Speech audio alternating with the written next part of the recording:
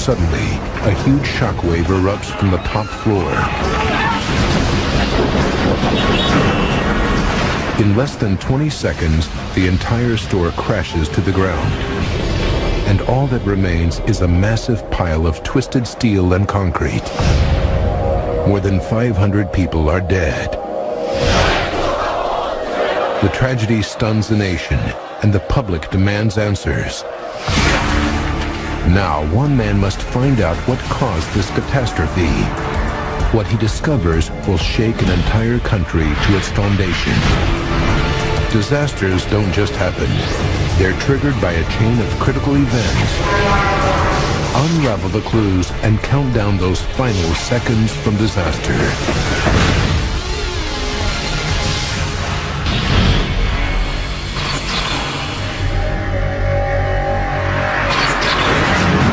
South Korea, Seoul, 1995.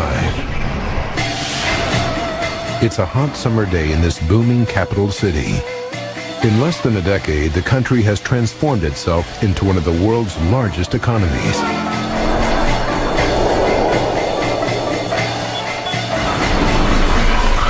The sudden wealth has led to a massive increase in construction. In Seoul, at least 10 high-rise buildings go up every week.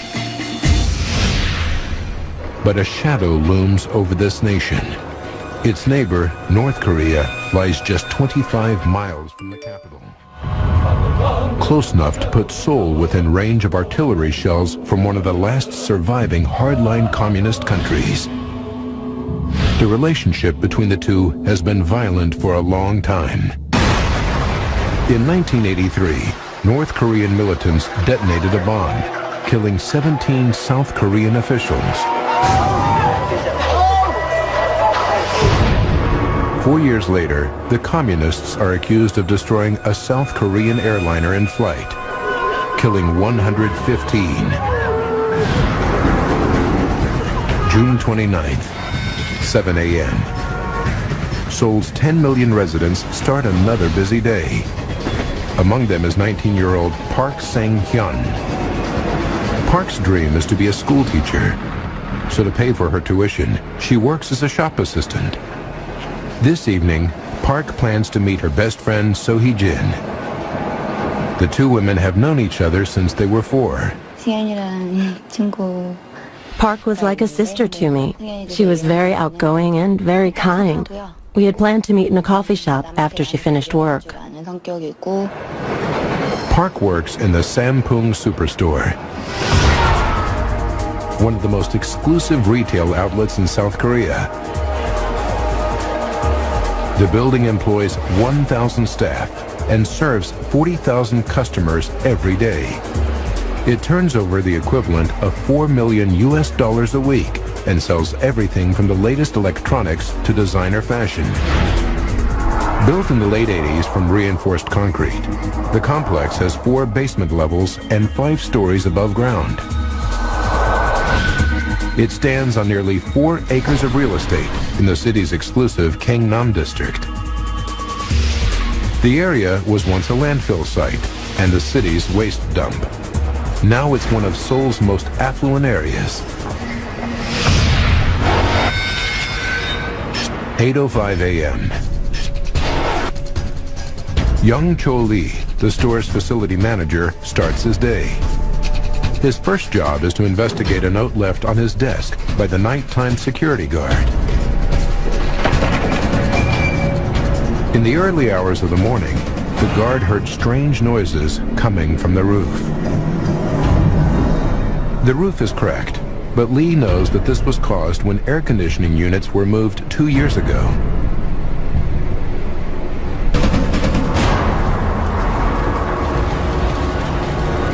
Building safety is a major concern in South Korea. The country has recently been shocked by several tragedies. 2 gas explosions and a bridge collapse have killed nearly 150 people. In all 3 cases, poor building practices were to blame.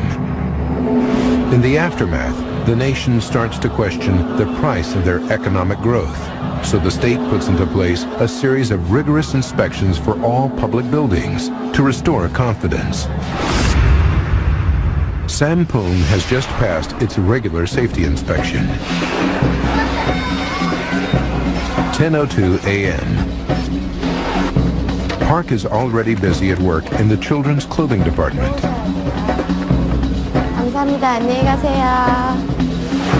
Over in the household section, Yoo Ji-won is running late. This is her first job since leaving school. And like most teenagers, she'd much rather be doing something else. Being a sales assistant is boring. It's tiring standing for so many hours. Park and Yoo work on the same floor, basement level 1. 5 stories above them, on the top floor, there are 8 restaurants. One of these is the Chunwon restaurant. It's popular for its traditional Korean dishes.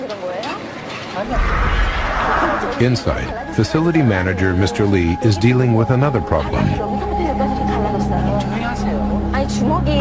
A large crack has appeared around one of the columns, and the floor looks buckled at the base.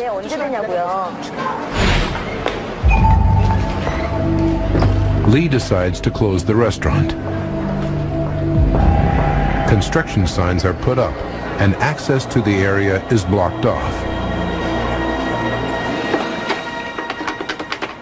Gossip spreads quickly in Sampung, so Lee cautions the restaurant's workers to say nothing. As midday approaches, the store gets busy. Then, customers on the 5th floor hear a disturbing sound.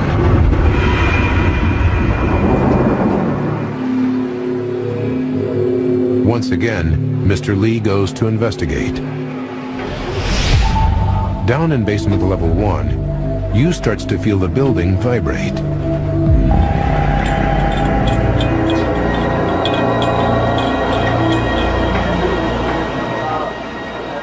Maybe I'm a bit foolish, but I didn't sense that anything was wrong. 12:30 p.m. Mr. Lee thinks that the air conditioning units may be causing the vibrations, so he turns off the air conditioning for the entire building. An announcement is made telling shoppers the air conditioning is under repair and will be turned off for the rest of the day.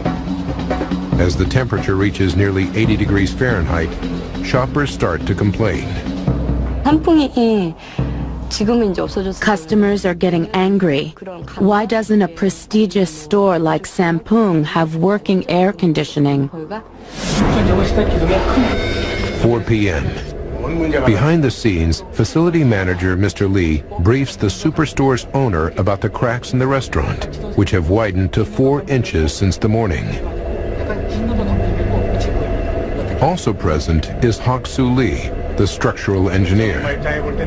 Soo Lee built the complex, and he recommends closing the store for urgent repairs. The owner refuses. He's adamant that the stores stay open for shopping to continue. Beneath the restaurants on the 5th floor, workers are worried that something is seriously wrong. Facility manager Mr. Lee attempts to reassure the staff. But rumors that the building has a problem are spreading. 5:40 p.m. A loud bang is heard from the top floor. This time, the ceiling shifts. Unknown to Park, Yoo, and more than 1,500 other people, the building is on the verge of catastrophe. Shoppers and staff at the Sampung department store have been hearing loud bangs coming from the top floor. Rumors are rife that the building is in trouble. It's 5:45 p.m. and the complex is packed with shoppers. With no working air conditioning, Park Sang-hyun is suffering from the heat. The temperature has reached nearly 90 degrees Fahrenheit. Household department assistant Yoo Ji-won is also overheating. She goes to the restroom. Washing my face and arms in cold water is all I can do to keep myself cool. Then, at 5:47 p.m., another, even louder bang roars out from the top floor. But 5 stories below, Yu and her co-workers feel nothing. At 5:52 and 30 seconds, a massive shockwave rocks the entire building. Emergency alarms go off. On the upper floors, staff and customers panic and run for the exits. In the basement, Yu Ji-won realizes something is seriously wrong. 소리가 나요. 멀리서. 어딘가에서 아무튼 멀리서. Suddenly, I hear a loud boom sound in the distance. 쿵쿵쿵쿵 이렇게. 그러면서 그 쿵쿵쿵쿵 하면서 이게 흔들리는 거죠. The sound gets closer and closer, 처음에 얘기했던 대로 and now the building is shaking. 이렇게. The 5-story superstore starts to crumble.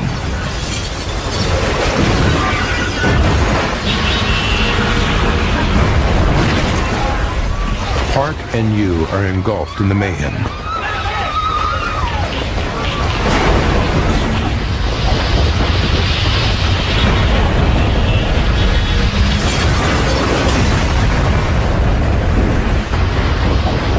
In less than 20 seconds, the building crashes to the ground.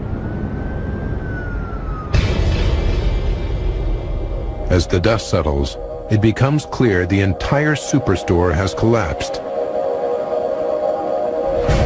What was once a symbol of Seoul's economic prosperity is now just a massive pile of twisted steel and concrete.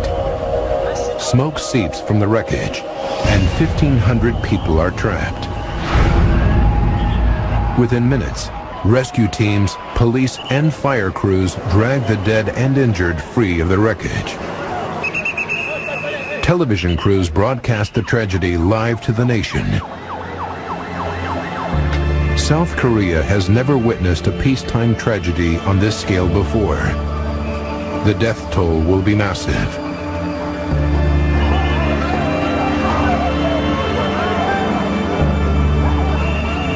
The disaster site is a scene of utter chaos. Grief-stricken relatives and friends search for survivors. Among them is Park's lifelong friend, So Hee-jin. The two were supposed to meet this evening. I was shocked. So many injured and bleeding. The dead being carried away. So knows that her best friend must be somewhere in the rubble. I start scrambling at the rubble with my hands. I keep digging. I don't know why I'm doing it. I just need to do something. Almost 35 feet below So, underneath thousands of tons of debris, is all that's left of basement level 1. There, in a space half the size of a telephone booth, lies Yu Ji-won. She's badly injured, but incredibly still alive. I can feel a hole in my head, so large my finger can go through it. That's how big it is. And I can feel something squiggly in a cut on my back, like my intestine. I don't want to die.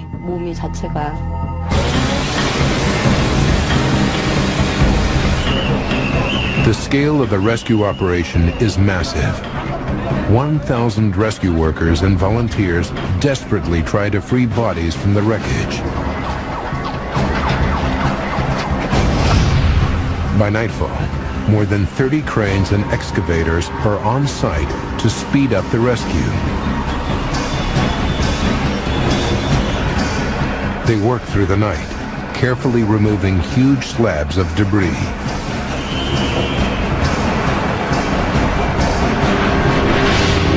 By morning, more than 200 people are rescued.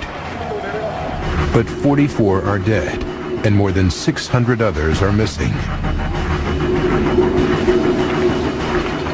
Thousands of tons of concrete and steel hang dangerously over the site. Many bravely risk their lives to free victims. The north face of the building is tilting and could fall at any moment. By the end of the second day, the danger is just too great, and officials are forced to abandon the search for survivors. More than 500 relatives take to the street, pleading with officials to resume the rescue. In the protests, fights break out with riot police.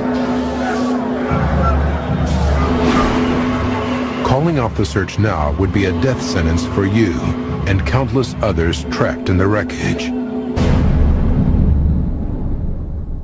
You're watching Seconds from Disaster. A massive rescue effort stalls at the site where the Sanpung superstore once stood. Relatives demand that the search continue. By the morning of the third day, engineers stabilize the north wing with cables, and the rescue operation continues. For Yu Ji-won, trapped for over 72 hours, her chances of survival are dwindling. I think a lot about the short life I have had. All of those close to me, my friends, and especially my mother.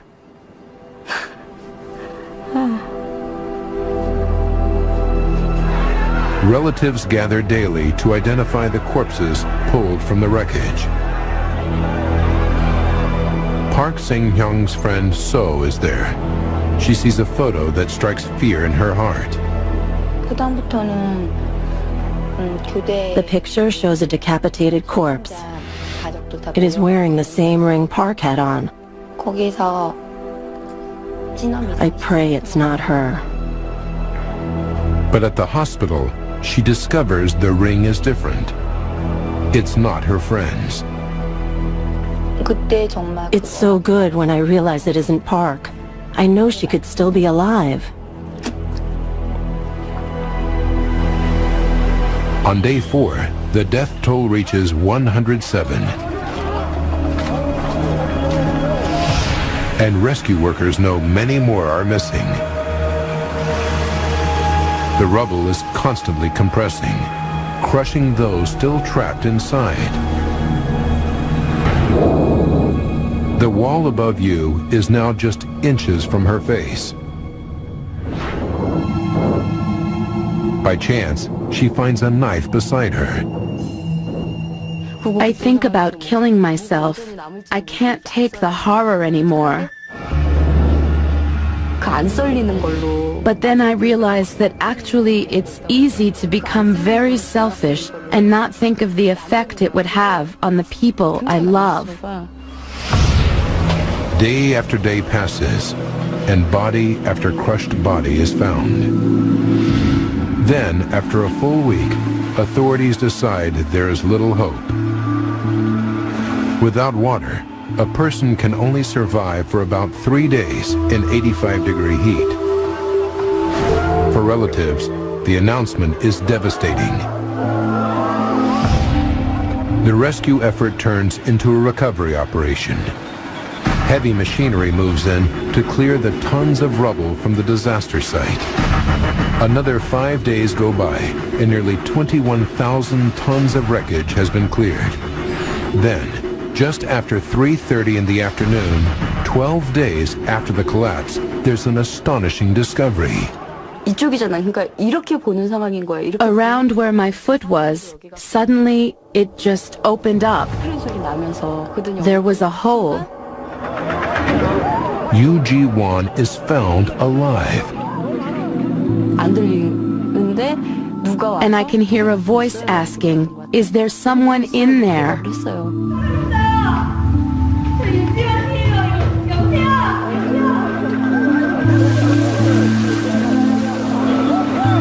Yu has survived in a space barely larger than her body. She has spent 285 hours trapped in searing heat, drinking rainwater to stay alive. 행복한 거에 I can't really explain it, but it's just happiness. 중심을 날려버리고 I feel like I'm flying, 근데 뭐라 그래야 that I'm freed from everything. 나왔고 이제 내 소재도 알고 내가 누군지도 알고 Everyone knows who I am, and even if I die now, everything I've worried about has been taken away. 죽어도 이제는 더 Yu is rushed to the hospital and put into intensive care. She has lost more than 10% of her body weight, but her injuries are relatively minor. In total, 937 people are seriously injured. 502 have perished. Grief turns to anger. Why did a modern reinforced concrete building that stood for over 6 years collapse? What kind of catastrophe could raze it to the ground in less than 20 seconds? And who, if anyone, is to blame? Now, by rewinding the events of that day and by going deep into the investigation, we can reveal exactly what caused the worst building collapse in South Korea's history.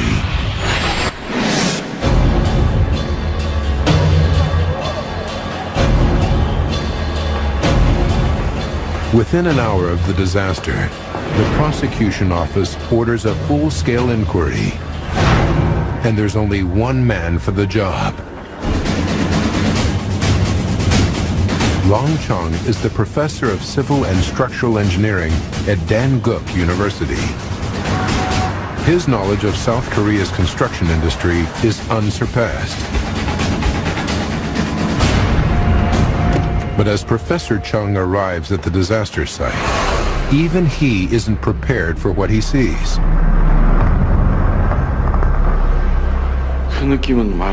It's impossible to describe what I feel.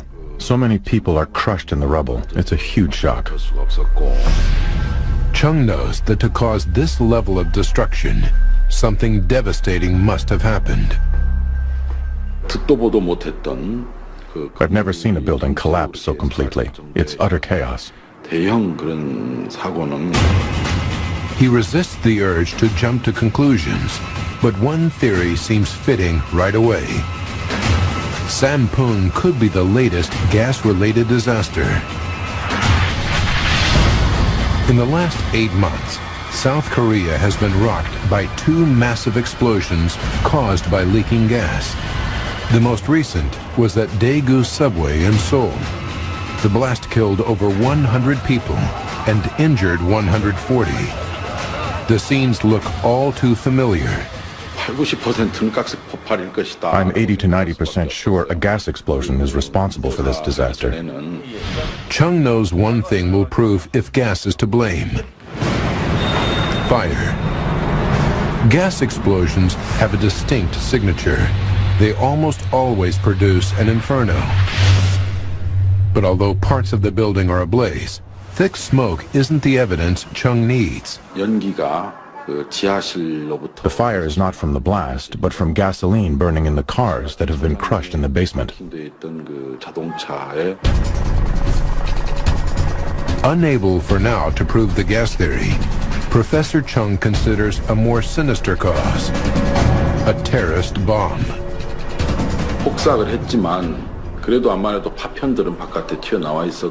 An explosion damaging the interior columns of the building could have caused this. North Korean militants are the obvious suspects. 2 previous bombings have killed 136 innocent people. But a terrorist attack in the heart of the capital would be a horrifying new strategy.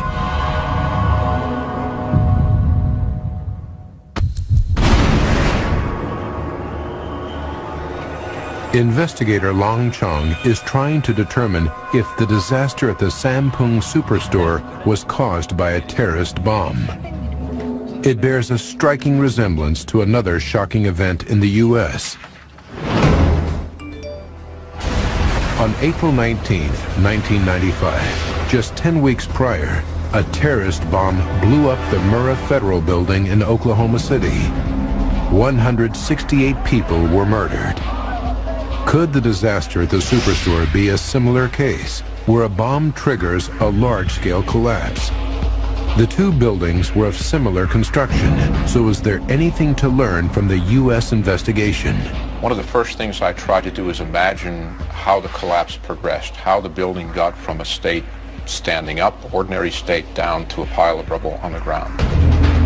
Glenn Bell has been a structural engineer for 30 years. He has investigated many high-profile building disasters, including the Oklahoma bombing.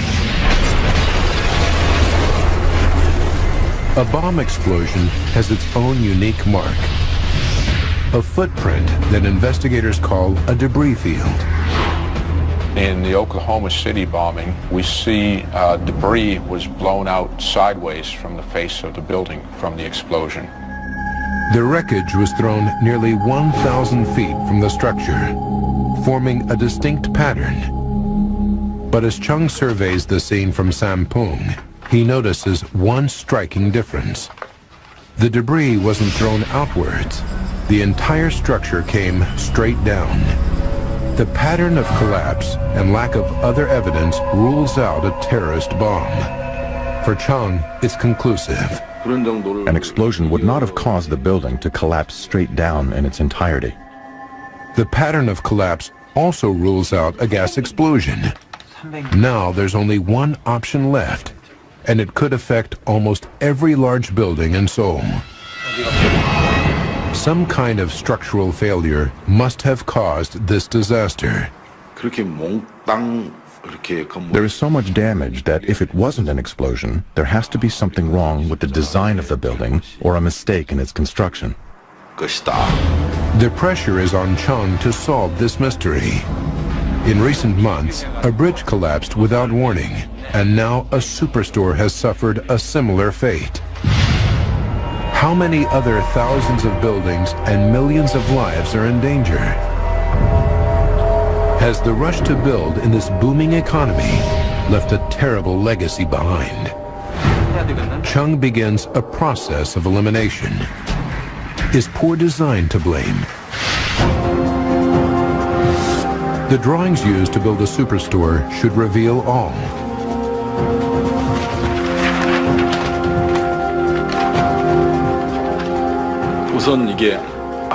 The drawings show the superstore was built using a technique called flat slab construction. Flat slab construction is a common way to build multi-story buildings. Concrete columns support the weight of each level, and steel bars are cast inside each one for extra reinforcement. More steel is used inside the floor slabs to strengthen them. So far, all is well. I can find nothing strange from the drawings to suggest that poor design caused this disaster. Although there's nothing wrong with the basic concept, the architect's original drawings are only half the picture. To actually build a structure, an engineer calculates the size of the columns and slabs required, then feeds this information back into the final design. Trained investigators know that this last phase is where mistakes can be made. As Chung compares the engineer's calculations with the architect's drawings, he finds a disturbing discrepancy. I notice the diameter of the columns is reduced on the drawings. When I see this, I immediately know that something's seriously wrong. The columns needed to be 80 centimeters in diameter. On the drawings, they're only 60. The question now is, how was the building actually constructed? Could it be a mistake on the drawing board? The only way for Chung to find out for sure is to go back to the scene and measure the actual columns. At the disaster site, he confirms his worst fears. The diameter of the columns has been reduced to 60 centimeters.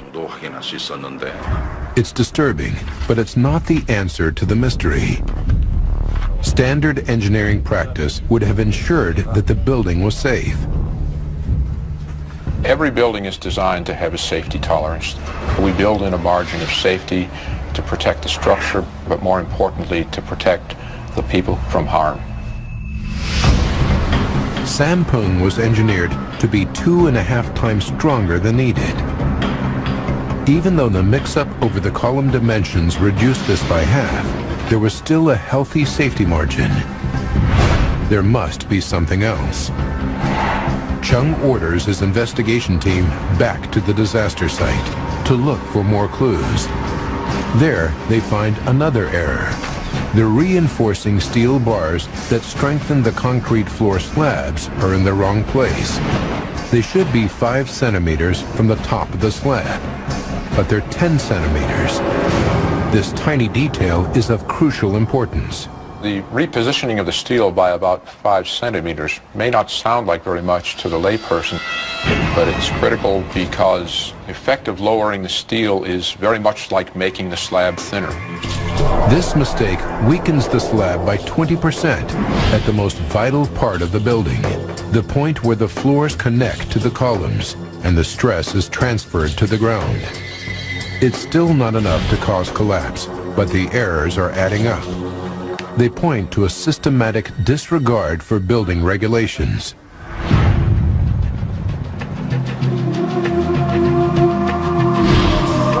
Chung directs his suspicion toward Sampung's managers, who all survived the collapse. South Korean law enables the prosecutor's office to arrest the owner, chief architect, CEO, and facilities executive under suspicion of professional negligence. Then, Professor Chung interrogates them.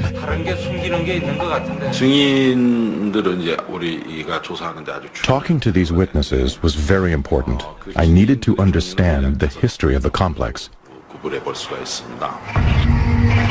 Chung discovers that the superstore was originally designed to have only 4 floors above ground. But halfway through construction, management decided they needed a 5th level for more space. The construction company refused, saying the structure wouldn't support another floor. The contractors were fired. Then, management hired its own in-house construction company to finish the job. A prime example of how commercial pressures in Seoul's booming economy take precedent over all other considerations. Next, Chung calls in the building's facility manager, Mr. Lee. He explains that the controversial 5th floor was originally conceived as a roller skating rink. But late in construction, management changed their minds again and wanted the floor to contain 8 restaurants.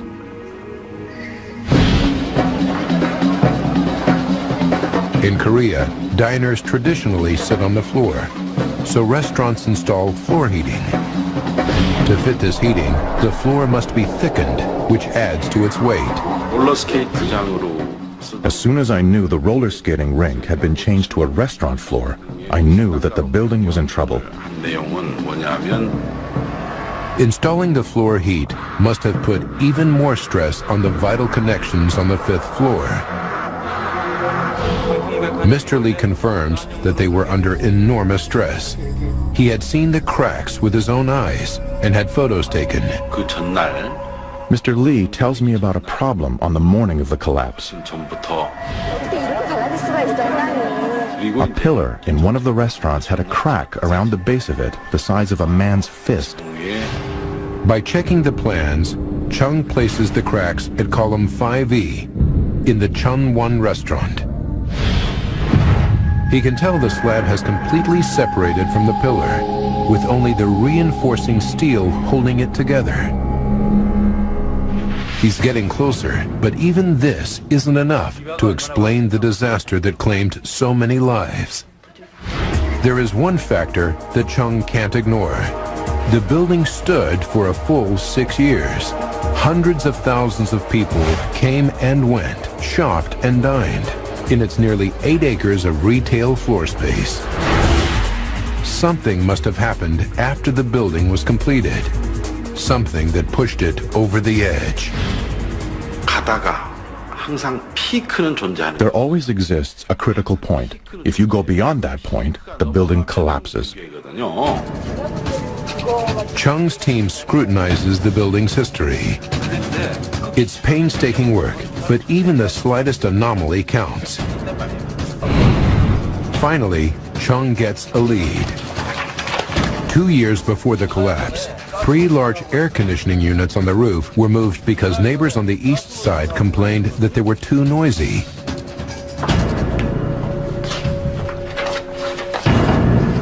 This could be the link Chung's looking for. He interviews facility manager Mr. Lee again. The facility manager confirms the air conditioning towers were moved. He has photographs showing this. The photographs reveal cracks on the roof, but it's how the units were moved that grabs Professor Chung's attention. Mr. Lee tells me that the air conditioning units had been dragged across the roof. This is very worrying. This latest detail provides the key to exactly how the building collapsed. As a direct result, Professor Chung's investigation will call into question the safety of almost every building in South Korea. On Nat Geo. We now return to seconds from disaster. Investigator Lan Chung is on the verge of solving what caused the disaster at the Sampung department store. 2 years before the collapse, 3 large air conditioning units were dragged across the roof. A terrible mistake that made the entire roof unstable. What's more, their weight, 15 tons each, overstressed the main supports. Column 5E seems to have been affected the most. But Chung still doesn't know what triggered the collapse on June 29th. The trigger is the final explanation of what happened, and it's most important in that it explains why the failure occurred when it did. One piece of evidence remains unresolved. Survivors reported that the department store was vibrating on the day it collapsed. Chung thinks he finally has the answer. During the course of 2 years, every time the air conditioning unit is turned on, it sends vibrations across the unstable roof and ricochets down to the 5th floor. Over time, the crack gets wider around column 5E until it hits breaking point. The cracked slab in the Chunwon restaurant can hold no more.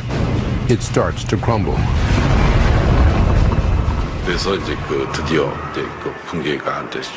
That's where it started. That's where the crack got bigger and set off the progressive collapse.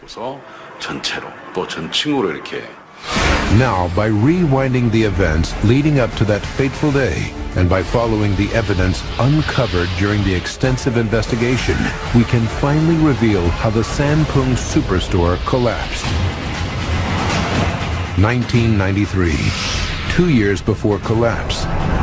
The Superstore's 3 air conditioning units are repositioned, put on rollers, and dragged across the roof. Cracks form in the roof slabs, and the main support columns are forced downward. Column 5E takes a direct hit, and cracks appear where the column meets the 5th floor. June 29th, 1995. Less than 8 hours to disaster. Facility manager Mr. Lee is called to the Chunwon restaurant to examine a large crack in the floor. Unknown to Mr. Lee, vibrations from the air conditioning units are radiating across the cracked roof and down through column 5E to where it connects to the 5th floor slab. The fracture in the Chunwon restaurant opens up.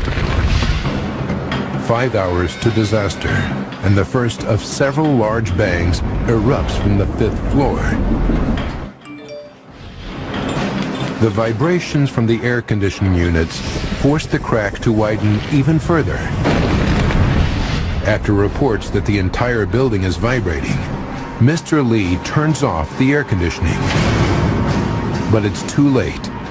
The crack in the Chunwan restaurant has grown to 10 centimeters. 52 minutes to disaster. Sampung is packed with shoppers. 20 seconds before disaster, a massive boom sends shockwaves through the building. Panicked shoppers run for their lives.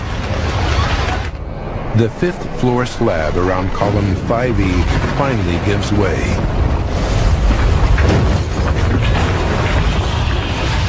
In less than 20 seconds, the building crashes to the ground, trapping more than 1,500 people. 16 days after the collapse, the disaster site is nearly cleared. 323 corpses have been recovered. But amazingly, beneath the rubble, one person is still alive. It's 19-year-old Children's Department Assistant Park Sang-hyun. I hear loud machinery above my head and I think, this is it. I'm going to die. I start banging with all my might. The machines stop and I hear a voice call out, "Is anybody down there?" Park has been trapped for 377 hours in complete darkness. Incredibly, apart from a few scratches, she is unscathed. 이제 살았구나. 진짜 그랬어요. All I could think is, now I am saved. I am going to live. 이제 살았구나. 진짜 그 말밖에 안 나왔어요. TV crews broadcast the event to a stunned nation.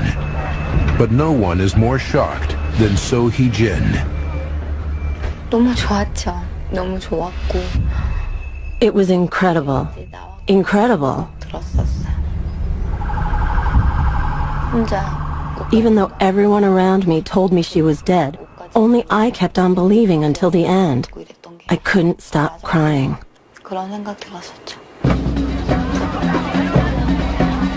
Park is rushed to the hospital, her eyes covered to protect them from the light they haven't seen for so long. Her best friend So helps nurse her back to health in the hospital. 그냥 나는 그거에 인해서 피해를. Although I suffered, I just think I am very lucky to have survived.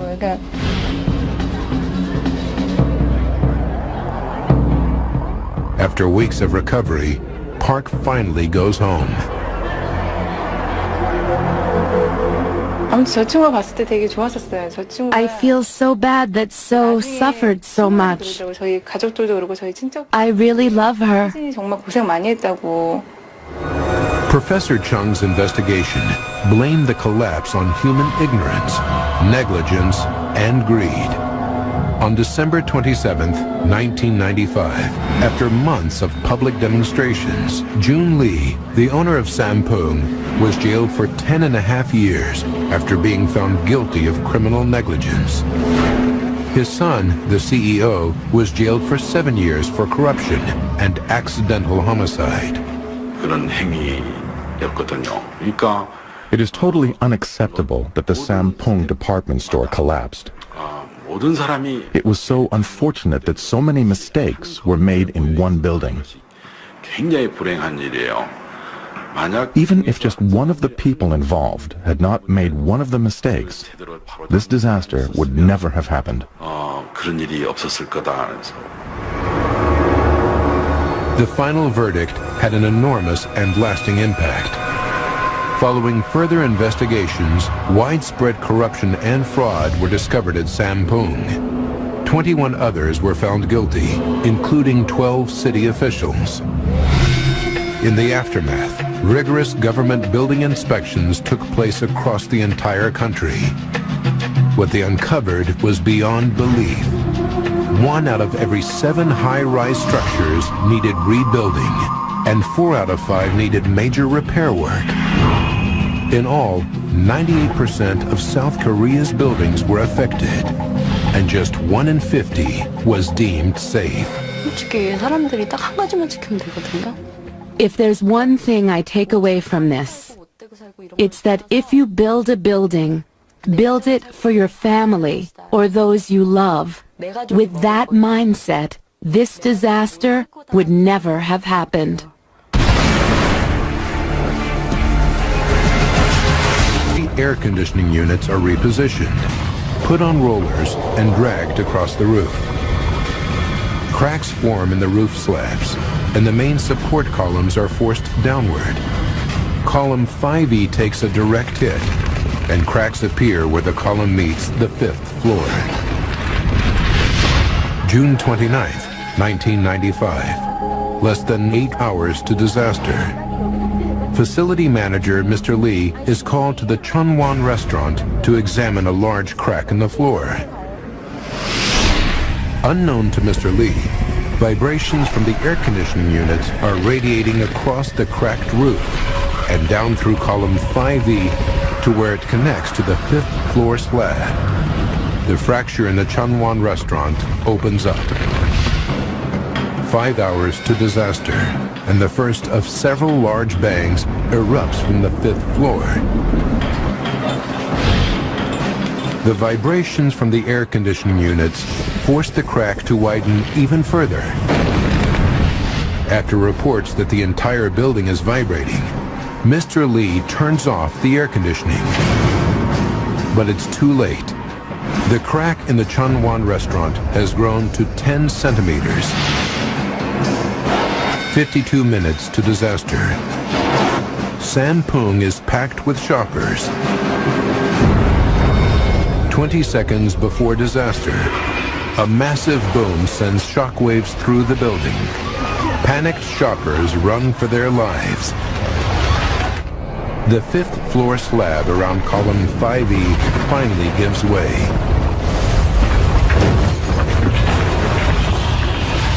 In less than 20 seconds, the building crashes to the ground, trapping more than 1,500 people. "16 days after the collapse, the disaster site is nearly cleared. 323 corpses have been recovered. But amazingly, beneath the rubble, one person is still alive. It's 19-year-old Children's Department Assistant Park Sang-hyun. I hear loud machinery above my head and I think, this is it. I'm going to die. I start banging with all my might. The machines stop and I hear a voice call out, is anybody down there? Park has been trapped for 377 hours in complete darkness. Incredibly, apart from a few scratches, she is unscathed. And there's only one man for the job. Long Chung is the professor of civil and structural engineering at Danguk University. His knowledge of South Korea's construction industry is unsurpassed. But as Professor Chung arrives at the disaster site, even he isn't prepared for what he sees.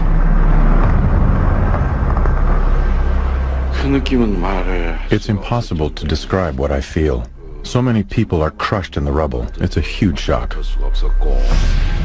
Chung knows that to cause this level of destruction, something devastating must have happened. I've never seen a building collapse so completely. It's utter chaos. He resists the urge to jump to conclusions, but one theory seems fitting right away. Sampung could be the latest gas-related disaster. In the last 8 months, South Korea has been rocked by 2 massive explosions caused by leaking gas. The most recent was at Daegu subway in Seoul. The blast killed over 100 people and injured 140. The scenes look all too familiar. I'm 80 to 90% sure a gas explosion is responsible for this disaster. Chung knows one thing will prove if gas is to blame. Fire. Gas explosions have a distinct signature. they almost always produce an inferno. But although parts of the building are ablaze, thick smoke isn't the evidence Chung needs. The fire is not from the blast, but from gasoline burning in the cars that have been crushed in the basement. Unable for now to prove the gas theory, Professor Chung considers a more sinister cause, a terrorist bomb.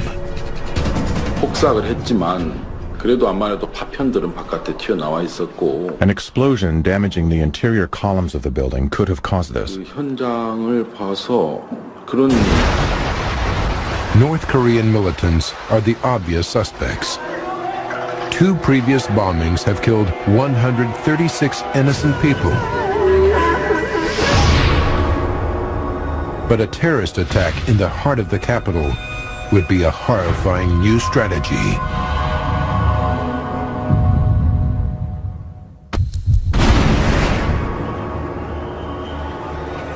Investigator Long Chung is trying to determine if the disaster can hold no more. It starts to crumble.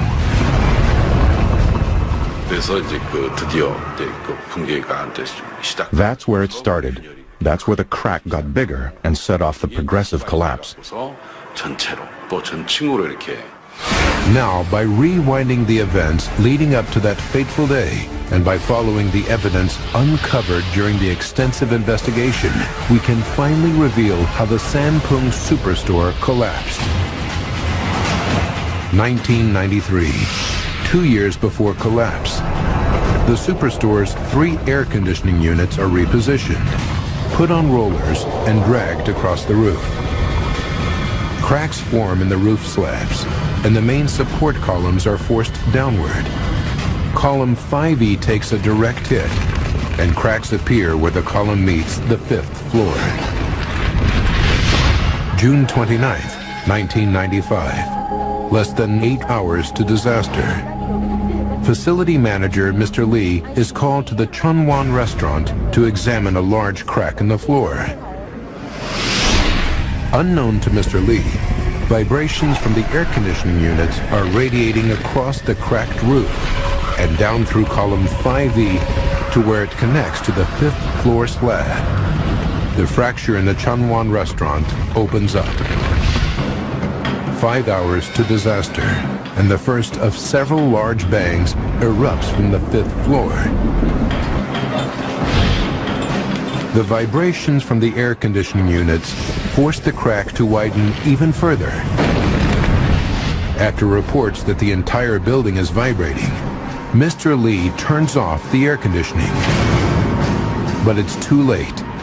The crack in the Chunwon restaurant has grown to 10 centimeters. 52 minutes to disaster. Sanpung is packed with shoppers. 20 seconds before disaster, a massive boom sends shockwaves through the building. Panicked shoppers run for their lives.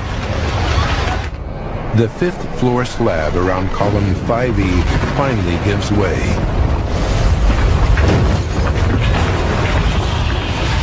In less than 20 seconds, the building crashes to the ground, trapping more than 1,500 people.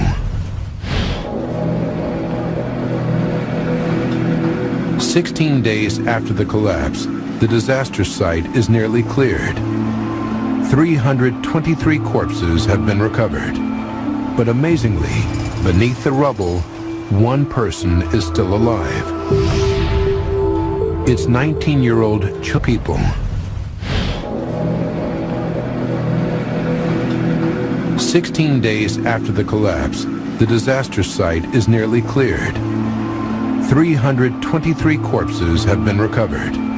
But amazingly, beneath the rubble, 1 person is still alive. It's 19-year-old Children's Department Assistant Park Sang-hyun. I hear loud machinery above my head, and I think, this is it. I'm going to die. I start banging with all my might. The machines stop, and I hear a voice call out, "Is anybody down there?" Park has been trapped for 377 hours in complete darkness. Incredibly, apart from a few scratches, she is unscathed. 아, 이제 살았구나. 진짜 그랬어요. All I could think is now I am saved. I am going to live. 이제 살았구나. 진짜 그 말밖에 안 나왔어요. TV crews broadcast the event to a stunned nation. But no one is more shocked than So Hee-jin. 너무 좋았죠. 너무 좋았고. It was incredible. Incredible. 들었었어요. 혼자. Even though everyone around me told me she was dead, only I kept on believing until the end. I couldn't stop crying. 그런 생각 들었었죠. Park is rushed to the hospital, her eyes covered to protect them from the light they haven't seen for so long. Her best friend So helps nurse her back to health in the hospital. 그러니까 그냥 나는 그거에 인해서 피해를. Although I suffered, I just think I am very lucky to have survived. 그러니까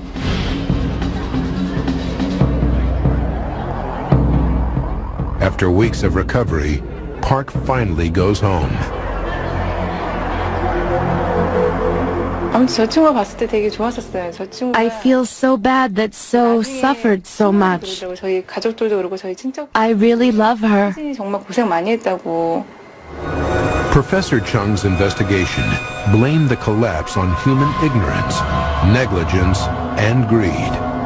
On December 27th, 1995, after months of public demonstrations, Jun Lee, the owner of Sampung, was jailed for 10.5 years after being found guilty of criminal negligence. His son, the CEO, was jailed for 7 years for corruption and accidental homicide. 그런 행위였거든요. 그러니까 Attempts to reassure the staff. But rumors that the building has a problem are spreading. 5:40 p.m. A loud bang is heard from the top floor. This time, the ceiling shifts. Unknown to Park, Yu, and more than 1,500 other people, the building is on the verge of catastrophe. Shoppers and staff at the Sampung department store have been hearing loud bangs coming from the top floor. Rumors are rife that the building is in trouble. It's 5:45 p.m. and the complex is packed with shoppers. With no working air conditioning, Park Sang-hyun is suffering from the heat. The temperature has reached nearly 90 degrees Fahrenheit. Household department assistant Yoo Ji-won is also overheating. She goes to the restroom. 거의 세수하고 이제 팔 정도 두들기는 정도. Washing my face and arms in cold water is all I can do to keep myself cool. Then, at 5:47 p.m., another, even louder bang roars out from the top floor. But 5 stories below, Yu and her co-workers feel nothing. At 5:52 and 30 seconds, a massive shockwave rocks the entire building. Emergency alarms go off. On the upper floors, staff and customers panic and run for the exits. In the basement, Yoo Ji-won realizes something is seriously wrong. 쿵 소리가 나요. 멀리서. 어딘가에서 아무튼 멀리서. Suddenly, I hear a loud boom sound in the distance. 쿵쿵쿵쿵 이렇게. 그러면서 그 쿵쿵쿵쿵 하면서 이게 흔들리는 거죠. The sound gets closer and closer, 처음에 얘기했던 대로 and now the building is shaking. 이렇게. The 5-story superstore starts to crumble.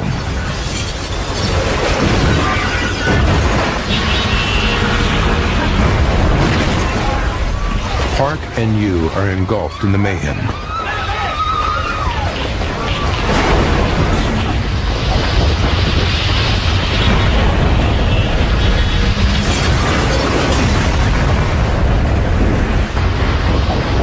In less than 20 seconds, the building crashes to the ground.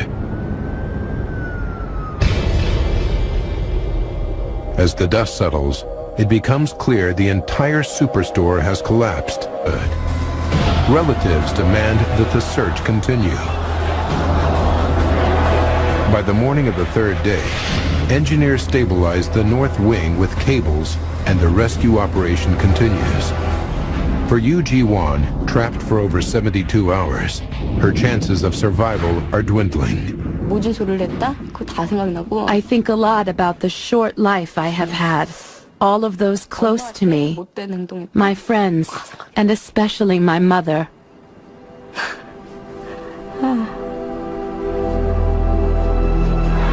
Relatives gather daily to identify the corpses pulled from the wreckage. Park Sang-hyung's friend So is there. She sees a photo that strikes fear in her heart. The picture shows a decapitated corpse. It is wearing the same ring Park had on. I pray it's not her. But at the hospital, she discovers the ring is different. It's not her friend's. It's so good when I realize it isn't Park. I know she could still be alive. On day 4, the death toll reaches 107. And rescue workers know many more are missing. The rubble is constantly compressing, crushing those still trapped inside. The wall above you is now just inches from her face. By chance, she finds a knife beside her. I think about killing myself. I can't take the horror anymore. But then I realize that actually it's easy to become very selfish and not think of the effect it would have on the people I love. Day after day passes, and body after crushed body is found. Then, after a full week, authorities decide there is little hope. Without water, a person can only survive for about 3 days in 85-degree heat. For relatives, the announcement is devastating. The rescue effort turns into a recovery operation. Heavy machinery moves in to clear the tons of rubble from the disaster site.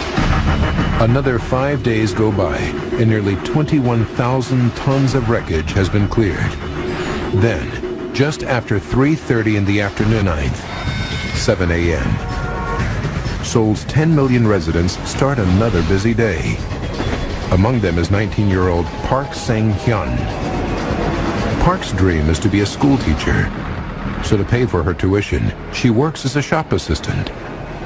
This evening, Park plans to meet her best friend So Hee-jin. The two women have known each other since they were 4. Park was like a sister to me. She was very outgoing and very kind. We had planned to meet in a coffee shop after she finished work. Park works in the Sampung Superstore, one of the most exclusive retail outlets in South Korea. The building employs 1,000 staff and serves 40,000 customers every day. It turns over the equivalent of $4 million a week and sells everything from the latest electronics to designer fashion. Built in the late 80s from reinforced concrete, the complex has 4 basement levels and 5 stories above ground. It stands on nearly 4 acres of real estate in the city's exclusive Gangnam district. The area was once a landfill site and the city's waste dump. Now it's one of Seoul's most affluent areas. 8:05 a.m. Young Cho Lee, the store's facility manager, starts his day. His first job is to investigate a note left on his desk by the nighttime security guard. In the early hours of the morning, the guard heard strange noises coming from the roof. The roof is cracked, but Lee knows that this was caused when air conditioning units were moved 2 years ago.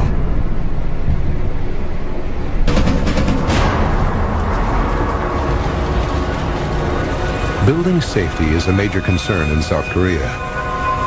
The country has recently been shocked by several tragedies. 2 gas explosions and a bridge collapse have killed nearly 150 people. In all 3 cases, poor building practices were to blame. In the aftermath, the nation starts to question the price of their economic growth, so the state puts into place a series of rigorous inspections for all public buildings to restore confidence. Sampung has just passed its regular safety inspection. 10:02 a.m. Park is already busy at work in the children's clothing department. 감사합니다. 안녕히 가세요. Capital would be a horrifying new strategy.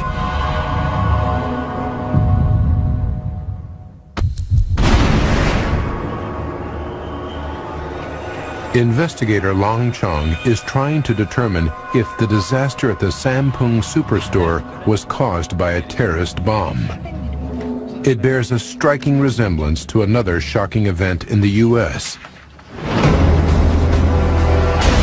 On April 19, 1995, just 10 weeks prior, a terrorist bomb blew up the Murrah Federal Building in Oklahoma City. 168 people were murdered. Could the disaster at the Superstore be a similar case, where a bomb triggers a large-scale collapse? The 2 buildings were of similar construction, so is there anything to learn from the U.S. investigation? One of the first things I try to do is imagine how the collapse progressed, how the building got from a state standing up, ordinary state, down to a pile of rubble on the ground. Glenn Bell has been a structural engineer for 30 years. He has investigated many high-profile building disasters, including the Oklahoma bombing. A bomb explosion has its own unique mark, a footprint that investigators call a debris field. In the Oklahoma City bombing, we see debris was blown out sideways from the face of the building from the explosion. The wreckage was thrown nearly 1,000 feet from the structure, forming a distinct pattern. But as Chung surveys the scene from Sampung, he notices one striking difference. The debris wasn't thrown outwards. The entire structure came straight down. The pattern of collapse and lack of other evidence rules out a terrorist bomb. For Chung, it's conclusive. An explosion would not have caused the building to collapse straight down in its entirety. The pattern of collapse also rules out a gas explosion. Now there's only one option left, and it could affect almost every large building in Seoul. Some kind of structural failure must have caused this disaster. There is so much damage that if it wasn't an explosion, there has to be something wrong with the design of the building or a mistake in its construction. The pressure is on Chung to solve this mystery. In recent months, a bridge collapsed without warning, and now a superstore has suffered a similar fate. How many other thousands of buildings and millions of lives are in danger? Has the rush to build in this booming economy towards Sampung's managers, who all survived the collapse? South Korean law enables the prosecutor's office to arrest the owner, chief architect, CEO, and facilities executive under suspicion of professional negligence. Then, Professor Chung interrogates them.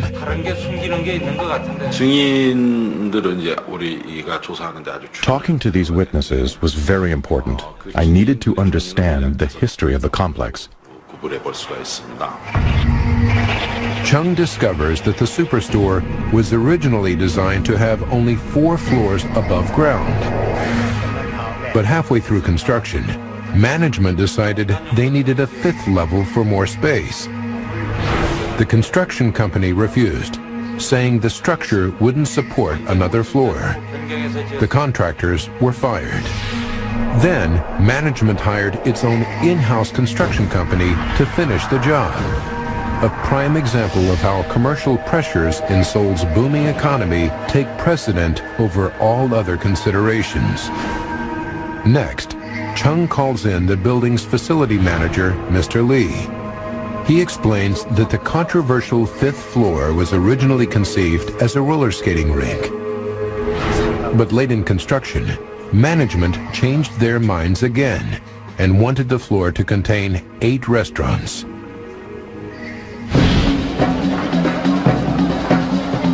In Korea, diners traditionally sit on the floor, so restaurants install floor heating. To fit this heating, the floor must be thickened, which adds to its weight. As soon as I knew the roller skating rink had been changed to a restaurant floor, I knew that the building was in trouble. Installing the floor heat must have put even more stress on the vital connections on the 5th floor. Mr. Lee confirms that they were under enormous stress. He had seen the cracks with his own eyes and had photos taken. Mr. Lee tells me about a problem on the morning of the collapse.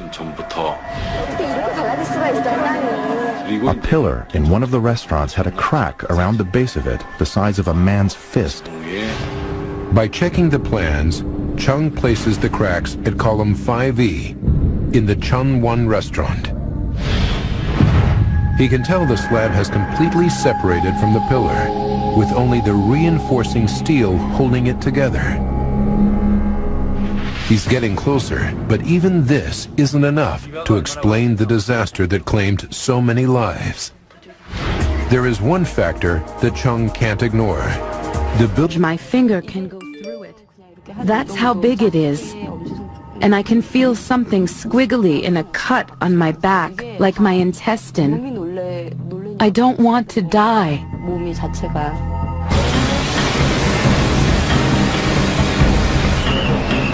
The scale of the rescue operation is massive. 1,000 rescue workers and volunteers desperately try to free bodies from the wreckage. By nightfall, more than 30 cranes and excavators are on site to speed up the rescue. They work through the night, carefully removing huge slabs of debris.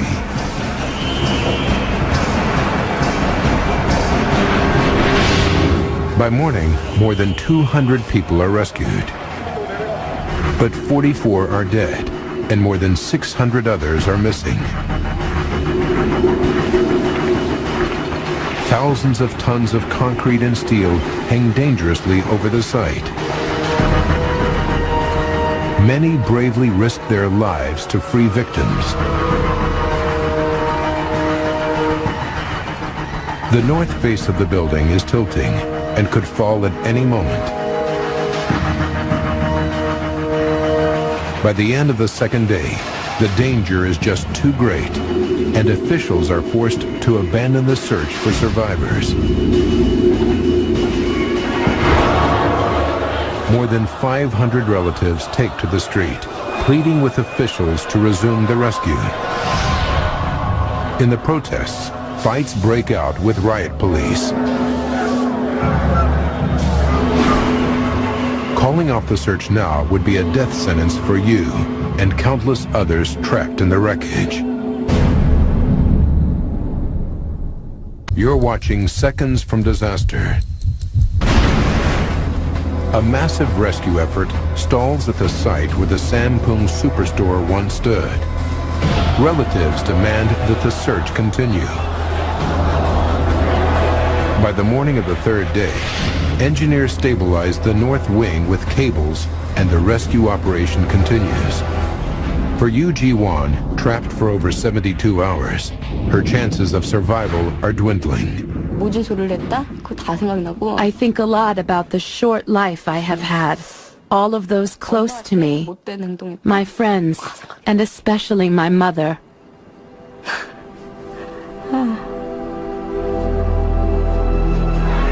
Relatives gather daily to identify the corpses pulled from the wreckage. A snowstorm sweeps across Washington, D.C. as a routine flight to Florida takes off.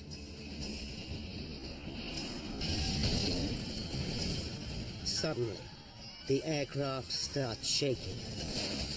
24 seconds later, it smashes into a busy motorway bridge and plunges into the icy river below. 78 people are dead, and a desperate rescue effort gets underway. How did a routine flight turn into one of the most horrific disasters in aviation history? Now a team of experts must discover exactly what downed Air Florida Flight 90. Disasters don't just happen. They're a chain of critical events. Unravel the clues and count down those final seconds from disaster.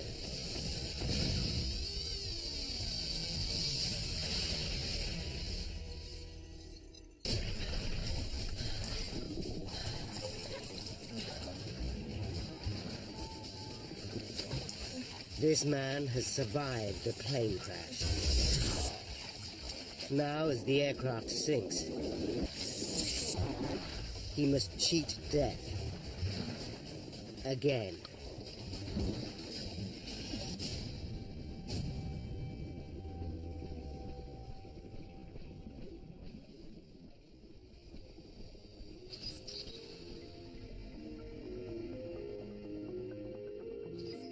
The United States. Washington, D.C. January 13th, 1982. 12:30 p.m. Joe Stiley, an executive with a large telecommunications company, arrives at Washington National Airport with his secretary, Nikki Felch. Joe and Nikki are on a business trip to Tampa, Florida. They're scheduled to depart at 2:15 p.m. on board Air Florida Flight 90. Flying is a big part of Joe's life. He's a former Navy pilot, and his job involves regular trips around the world. In those days, I was probably getting on a 737 and flying somewhere once to twice a week. It was almost a routine thing for me to be doing what I was doing that day. Outside, the weather is anything but routine. Washington, D.C. is experiencing one of the worst winters in decades. Temperatures drop to -4 degrees Celsius as a snowstorm rages. Nikki was definitely looking forward to getting where it was warm. She said, "I brought my swimming suit, did you?" And I had not remembered to even pack one. Washington National Airport is just 5 kilometers south of Capitol Hill on the banks of the Potomac River. It's a major hub for flights from across the USA and Canada. On a normal day, more than 400 aircraft land here. But today, the airport is struggling to stay open in the heavy snow. 1:38 p.m.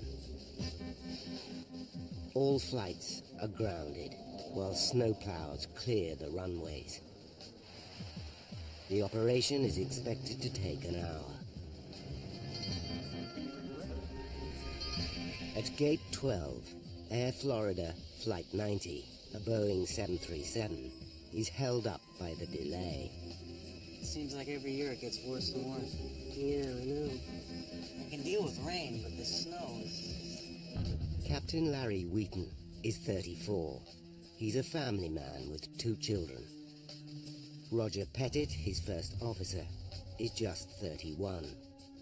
He's a former US Air Force fighter pilot with an excellent record.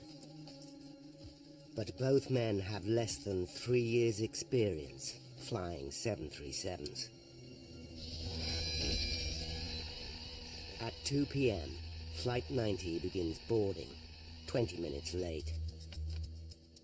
On the 2-hour flight to Tampa, the aircraft will be just over half full. There are 71 adult passengers and 3 young children. Many are helped aboard by 22-year-old flight attendant Kelly Duncan. For her, the job is a dream come true. I loved my life as a flight attendant. Whenever I went anywhere in my uniform, people would always comment about it, and it was something that I was very proud of doing and something that I really enjoyed doing.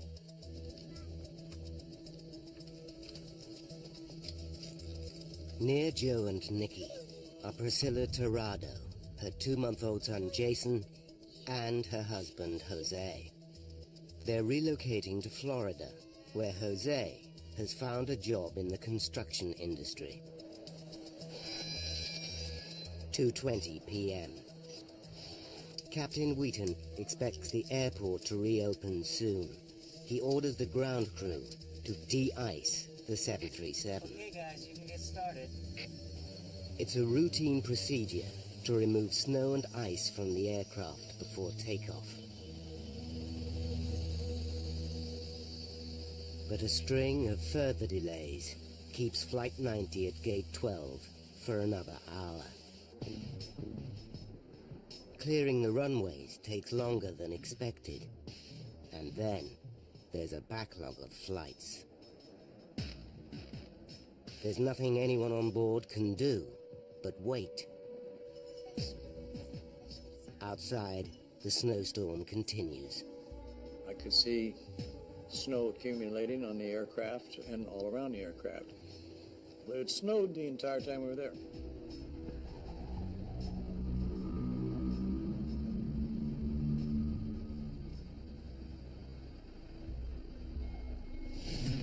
When clearance to leave Gate 12 is given, there's another delay. Ice on the tarmac makes it difficult to move the 737. We're too heavy for this ice. Captain Wheaton decides to help out with a blast of reverse thrust from his engines. Guys, I'm gonna put a little reverse on it. Are you sure? No, don't worry, I'll be okay.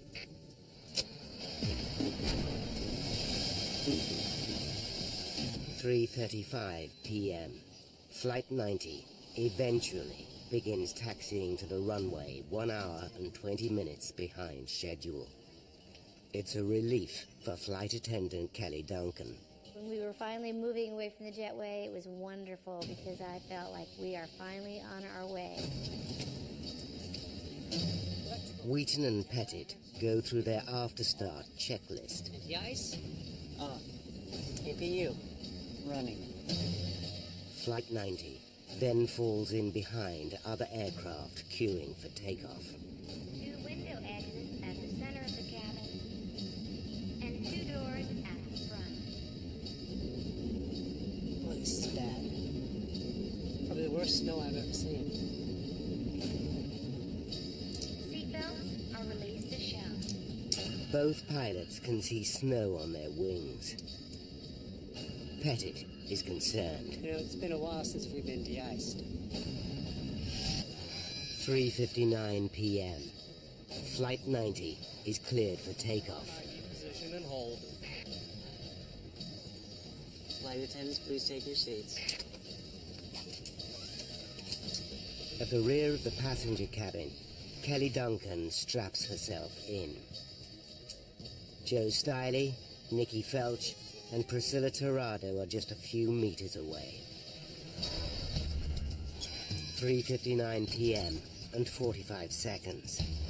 Throttles. The 737 finally begins to roll down the runway. Seconds later, thrust readings jump past the target level for takeoff. Oh God, look at that. What do it look like, does it? Pettit responds by easing the throttles a touch. Yes, it is. There's 80. But now, it's taking longer than usual to reach takeoff speed of 144 knots. That's not right. And there are strange readings on the flight deck. 120. Joe Stiley is worried. We were nowhere near the normal speeds that I was used to feeling every week in a 737. Going down that runway was like riding in a backcountry road full of potholes. Flight 90 eventually hits takeoff speed. Easy. And leaves the ground. Me too.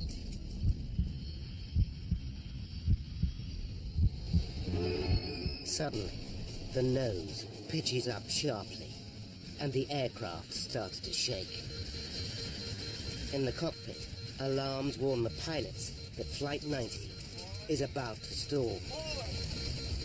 They have seconds to act, or the 46-ton aircraft and the 79 people on board will fall out of the sky.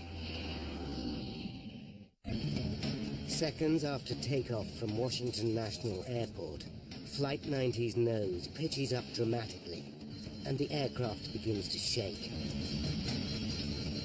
Flight attendant Kelly Duncan doesn't think it's a serious problem. Of course, I thought it was turbulence that we had come through before, so I wasn't worried about it. But the pilots know they're in deep trouble. Flight 90's high nose position is creating so much drag that the aircraft is losing speed. Fast. Easy, all we need is 500. If the 737 slows down too much, it will stall and then simply drop. Captain Wheaton orders First Officer Pettit to lower the nose by pushing the control column Forward. Forward. Come on, she's barely flying. As the shaking intensifies, former pilot Joe Stiley fears the worst. I remember vividly saying, how the hell do I get out of this airplane now? And knowing that it was too late, I was already kissing my rear end goodbye. 12 seconds after liftoff, Flight 90 has traveled 1 kilometer. 500 meters ahead, the heavy snow has created a traffic jam on the 14th Street Bridge over the Potomac River. Construction worker Marion Grant Jr. is on the northbound span. His truck has hardly moved for 15 minutes. Traffic wasn't moving at all. Like we'll sit still maybe 3 minutes and we go 5 feet and 5 feet. 4 p.m. and 53 seconds. At an altitude of just 352 feet, Flight 90 suddenly stops climbing and begins to drop. Captain Wheaton jams the throttles forward for maximum thrust. But it's too late. Commuters on the 14th Street Bridge hear the scream of jet engines. We're falling. Larry, we're falling down. I can't wait.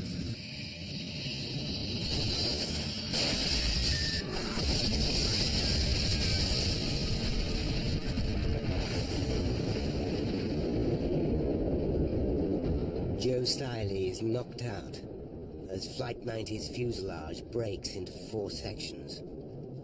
I remember the sensation of blacking out, and I remember saying to myself, God help me.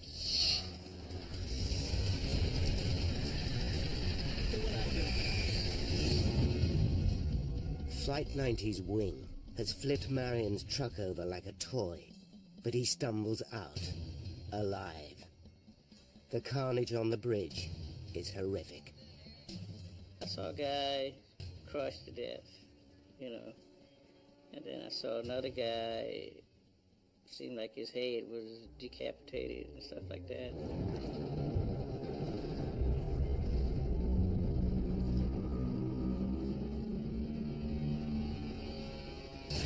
Joe Stiley regains consciousness. His bones are broken in 67 places, but now he has just seconds to cheat death. again. The water was just rising into my nose and coming up fairly quickly.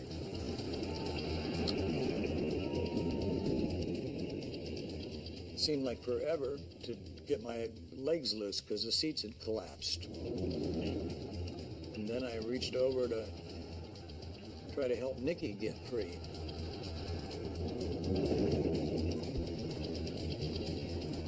And as I get to the rear of the airplane, I know that I'm free because I can suddenly see just a glimmer of light in the water. And then I knew I was free of the aircraft and started up.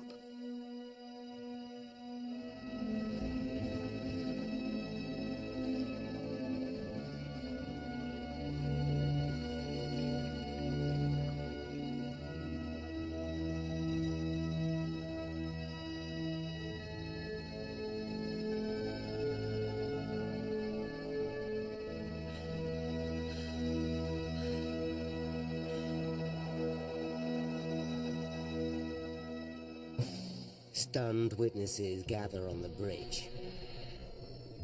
A news cameraman takes this footage just minutes later.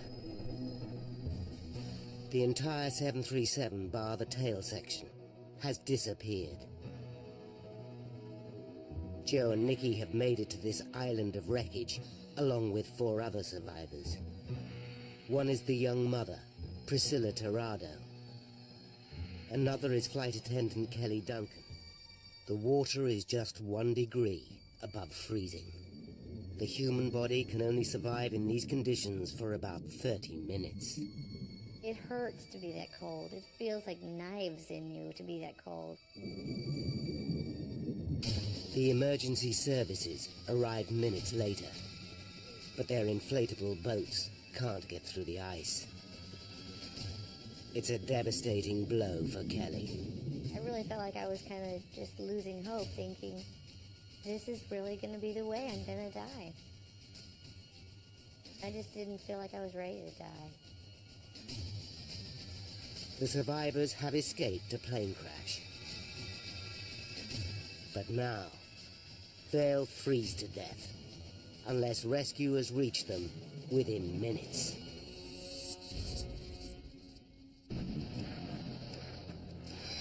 4:06 p.m.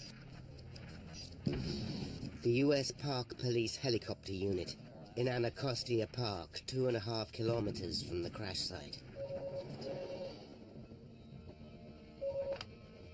Park Police Aviation, Officer Gailey.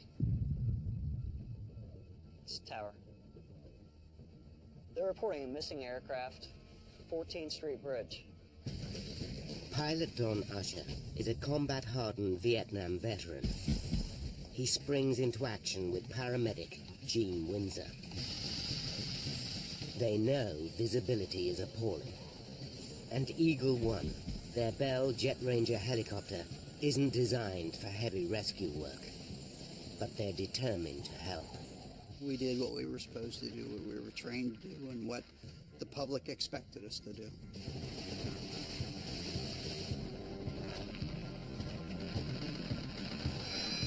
.10 p.m. 28-year-old Lenny Skutnik arrives at the crash scene.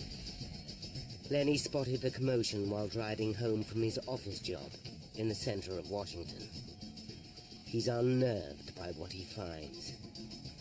When it got down on the riverbank, it was kind of an eerie feeling. It was snowing, and you know that quiet when it snows, and someone screaming for help out in the river. Made your hair stand up in the back of your head.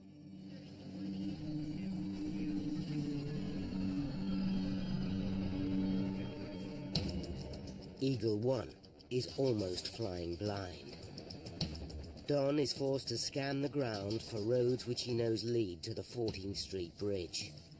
The only visibility we possessed was looking through the chin bubble, what would be called slant visibility. Gene ties together makeshift lifelines. 4:22 p.m. The 6 survivors have been in the freezing water for 21 minutes. Their limbs are numb, They can no longer move their hands. They're giving up hope. And then, they hear Eagle One approaching. I suddenly felt the whomp, whomp of a helicopter.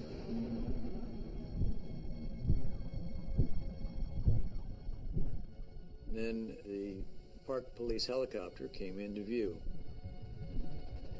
The relief I felt at that point is unimaginable.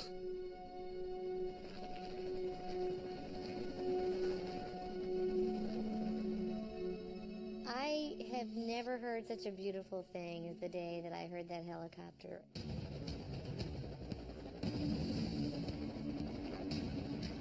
Don spots the survivors clinging to the tail section of Flight 90. We realized as soon as we looked at them that every second counted between life and death to get them out of that river. The first survivor Eagle One rescues is 41-year-old Bert Hamilton. Gene then throws one of his improvised lifelines to flight attendant Kelly Duncan. I just remember looking up into the sky and just seeing a rope hanging down from it. And I just pulled it around my back, and they pulled me out.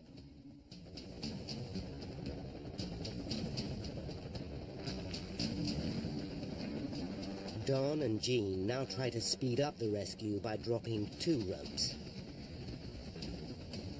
Joe Stiley grabs one of them and wraps an arm around Priscilla Torrado, the young mother. Nikki Felch, Joe's secretary, grabs the other rope. But to Joe's horror, she's too badly injured to hold on. It was the worst feeling because if there's any one person I'm going to try to help first, it would be Nikki, and I can't. Seconds later, Joe loses hold of Priscilla. Eagle One drags Joe to safety. The crew know Nikki will be kept afloat by her life jacket. Priscilla is their immediate priority. After 30 minutes in the freezing water, her chances of survival are on a knife edge. Lenny Skutnik is horrified as he watches from the shoreline. She was close enough where you could see the expression on her face, and her eyes just looked wild, and she looked like she was going into shock then.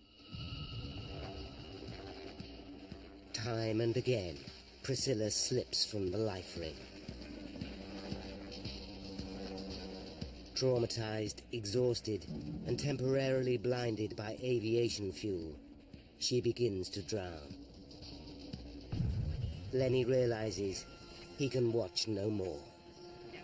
It was just too much to take. I absolutely thought she was going to die if I didn't go in and get her.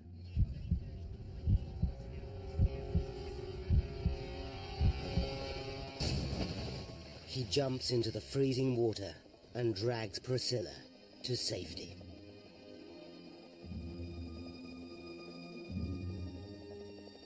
I believe it's a human instinct. I didn't weigh it or think about it, I just did it.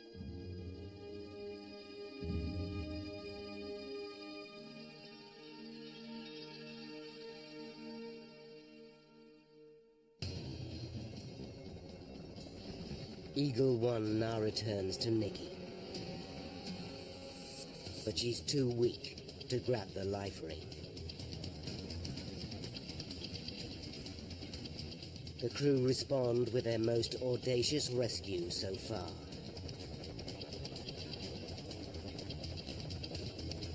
G steps onto the skid, grabs Nikki, and wrestles her to safety.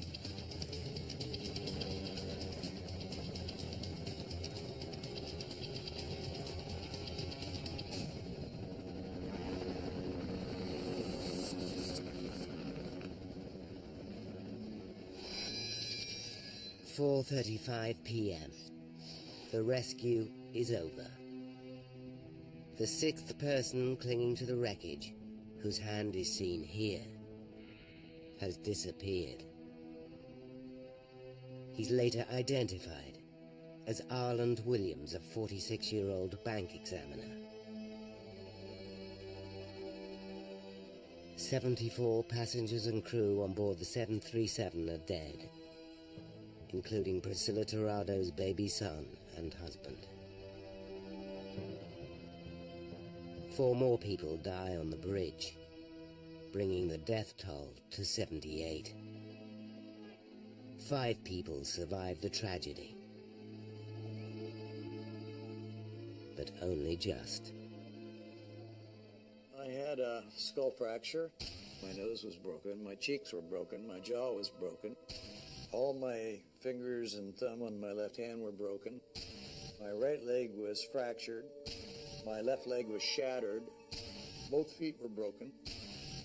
Other than that, I was fine. Oh, and I had a hypothermia. There's one question on everyone's lips.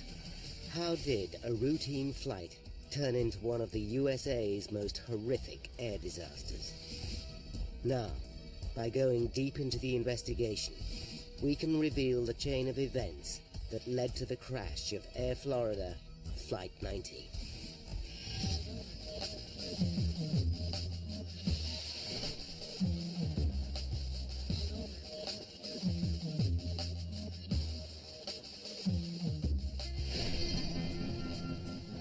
At the time of the disaster, Bill Hendricks was the National Transportation Safety Board's Chief of Air Accident Investigation. He's a former US Navy pilot with more than 20 years' experience as an air crash investigator. January 13th, 1982. News of the disaster reaches Hendricks just after 4 p.m. Hi, Bill Hendricks. It's one of the most important calls of his career. I knew there'd be a lot of pressure on this investigation. It's here in Washington, D.C. A lot of congressional interest, a lot of media interest. It's the capital of the United States. I'll get back to you. Hendricks rushes to his second-in-command, Rudy Kapustin, who will run the investigation on a day-to-day basis. They immediately call the GO Team, a squad of NTSB experts on 24-hour standby to deal with a major air crash.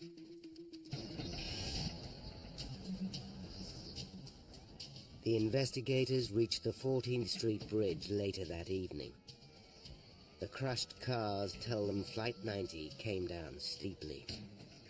It hit onto the 4 or 5 vehicles and flattened them out like a pancake up down to their rims before it plunged into the water. This is all they know for sure. The question is, what triggered the disaster? There are many possibilities, from catastrophic mechanical failure to pilot error, even sabotage. But the snowstorm is the most obvious suspect. It was just a gut feeling that somehow this weather had something to do with it. But Hendricks knows this cannot be the whole story. Dozens of other aircraft took off from the same airport on the same day without a hitch. Whatever happened to Flight 90 must have been unique. It's a mystery, and solving it is going to be tough.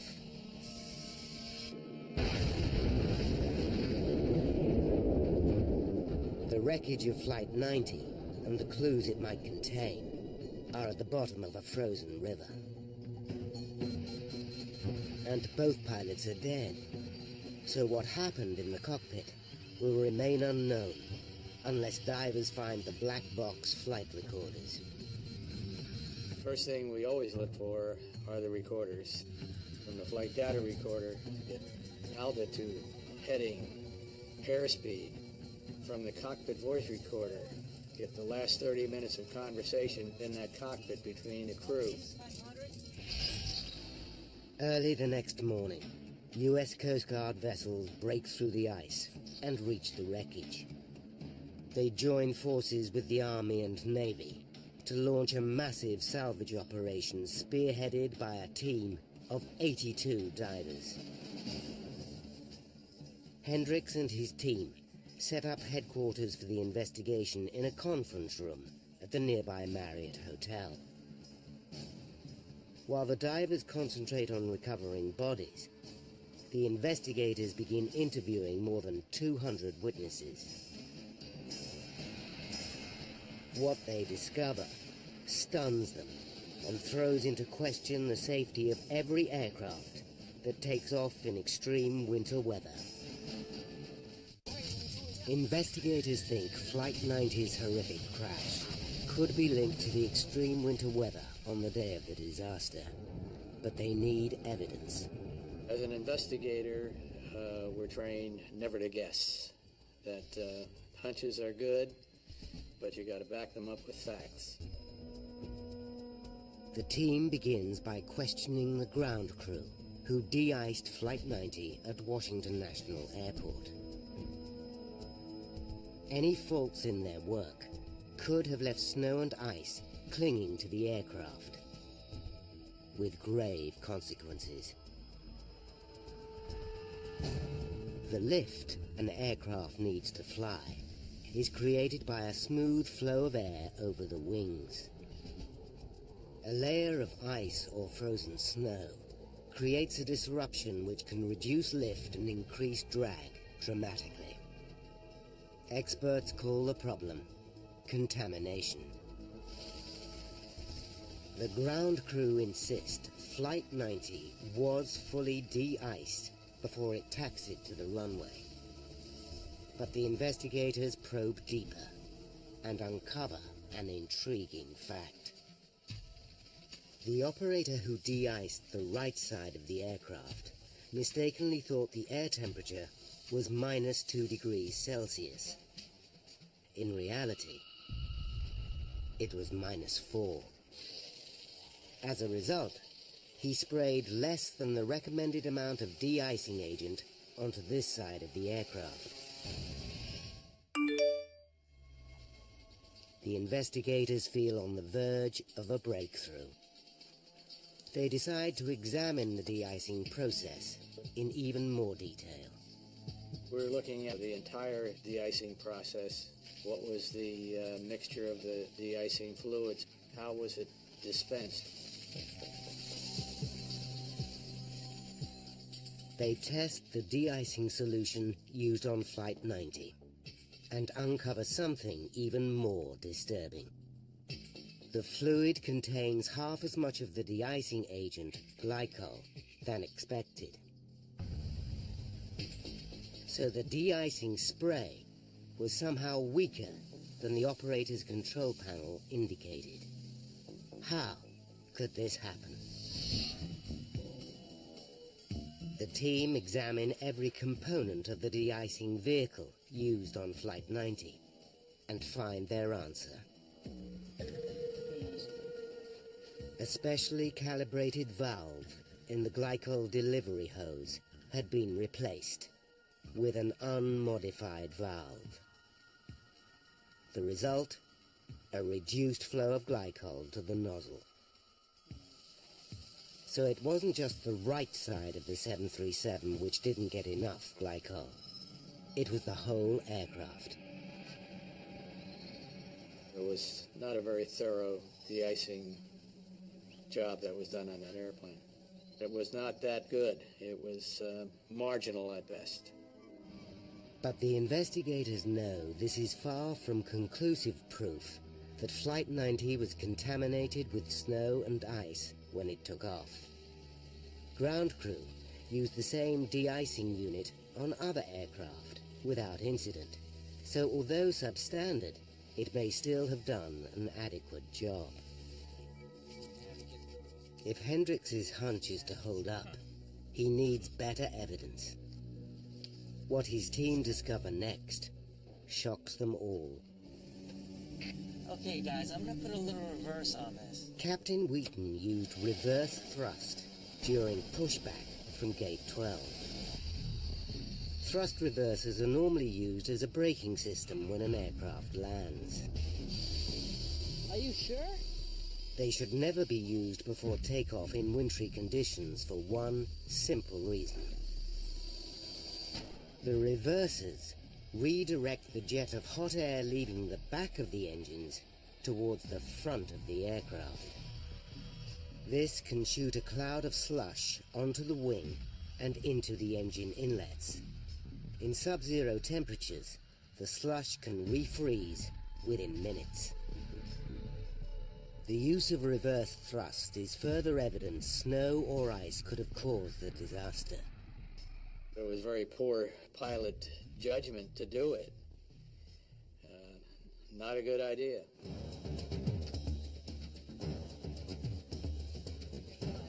Then Hendricks gets another break. A member of his team tracks down an extraordinary photograph. It's a snapshot of Flight 90 taken by a passenger in another plane at approximately 3:20 p.m., just 10 minutes after de-icing finished. The image is grainy, but it shows fresh snow is already on the aircraft. The photograph is further evidence that the 737 may have been contaminated after it was de-iced, regardless of how well the job was done. But now the investigation has reached an impasse. All the evidence gathered so far is circumstantial. It doesn't prove that snow and ice caused the disaster.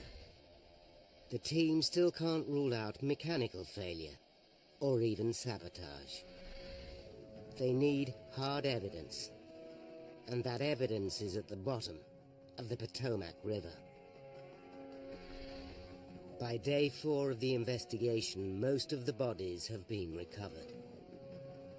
The focus of the salvage operation can now move to the wreckage. The parts are taken to a hangar at Washington National Airport for detailed examination, but they yield no clues. And the 2 crucial black box flight recorders are still missing. Finding them is a daunting task. Divers are equipped with an acoustic homing device. But the tangled wreckage is spread over an area of dark, freezing water the size of a football pitch. The media is hungry for answers. But NTSB spokesman Francis McAdams still can't announce any breakthroughs. As I told you before, I have no idea until we get all of the evidence. The investigators turn to the one card they haven't yet played. The survivors. Survivors are in the airplane. They hear sounds, they feel bumps and grinds and hear noises. They supply an awful lot of information. Joe Stiley describes how Flight 90 shook violently before it crashed. His words confirm the investigators' suspicions. They know this could be the result of ice and snow, disrupting airflow over the wings. But then, Joe reveals that the 737 seemed slow and sluggish during its takeoff run. Why could this be? Other aircraft didn't have this problem, despite the snowy conditions. Hendricks and his team are mystified.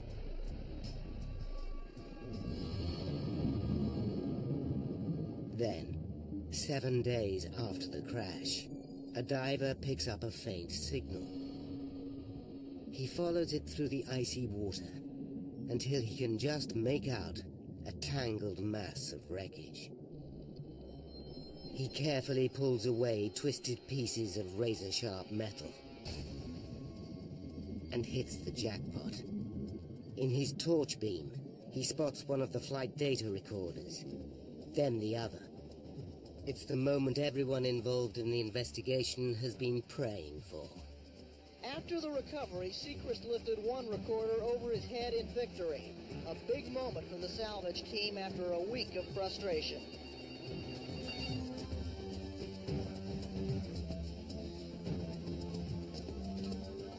They got to see me out.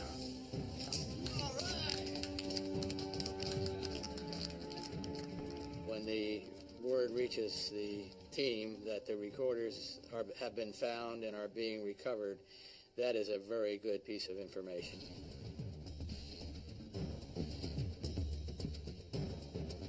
The investigators rush the black boxes to their labs.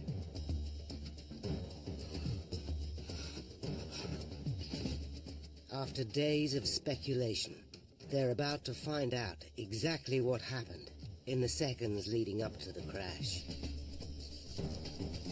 They're excited, but they also know they're about to listen to the voices of the dead. Every recorder that I've listened to is always an emotional occasion because of the tragedy involved.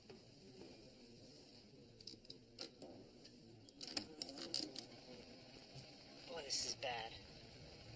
Probably the worst snow I've ever seen. You know, it's been a while since we've been de-iced. The team are stunned when they realize both pilots can see snow on their wings, yet they don't turn back for more de-icing. I mean, this one's got about a quarter to half an inch of snow on it all the way down. I got a little on mine.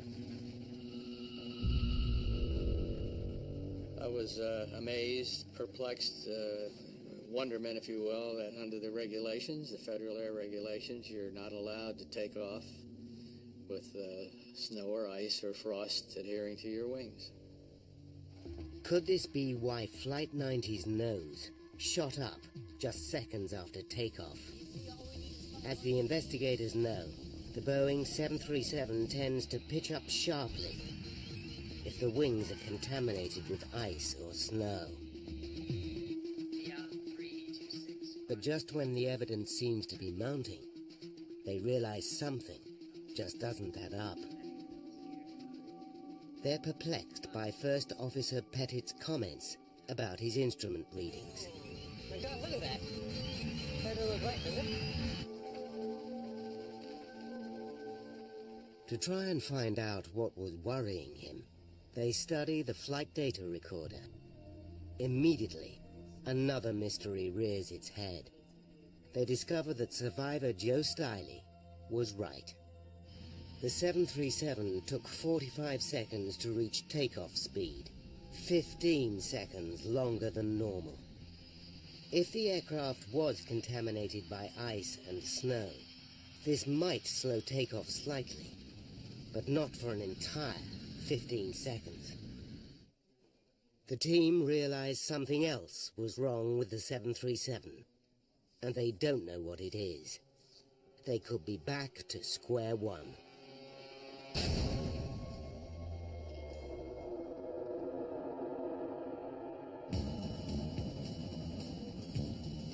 They can think of only one thing which would slow a 737's takeoff dramatically. Insufficient thrust from the engines. But why would a crew take off without powering up properly? It seems an absurd idea. The riddle can't be solved by examining the engines. They are still at the bottom of the Potomac River. And Flight 90 was fitted with a pre-digital flight recorder, which didn't monitor thrust levels. There's only one option left.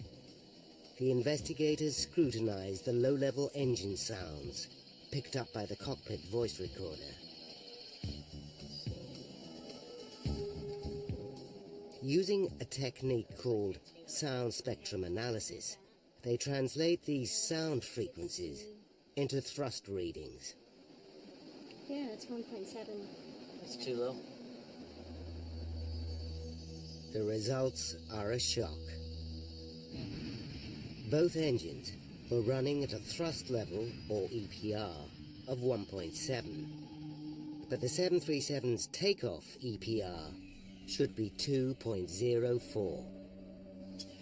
The team are baffled. It looks as if the pilots took off without sufficient power. Oh God, look at that. That don't look right, does it? But how could this happen? Shoulder harness. On. Air conditioning back. Up. Start pressure. Up. The investigators play the cockpit recording again and again, looking for clues. Then they pick up on a tiny detail. Pitot heat. On. Anti-ice. Off. APU. Running. Can we hear that again? Shoulder harness. The investigators are dumbfounded. He said off. The recording is poor, but Captain Wheaton seems to say off when asked about the engine anti-ice system. Anti-ice. Off.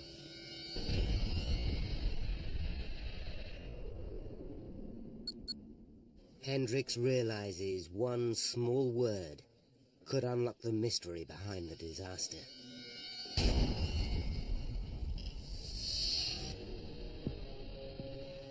He knows thrust readings for each engine are produced by two sensors, one in the inlet and one in the outlet. Together, they produce thrust readings by measuring the ratio between air pressure at the front and the back of the engine. But if the engine anti-ice system is off, snow and slush could freeze up the inlet sensors. On some other 737s, this has caused the sensors to send pilots faulty thrust readings, readings higher than the actual thrust produced by the engines. If this happened to Flight 90, the crew could, unwittingly, have taken off with insufficient thrust. But there are still two major pieces of evidence missing. Flight 90's engines. Without examining them, the team can't prove beyond doubt that the anti-ice system was off, or that the crash wasn't caused by an engine failure. Then, salvage squads lift the battered engines from the river. 13 days after the disaster, they're rushed to manufacturers Pratt and Whitney for examination. What investigators discover next rocks the aviation world by revealing why Flight 90 was doomed, even before it took off. After days of searching, divers have recovered Air Florida Flight 90's engines from the Potomac River. The clues they contain could reveal whether the horrific disaster was caused by pilot error or something else.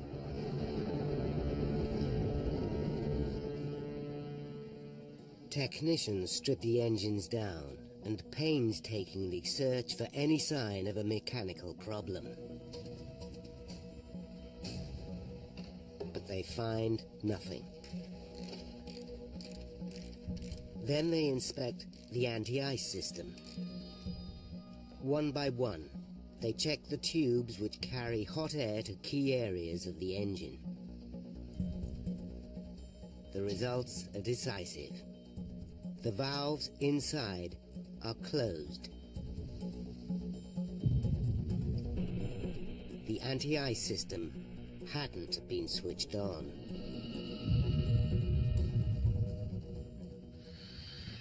But would this be enough to bring down Flight 90? To find out, the team carries out tests in Boeing's state-of-the-art 737 flight simulator. To their surprise, reduced thrust of 1.7 EPR is just enough to keep the aircraft flying. But then, when they factor in the problems created by ice or snow contamination, they make the breakthrough they've worked so hard to reach. Now, by rewinding the events of that fateful day, and by following the evidence uncovered during the investigation, we can finally reveal why Flight 90 crashed. January 13th, 1982. A series of factors combined to encourage snow and ice to build up on Flight 90. The aircraft is sprayed with half the recommended amount of de-icing agent. Further delays allow more snow to gather on the 737. And the use of reverse thrust may have sprayed slush onto the wings and critical thrust sensors. 23 minutes to disaster. Electrical. Wheaton and Pettit leave their engine anti-ice system off. As a result, thrust sensors in both engines freeze up, causing them to send misleadingly high readings to the cockpit. 14 minutes to disaster. The pilots notice a thick layer of snow on both wings. I mean, this one's got about a quarter to half an inch of snow on it all the way down. But contrary to regulations, they don't turn back for more de-icing. 1 minute and 3 seconds to disaster. Pettit is confused by unusual readings on the flight deck. Look at that. But his captain does not abort takeoff. 24 seconds to disaster. Flight 90 takes off with dials indicating thrust of 2.04 EPR. But because critical thrust sensors are frozen, the real thrust is only 1.7 EPR. At the same time, ice and snow clinging to the wings disrupt airflow dramatically, reducing lift.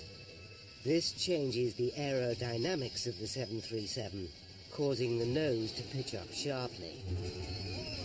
The resulting drag reduces speed, which in turn reduces lift even further. 8 seconds to disaster. The loss of lift reaches a critical point. At an altitude of just 352 feet, the 46-ton aircraft stalls and falls out of the sky. 4:01 p.m.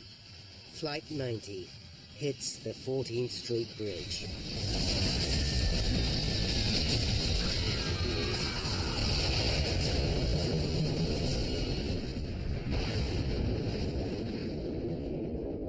The disaster claims 78 lives, including those killed on the bridge.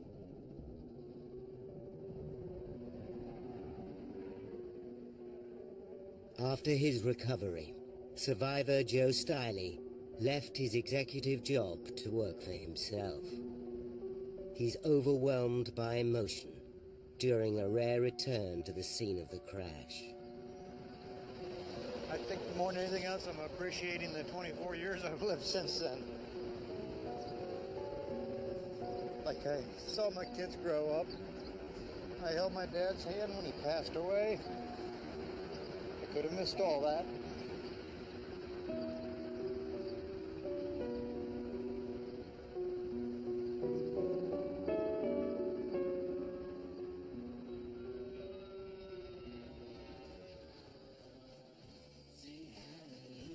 For flight attendant Kelly Duncan, the disaster was a turning point. My prayers were answered when I heard that helicopter come. And instead of running away from God, I all of a sudden started wanting to run to God. She quit her job as a flight attendant and is now a teacher at a Baptist school in Miami.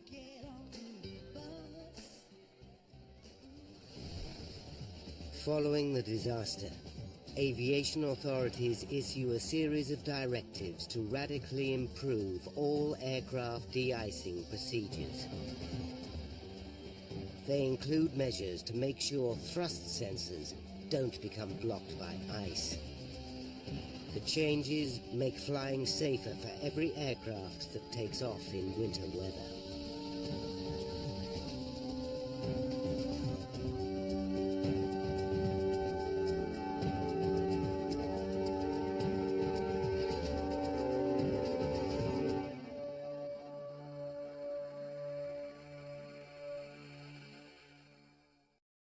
million people. Just offshore, one of the largest earthquake-producing faults on the planet. Scientists have been studying it for decades, and now it's a powder keg ready to blow. First, it unleashes the largest quake to hit the region in 40 years. Next, the deadliest natural disaster in history claims over 250,000 lives. It was a surprise that it was so devastating. It caught us off guard. It went from a perfect day in paradise to this horrific day in a matter of seconds. Oh my God! Scientists are baffled by a series of bizarre phenomena as freak waves destroy entire communities. The mega tsunami of 2004 is the greatest mystery we have yet to unravel. Now, using cutting-edge scientific analysis, they shed new light on what really happened and reveal why tsunamis are an even greater threat than we ever imagined. Disasters don't just happen. They're triggered by a chain of critical events. Unravel the clues and count down those final seconds from disaster.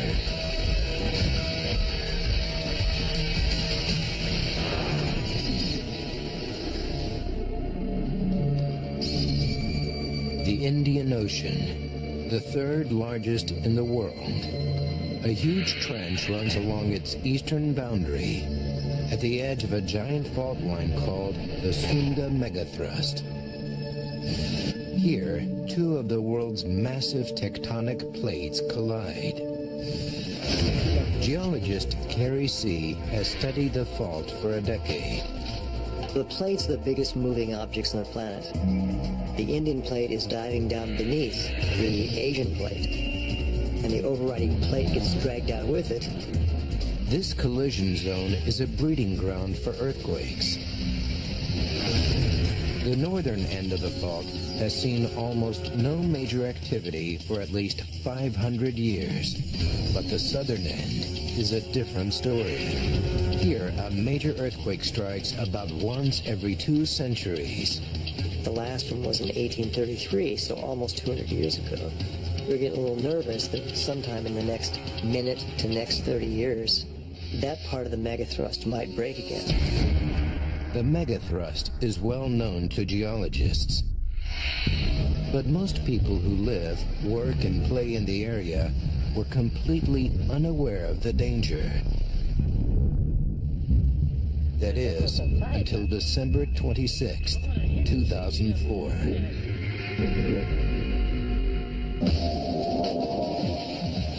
The Thai island of Koh Phi Phi.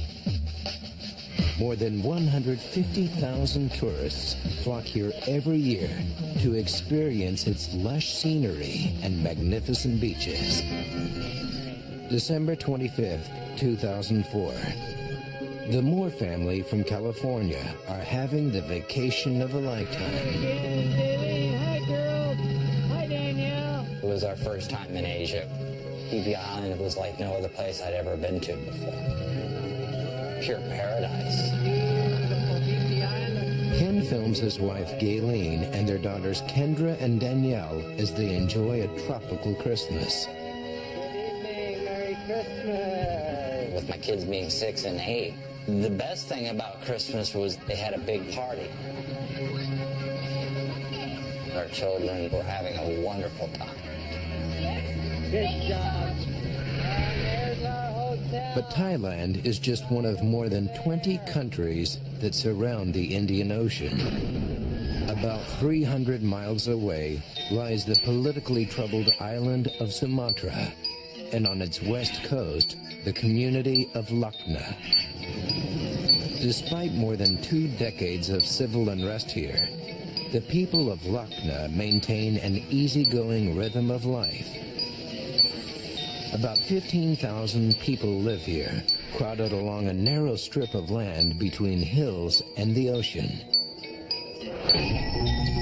December 26th, 2004. 7:57 a.m. Ibu Nurlerli hangs up the family washing. Inside, 3 of her children are eating breakfast and watching TV. We live near the ocean, and this morning there is nothing unusual. No wind, clear blue sky. The youngest of Ibu's children is 9-year-old Ishut, a bright, thoughtful girl. She likes to help her mother with the chores.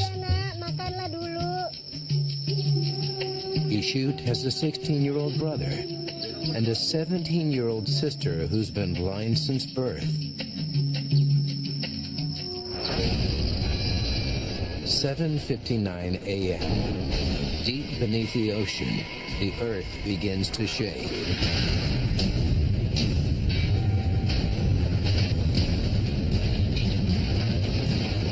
The violent tremors last for more than 8 minutes.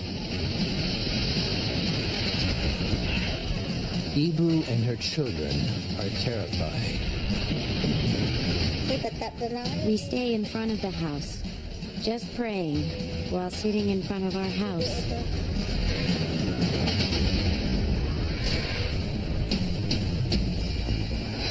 "8:15 a.m. An enormous wave flies toward the Sumatran coastline. 8:16 a.m. The quake is over, but across the region, shock and devastation remain. 28-year-old street trader Samsul Kamal surveys the damage. He looks towards the ocean and sees a huge stretch of exposed seabed, where the ocean has somehow drained away. Immediately, he senses danger. I know if the sea goes out that far, it will come back again. Then he sees it. A massive wall of water hurtling towards the coastline.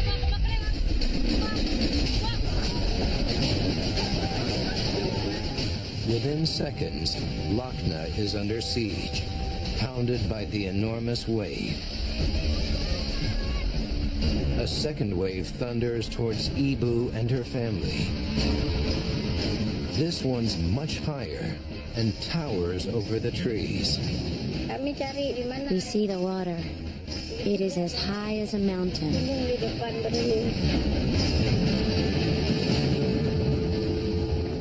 Ibu desperately tries to hold on to her little girl, Ishut, but the violent waters are too strong. Meanwhile, on the nearby hilltop, Samsul watches as a third, even larger wave approaches. He's more than 100 feet above sea level, and still the wave nearly kills him. The third wave went right over my head. 8 miles north lies the city of Banda Aceh, home to 300,000 people. 8:40 a.m. An amateur cameraman films the aftermath of the quake. He's in the city center, over 2 miles from the coast. And he captures this footage as seawater pours into city streets. Suddenly, the flow accelerates. Within seconds, it transforms into a deadly torrent of water and debris. After wreaking havoc in Sumatra, the tsunami continues its journey eastwards. On the resort island of Koh Phi, the Moore family enjoys the last moments of a memorable vacation. Being that it was Christmas the night before, we were up late, and we just took a leisurely breakfast. And I remember thinking, oh, about another half an hour, we need to check out. In their third-floor hotel room, Gayleen and her daughters, Kendra and Danielle, are just about to finish their packing. My wife all of a sudden said, honey, look, grab your camera. The first deadly wave has just slammed into the pool area. At first, I just thought it was just a little tidal surge until I looked farther out into the bay and realized there was a 20-foot wave coming at the beach. Oh my God, look at the wave coming! Clear out, people! I surfed, so I knew this wave had the potential to knock the hotel down. Look out! Get in the room, get in the room. We were trying to get the kids back away from the window in case the wave came through the window. There's no time and no way to escape. I was beginning to lose it, and my wife said, no, we can't do that. We've got to be strong for the kids. People near the eastern Indian Ocean are fighting for their lives. Meanwhile, 1,200 miles to the west in Sri Lanka, the Squire family is enjoying what seems like a perfect day. They're vacationing on the gorgeous beaches of Arugam Bay. We knew it was one of the last family holidays that we'd probably be having as the children were getting bigger. Louise and Phil have 3 children. 16-year-old Will, Laura, who's 18, and their eldest, Emma. Today is Emma's 20th birthday. Louise and Philip plan to meet Emma at the beachfront dining area. But first, Emma wants to freshen up. While waiting for her daughter, Louise notices something odd. Water seeping into the hut. The floor of the restaurant begins to flood with water. Then she spots a wide brown surge of water speeding towards her. Something tells me this is incredibly life-threatening. Louise's first thought, Emma. She'll have no clue that a killer wave is about to strike. There are just seconds to act. Seconds which could spell the difference between life and death.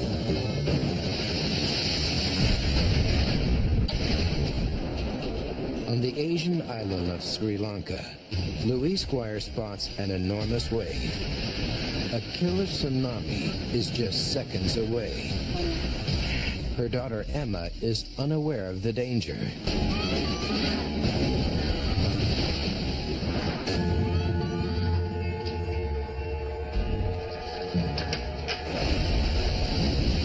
Tons of water explode into the room. Within seconds, Emma is trapped and running out of time.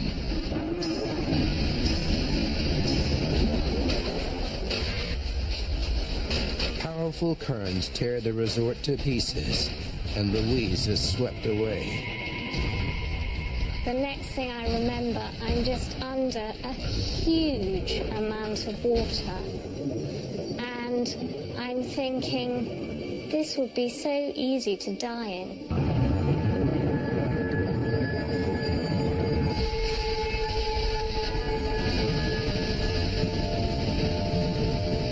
Finally, she drags herself to safety. I remember thinking, where are my children? But knowing there was nothing I could do. Over the next 2 hours, a series of waves swamp Arugam Bay. Eventually, the water recedes, and a living nightmare is revealed. I see a completely devastated area. Desperate to find her family, Louise makes her way to the highest point of the island. It's her last hope of finding them alive.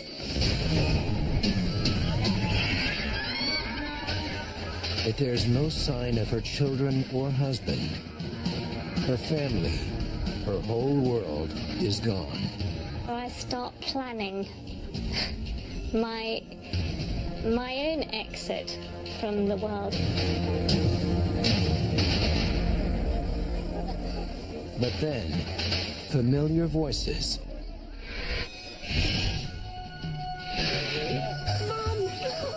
Phil comes through the garden, followed by Emma, Laura, and Will.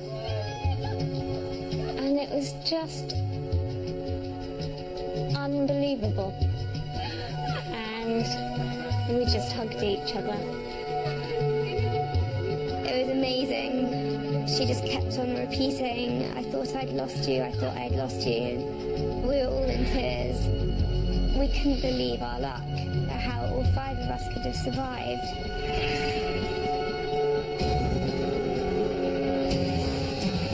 But the tsunami continues on its deadly path, finally reaching the coast of Somalia in Africa. By now, its waves are diminished, having traveled over 3,100 miles. And yet, even here, it claims 289 lives. All across the Indian Ocean, incredible events have been captured on video. In Thailand, tourists film an exposed seabed where the water drained from the beach. Minutes later, it's pounded by a vertical wall of water. 1,900 miles to the southwest, the Maldives. These low-lying islands are all but submerged. To the north, in Sri Lanka, a shopkeeper records this footage of schoolgirls trapped in what was a bus station.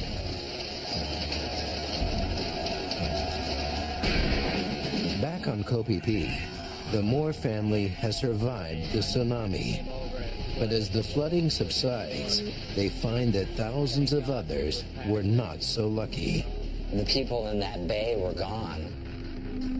We'd been out there snorkeling and swimming the day before, and this wave just came and picked everyone up and just washed them away. There was people with horrific injuries, I mean broken arms and legs twisted and lacerations. Sheets covered people that were dead.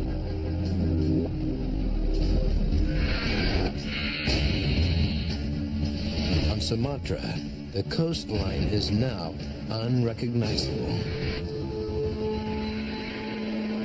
Ibu Nurlerli desperately searches for her children. After the water receded, I was confused and frightened. There were so many dead bodies. Not only people from this village, but people from other places too. Finally, Ibu finds her blind teenage daughter, then her son.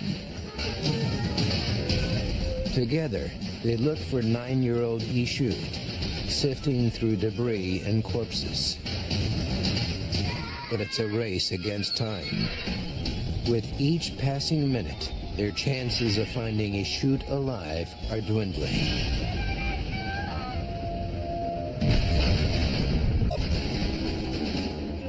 By some miracle, Ibu Nurlerli has survived a series of killer waves, but her daughter Ishut is nowhere to be found. We look for Ishut everywhere. After hours of fruitless searching, the awful truth is inescapable. I couldn't find my little one.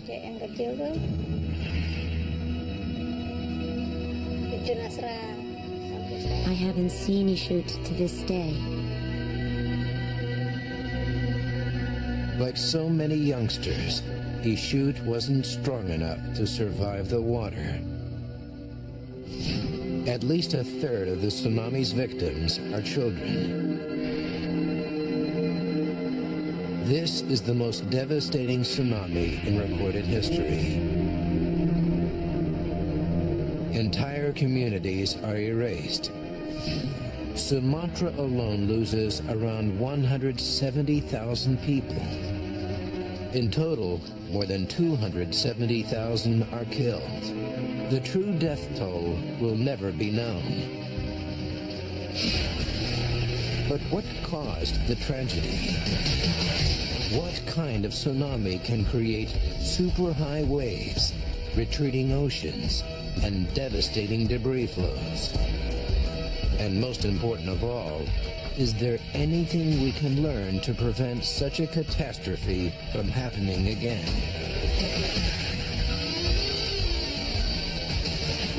To understand a disaster this complex, you need experts from many different disciplines.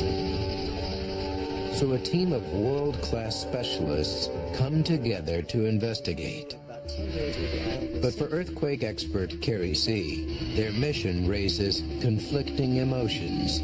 It's quite a schizophrenic experience. You have not only your scientific exhilaration, but you also are looking at something that's powerful enough to do a lot of damage to people. Professor Kostas Sinalakis is head of the Tsunami Research Center in California. He's investigated tsunamis for over 25 years, analyzing freak waves in 10 different countries. Our work is very much like the FBI profiling a serial killer. We have to very, very carefully look at the clues. Then we can maybe point our finger and say, this is where the killer came from, and this is what he can do again. Sinalakis is an expert in modeling tsunamis. He tries to predict what would happen to low-lying coastal communities like Los Angeles if they were hit by super destructive waves. Then, based on his findings, he suggests the safest places to build public buildings, like hospitals. The Asian tsunami perfectly illustrates the need for this kind of research. Tsunamis, they're inevitable. It's just a question of time. George Plafker is a pioneer of tsunami science and has been studying them since the 1960s. Even he is stunned by the images coming in from all around the Indian Ocean. What was really surprising was the size of the tsunami and how destructive and deadly it was. For all the experts, there are some especially troubling aspects of the disaster. The first is the unprecedented size and savagery of the waves. Their pure destructive power causes massive damage in places like Banda Aceh. The extraordinary range of the tsunami is also puzzling. It causes chaos from Thailand to Africa, across more than 3,700 miles of ocean. That's about 1/7 of the Earth's circumference. It's almost unthinkable. What happened was beyond any scenario we had ever seen or imagined ever before. This is the CBS Evening News. As the disaster unfolds, the media coverage begins. They report that the tsunami was caused by an earthquake, followed by tidal waves. The same earthquake that rocked Sumatra just minutes before the killer waves arrived. And the experts agree. But as early seismic data comes in, some things still aren't adding up. For instance, initial reports indicate that the earthquake measures 8 on the Richter scale. Now, to put this in perspective, we see a magnitude 8 earthquake somewhere around the world, maybe once every 2 years. A relatively common magnitude 8 quake isn't powerful enough to produce this kind of devastation. As monitoring stations revise and analyze their data, the estimate steadily increases. By afternoon, a station in Colorado puts the quake at 8.5. If that's the size, it would be the biggest earthquake in more than a decade. By day's end, data from around the world confirms that the quake lasted an unprecedented 8 minutes. And it released so much energy that it's actually off the Richter scale. By that point, we knew it was the biggest earthquake in 40 years. The seismic data throws up another surprise. The origin of the quake was actually 19 miles below the surface and 93 miles from Sumatra, which means it originated in the northern section of the Sunda megathrust, the part long thought to be practically dormant. Seismologists estimate that the megathrust megacrust ruptured along 250 miles of the fault, causing a massive section of ocean floor to rise in a matter of seconds. Sinulakis is all too aware of what could have happened next. As the seafloor moves up, it lifts with it a column of water, displacing billions of tons of liquid, causing a wall of water to move away on either side.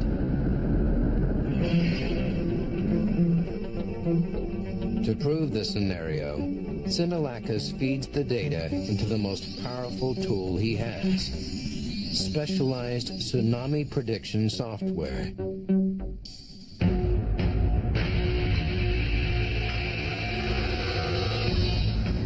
And the results of the simulation? Puzzling, to say the least.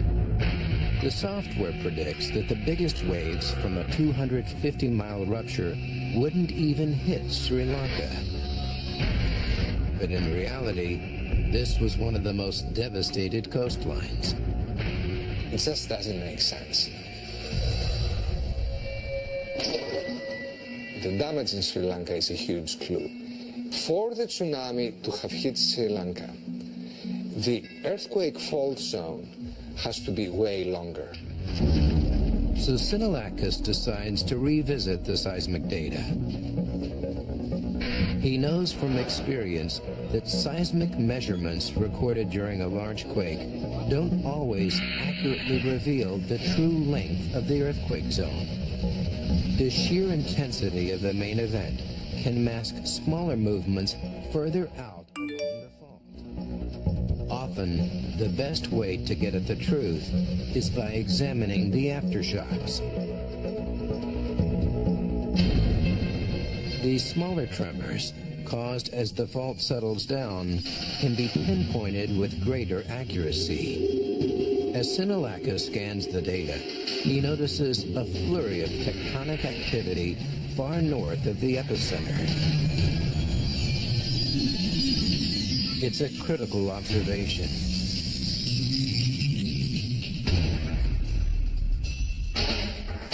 If this activity marks the northern limit of the rupture, that means the rupture is a staggering 1,000 miles long, 4 times longer than originally thought. A rupture on this scale would be unparalleled and powerful enough to cause the killer tsunami.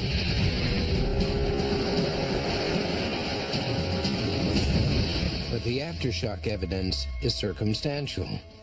Sinulakis needs some real proof. If this fault has ruptured over such a long distance, there should be evidence somewhere along its length.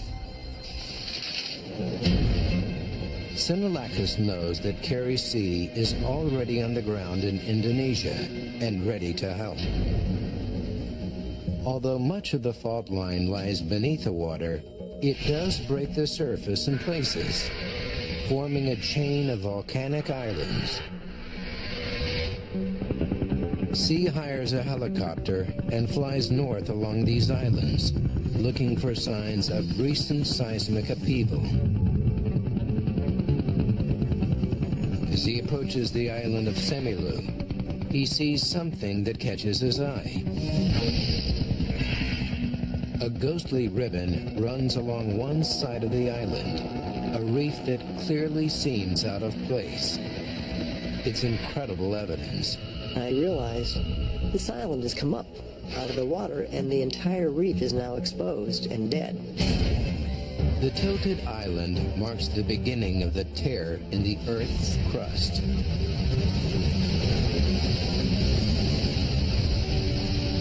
We knew we had nailed down the south end of the source of the earthquake and the tsunami.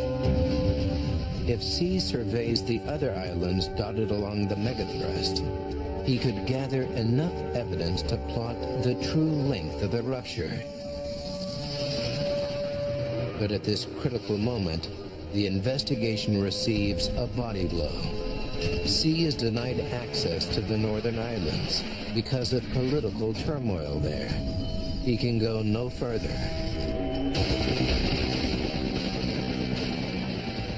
If the length of the rupture remains a mystery, investigators will never uncover the truth behind the most notorious mega tsunami in history.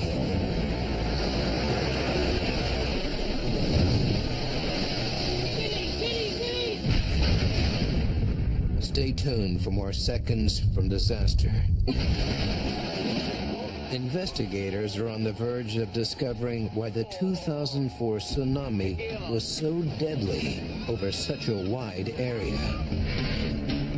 Geologist Kerry C. has located the start of the earthquake rupture. Now he desperately needs to prove how far north it stretches. But political turmoil in the region has made a helicopter survey impossible. Then, a team member comes up with a brilliant solution. If they can spot such dramatic physical evidence from the air, then why not from space? They track down a satellite image of an island prior to the earthquake, then juxtapose it with an image taken afterwards.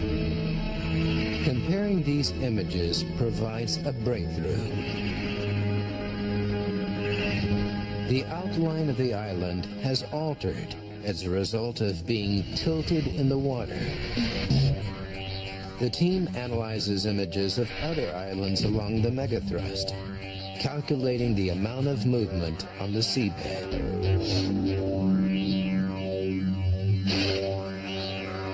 And this analysis provides concrete proof. The rupture is a staggering 1,000 miles long, the biggest ever recorded.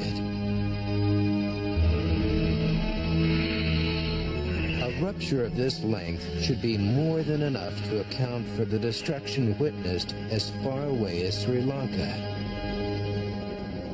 Tsunami expert Kostas Sinalakis returns to the wave simulation program and feeds in the precious new data.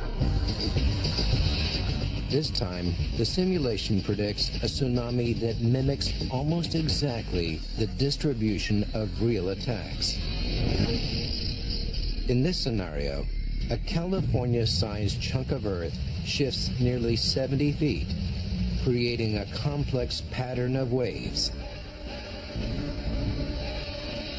As it moves up, the piece of seafloor of ocean bottom has its own peaks and valleys, and that creates the initial surface of the wave. This unique pattern sets in motion a sequence of undulations that scientists call a wave train. In the deep ocean, the wave crests are less than 2 feet tall, but the wave train travels at incredible speed, 600 miles an hour, as fast as an airliner. Beneath the surface, a deadly column of water passes through the full depth of the ocean. As each wave enters shallow water, it slows down to about 25 miles an hour. As the back of the wave catches up with the front, the wave rises, and the tsunami takes shape. The wave train simulation correctly predicts where and when the real tsunami approached all the affected coastlines. Proof that the team has discovered the true source of the tsunami. But the scientists now face an even bigger challenge. They must somehow explain the bizarre and terrifying events experienced by the victims. In Thailand, the water retreats from the shorelines about 10 minutes before the first waves hit. But 1,200 miles away in Sri Lanka, a mountainous wave simply slams onto the coastline with no warning. And then there's Banda Aceh. The city is reduced to rubble for miles inland. It's the most extensive tsunami damage ever recorded. Understanding what caused it is vitally important, not just for this part of Asia, but for low-lying coastal regions all over the world. Why is the wave so destructive so far inland? It's something unfathomable. Sinalakis and his team arrive in Banda Aceh, and they get straight to work surveying the damage to the city. Tsunami investigations are forensic investigations. We try to reconstruct. 1954, and one of the world's first jet airliners takes off from Italy. The plane is the ultimate in high-speed luxury travel. But just 26 minutes into the flight, it explodes catastrophically. 35 people are dead. The tragedy stuns a nation. A team of investigators must solve the mystery of why this state-of-the-art aircraft disintegrated on a routine flight. What they discover in the wreckage will cause a turning point in the history of aviation and change passenger travel forever. Disasters don't just happen, they're a chain of critical events. Unravel the clues and count down to those final seconds from disaster.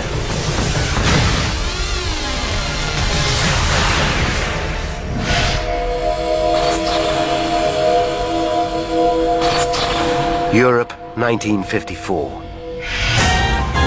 Throughout the continent, there is a growing sense of optimism. As the nightmare of World War II begins to fade, former enemies forge new links. There's a spirit of enterprise. Civil aviation is booming, boosted by technological advances made during the conflict. In just 2 years, the number of airline passengers has nearly doubled. 9:30 a.m. Sunday, January 10th, Rome Airport. Here, a dozen planes come and go every hour. On the tarmac stands Flight 781 en route from Singapore to London. The plane is a British-built de Havilland Comet. It's the marvel of its day and the perfect symbol of the new technological age. The Comet is the world's first passenger jet, and it's halving journey times around the world. The pride of Britain sends a message of superiority to every aircraft manufacturer in the world. A dream comes true. At Hatfield Airport, the Comet, the world's first all-jet airliner. Begun 3 years ago, the airliner that makes every other passenger plane out of date will go into operation within 18 months. The revolutionary design is based on de Havilland's hard-won military expertise. The plane is powered by 4 Ghost jet engines and carries 42 passengers and crew at up to 800 kilometers per hour, almost twice as fast as its nearest competitor. To help it achieve this staggering speed efficiently, it flies at a height of up to 12,000 meters, where the air is thinner. Until now, such performance was the preserve of military jet fighters. 20 months after the launch, there are 17 of these aircraft in service. 9 are owned by the British Overseas Airways Corporation, or BOAC, and among them is Flight 781. 9:40 a.m. BOAC engineer Jerry Bull inspects the Comet's undercarriage. He checks for fuel leaks, tire damage, and marks on the airframe. He pays attention to the aircraft's high-tech, ultra-lightweight aluminium skin. It's extremely thin and vulnerable to damage. You're looking for this incidental damage. There was none as far as I can recall at that stage. So my own thought at the time was walking, well, we got a clean airplane today. At 10 a.m., Bull completes his final checks. The flight crew join him. The captain is Alan Gibson. At 31, he's one of BOAC's youngest pilots. Captain Gibson was a man of very good ability, not a person who would panic about anything. He was, confident. In Rome Airport Terminal, members of the new jet set enjoy breakfast. Many are children returning to England for a new school term.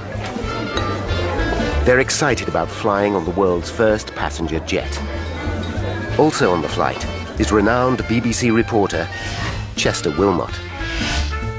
He's returning home after covering a tour of Australia by the recently crowned British Queen. Chester is a devoted family man with 3 children. He's especially close to his 10-year-old daughter Jane, who was born deaf. She is devoted to him, unaware that he's one of Britain's best-loved broadcasters. I did adore him. And I knew that he was busy, I knew he was on television, I knew he wrote books. But I don't think I even twigged how famous he was. He was just my dad. 10:05 a.m. and the last pieces of luggage are stored in the hold of Flight 781. The plane will be flying today with 29 passengers and 6 crew members on board. One of the passengers is 23-year-old Bernard Butler. Bernard is an electrical engineer who's been working in Bahrain to save money for his forthcoming wedding. His fiancée is Pat Knight. They've been engaged for 2 years and plan to marry in a fortnight. I've made the bridesmaids' dresses. All the invitations had gone out. And we'd already received wedding presents. Everything was planned. Bernard is returning home with a surprise. He's picked out a dress for Pat to wear at their wedding. At 10:18 a.m., all pre-flight checks are complete. Captain Gibson signs to confirm that everything is in order. Captain Gibson seemed very relaxed, also looking forward to getting home. Flight 781 is just one of 5 BOAC services from Rome to London today. An older generation of slower propeller-driven airliners make up the other flights. At 10:19 a.m., a BOAC Argonaut, also bound for London, thunders down the runway. Captain Johnson is at the controls.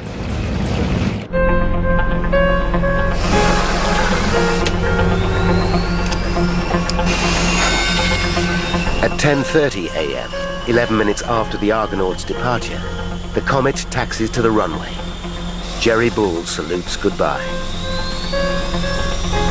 BA 781, this is Champina Control. Control, this is flight BA 781. We are clear for takeoff. Roger. Air traffic control grant permission for takeoff. 1 minute later, the high-tech plane takes to the air. It's a sunny day, and conditions for flying are perfect. The journey to London will be exactly 2 hours and 37 minutes. The gleaming jet will arrive at London Airport a staggering 2 hours before the propeller-driven Argonaut. Such speed is so far beyond anything produced by American rivals Boeing and Douglas that Comet's manufacturer de Havilland expect to dominate this booming market. Throughout Britain, expectation is high, from Prime Minister Winston Churchill down. It was important from the British point of view to have our aircraft in the air, and an aircraft which was far better than anything else. So it was a booster. But since the Comet entered service 20 months ago, there have been 2 accidents with the loss of 54 lives. In March 1953, one crashed on takeoff in Pakistan. 2 months later, severe weather was blamed for a second disaster in India. As both accidents occurred in difficult conditions, reliability of the Comet is not in question. At 10:38 a.m., Flight 781 climbs to an altitude of 11,000 meters, twice as high as any other passenger aircraft. To achieve this, while allowing passengers to breathe comfortably, the engineer operates a pressurization system from the cockpit. As the Comet rises, the air pressure inside the cabin is maintained at the equivalent altitude of 2,500 meters, a level easily tolerated by the human body. But for some passengers, adapting to this new sensation is difficult. Soon, though, they acclimatize and settle back into their seats for the flight. What they cannot know is that they will never make it to London.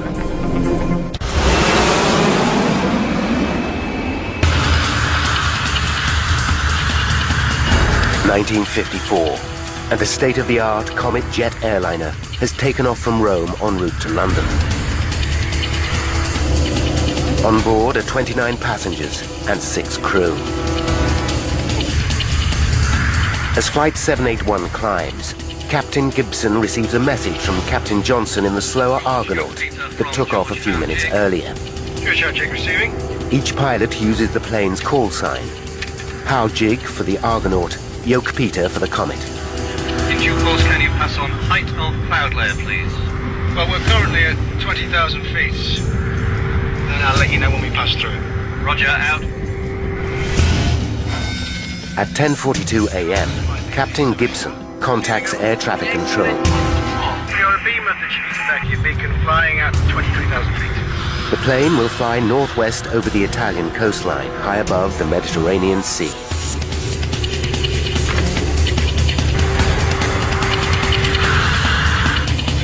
Would you like some pizza?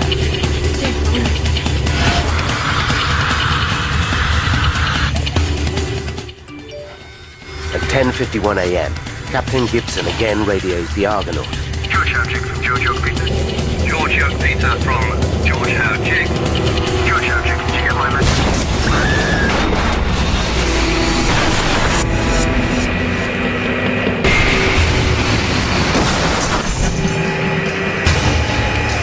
The message ends mid-sentence. Yoke Peter, come in, please. When Captain Johnson gets no response, he contacts Rome Airport. We've lost contact with BA 781. They just seem to have disappeared. Can you raise them? At 10:56 a.m., the airport controller tries to contact the Comet. Without success. They fear something is terribly wrong. 200 kilometers northwest, on the island of Elba, a group of Italian fishermen are repairing their nets. Among them is 33-year-old Luigi Papi. As they work, something extraordinary happens. I felt a break in the air, and then there was a bang, and I heard a sound like thunder, but it was not like any thunder I'd ever heard before.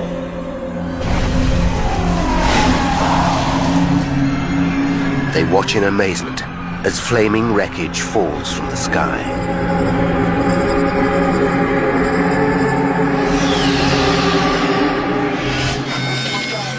At 11:15 a.m., air traffic control receives word that a plane has crashed into the sea off the island of Elba.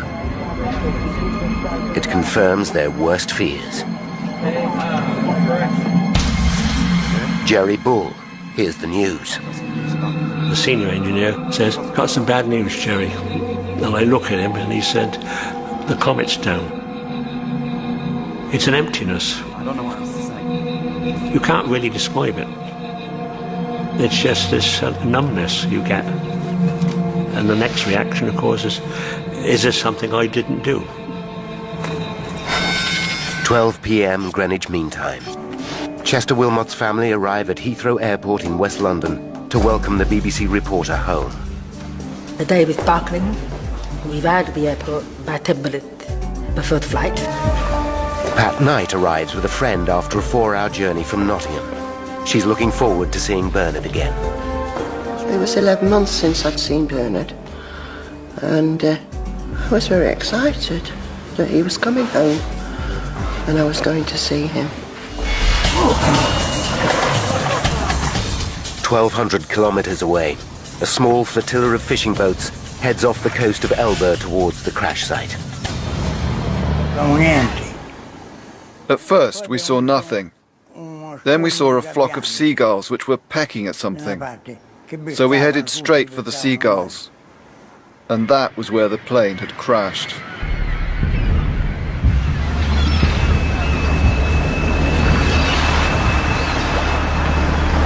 It's a harrowing scene. Bodies and debris float in the water. Among the carnage is a white wedding dress.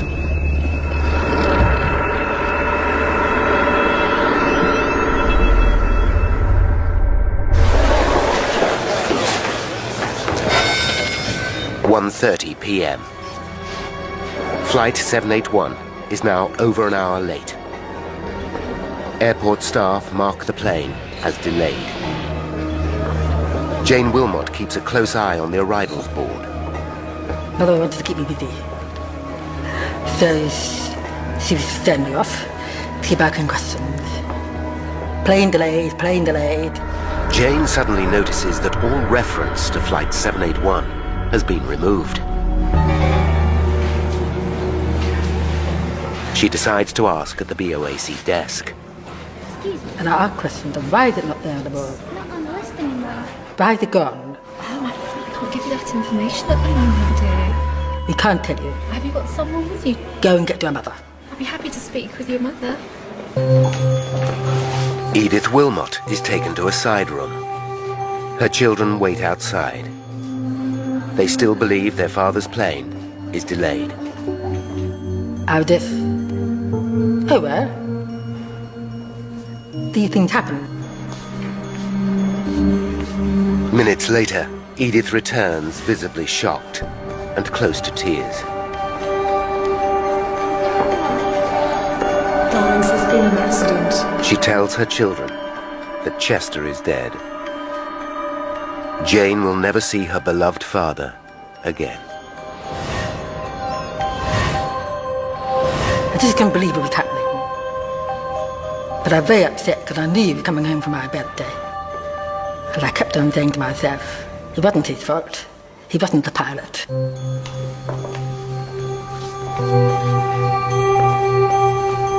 The grim task of informing friends and relatives continues. Patricia Knight can scarcely believe what she hears. We were told it had come down. They didn't know whether there were bodies found or not. And there was nothing we could do. In an instant, Pat's hopes for the future are destroyed.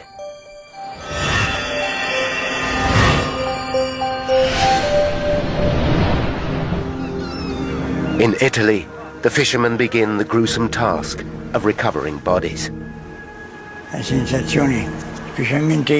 It was a big shock. Every time we went near a corpse, we would shout, "Come over here, come over here," because they seemed still alive. Their eyes were open. But when we got near, you could see they were dead. In total, 35 passengers and crew die on board Comet Flight 781. 15 bodies are recovered. There are no survivors.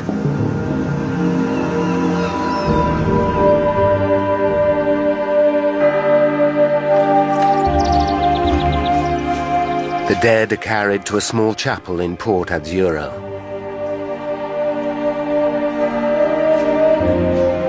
Local people say prayers. Children bring flowers.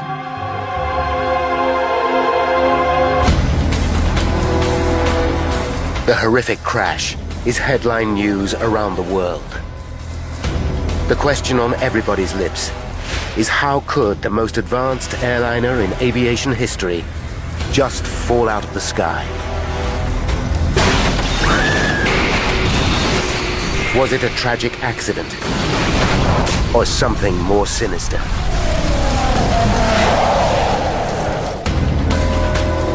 In 1954, the mysterious crash of the comet dominates the thoughts of the British nation. What could have possibly caused the most advanced passenger plane in history to disintegrate in mid-air? Within hours of the crash, a team of experts working for BOAC begin a technical examination of the Comet fleet. They must discover if there's a flaw in the design or a manufacturing fault. Britain's position as the world leader in passenger jet travel depends upon it. The inquiry that follows will turn into one of the most complex and important in aviation history.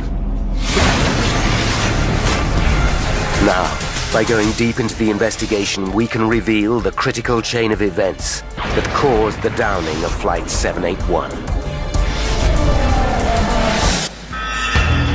Paul Withy is an aviation metallurgist.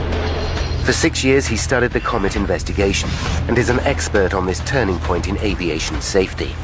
Withy knows that with no established protocol for air crash investigation, it was an epic task. The difficulties they faced as an investigation team was to develop a whole new series of techniques for looking into a major air crash. And they had to really invent tests, invent methods of doing things as they went along. But Withy needs to be sure that this landmark case actually did get to the truth. Now, for the first time in half a century, he will re-examine the vital evidence. If he discovers their findings are wrong, it will rewrite the history of air crash investigation. From the beginning, the inquiry team are faced with an enormous challenge. In 1954, the investigation team had no black boxes. They had no flight data recorders. They had no way of understanding what was going on in the plane at the time of the accident. Their best clue, the aircraft itself, lies at the bottom of the Mediterranean Sea. Without the remains of the plane, the team know they must unravel the mystery with the flimsiest of evidence. With little to go on, the press speculate that sabotage might be the cause of the crash. These are the early years of the Cold War, and there are fears that subversive communists may be responsible. Sabotage, a bomb. I mean, that came up fairly rapidly, you know, it has to be. How did it happen? A bomb could have been hidden on board while the plane was taking on extra baggage. It's only a theory, but if true, it would at least eliminate doubts about the safety of the comet itself. With the pride and prosperity of a nation riding on the comet's success, a close eye is kept on the investigation from the very top. Winston Churchill himself. If saboteurs are responsible, the investigators know they must come up with hard evidence. They know that Flight 781 would have been flying at around 11,000 meters when something caused it to break up and fall from the sky. The Italian fishermen provide a few clues. I saw a huge ball of fire rotating and plunging into the sea. It left a huge cloud of smoke. Captain Johnson, pilot of the Argonaut, deepens the mystery. The radio went dead in mid-sentence. Everything just cut out instantly. But it's the victims themselves that provide the biggest mystery. Within hours of the crash, Italian pathologist Dr. Antoni Fornari examines the bodies. Despite Fornari's considerable experience, he finds a pattern of injuries he has never seen before. The victims suffered broken limbs and damaged ribs, injuries sustained after death. But what confuses Fornari is that many of the bodies have fractured skulls, wounds he discovers that were sustained before death. He finds another puzzling clue. The lungs of almost all the victims are extensively damaged. Many have ruptured like an exploding balloon. To top it all, Fornari finds no evidence of a bomb blast. It's a strange, perplexing picture, and he's baffled. With so little evidence, the investigation hits a dead end. Concerned, Prime Minister Churchill summons his advisors and takes an unprecedented step. Churchill commands the Royal Navy to retrieve the wreckage of Flight 781 from the seabed. His orders are simple. Endeavor to locate and salve Comet. The task, however, is anything but simple. There has never been a salvage operation like it before. The wreckage lies at a depth of 120 meters, and no one knows exactly where. Today, if an aircraft crashed in similar circumstances, the black box recorders would have transponders and would lead the investigators and the recovery teams to the spot where the aircraft was. The Navy didn't have that information. HMS Wrangler, an anti-submarine frigate, searches an area of 260 square kilometers. 3 salvage vessels are on hand to help. They're equipped with the most up-to-date technology, including an underwater camera and a deep-sea observation chamber. But progress is delayed by bad weather. Then, on February 12th, 33 days after the crash, Navy experts identify the first piece of the comet wreckage on the underwater camera. Divers descend to the seafloor. Over the next few weeks, small bits of debris are sent back to England for examination. Then comes a major find. A large section of the rear fuselage is located and brought to the surface.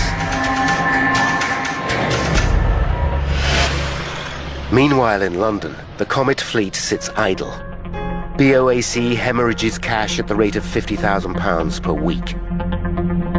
With so much invested in the aircraft, pressure builds to get the planes back into the air. On March 23rd, 10 weeks after the disaster, the British government give the airline the go-ahead to resume service. At London Airport, a Comet airliner about to leave for Johannesburg was taking out extra crew members. Press and television attend the relaunch. Everybody was in high spirits at the resumption of Comet flying. BOAC Chairman Sir Miles Thomas gives the Comet a public vote of confidence. We obviously wouldn't be flying the Comet with passengers in it on service were we not wholly satisfied that the conditions are acceptable for carrying passengers anywhere in the world.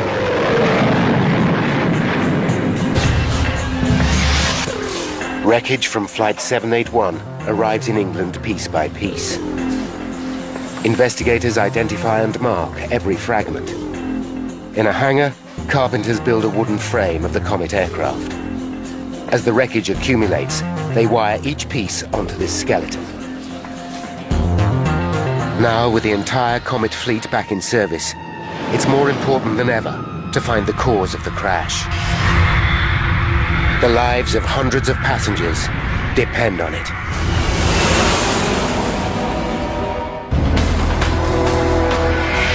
April 1954.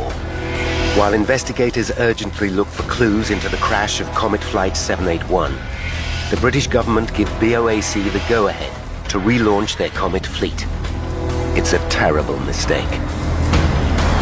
At 6:32 p.m. on April 8th, 16 days after the resumption of flying, a Comet takes off from Rome bound for Egypt. 14 passengers and 7 crew members are on board. 33 minutes into the flight, the pilot reports that he's on course flying at 11,000 meters. It's his final message.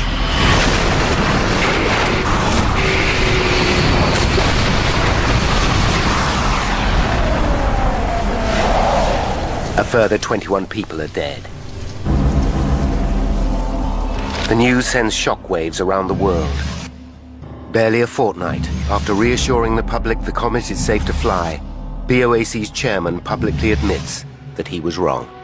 Obviously, we cannot continue to carry the public in Comets until this disaster is fully explained. Similarities between the two accidents are uncanny. Both planes were refueled and checked at Rome by the same engineers, including Jerry Bull. You just can't accept that an aeroplane like this again, it's gone down the same way and you've lost these people again. Both aircraft were flying at an altitude of around 10,000 meters. Both crashed into the sea shortly afterwards. It seems there must be a flaw in the aircraft itself. Again, the British Navy looks for evidence. They recover 5 bodies, along with a few personal effects. Churchill acts decisively. He appoints the Royal Aircraft Establishment, Britain's leading aeronautical research centre, to investigate. Heading the inquiry will be Sir Arnold Hall. Hall has an impressive reputation. He's a Cambridge scholar and one of the outstanding scientists of his generation. Sir Arnold Hall is a brilliant scientist, and he was one of those people who would let the facts speak for themselves and would make judgments based on fact, not on opinion. Churchill instructs Hall. The cost of solving the comet mystery must be reckoned neither in money nor in manpower. But even for a man as qualified as Hall, it's going to be a tall order. The second plane to crash rests under 1,000 meters of water and is impossible to retrieve. The hope is that if they can establish the cause of Flight 781's crash, it would explain why the second aircraft went down.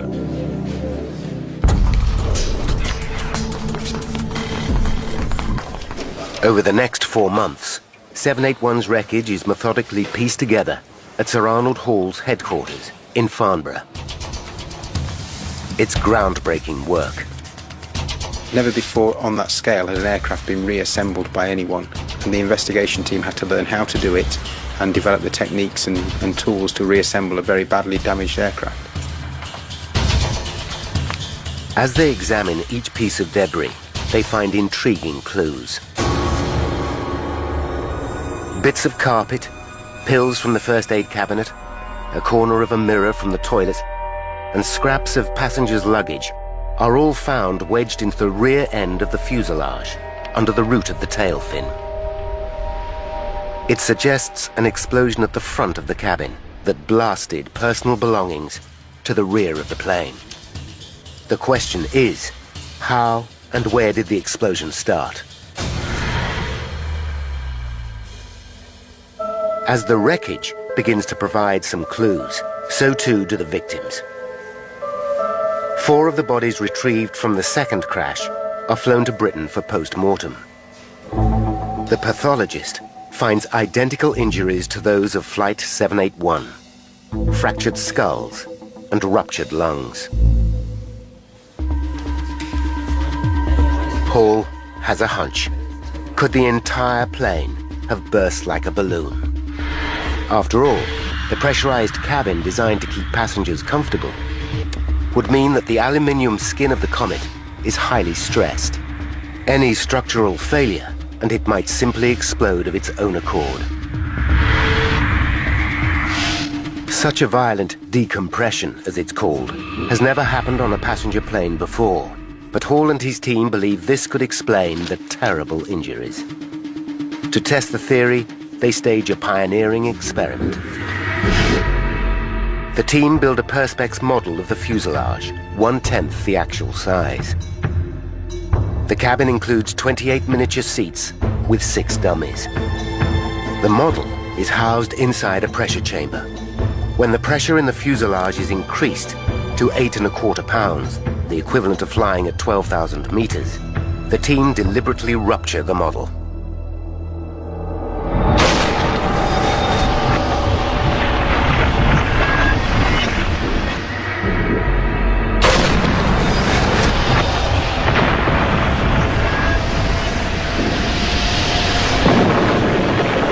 A high-speed camera captures the results. The rapidly escaping air causes a tremendous release of energy. Seats tear apart and fly through the air. The dummies catapult vertically and smash their heads on the cabin roof. It's a graphic demonstration of a phenomenon experts like Paul Withy understand only too well. The pressure cabin exploding is the same as a 500-pound bomb going off inside the cabin. The experiment appears to explain how the victims of both flights sustained such horrifying head injuries. Not only that, the sudden change in pressure would cause the air inside the victims to expand rapidly, rupturing their lungs instantly.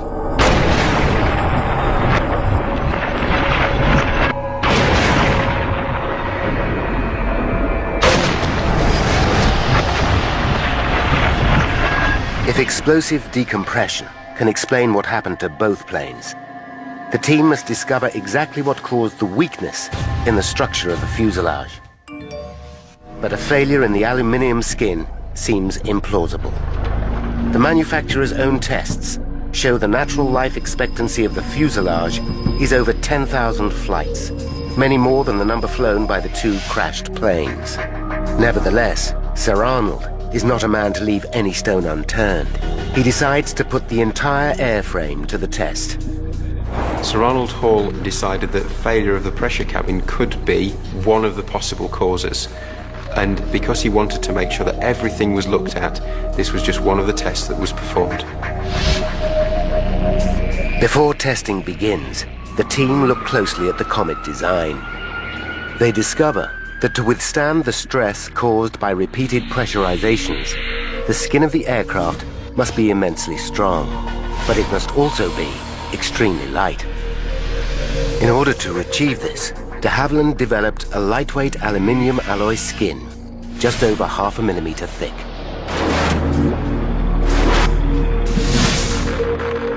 The Comet's skin thickness was as thin as the designers dared go to withstand the cabin pressurization, and it was fixed by how little they thought they could get away with. Sir Arnold devises a test to assess the strength of the plane's fuselage. The experiment is on a completely different scale to anything they have attempted before. It requires the construction of a massive water tank, measuring 34 meters long by 7 meters wide and 5 meters deep. Working non-stop, it takes a team of engineers 6 weeks to complete. The team at the Royal Aircraft Establishment are working really hard. They're working 24 hours a day, they're working shifts, they're sleeping on site. They are a very dedicated team. By May 29th, it's ready. The engines and cabin upholstery of a Comet are stripped out. The empty plane is gently maneuvered into the water tank, with the wings protruding on either side. Hydraulic rams move the wings up and down to simulate flight conditions.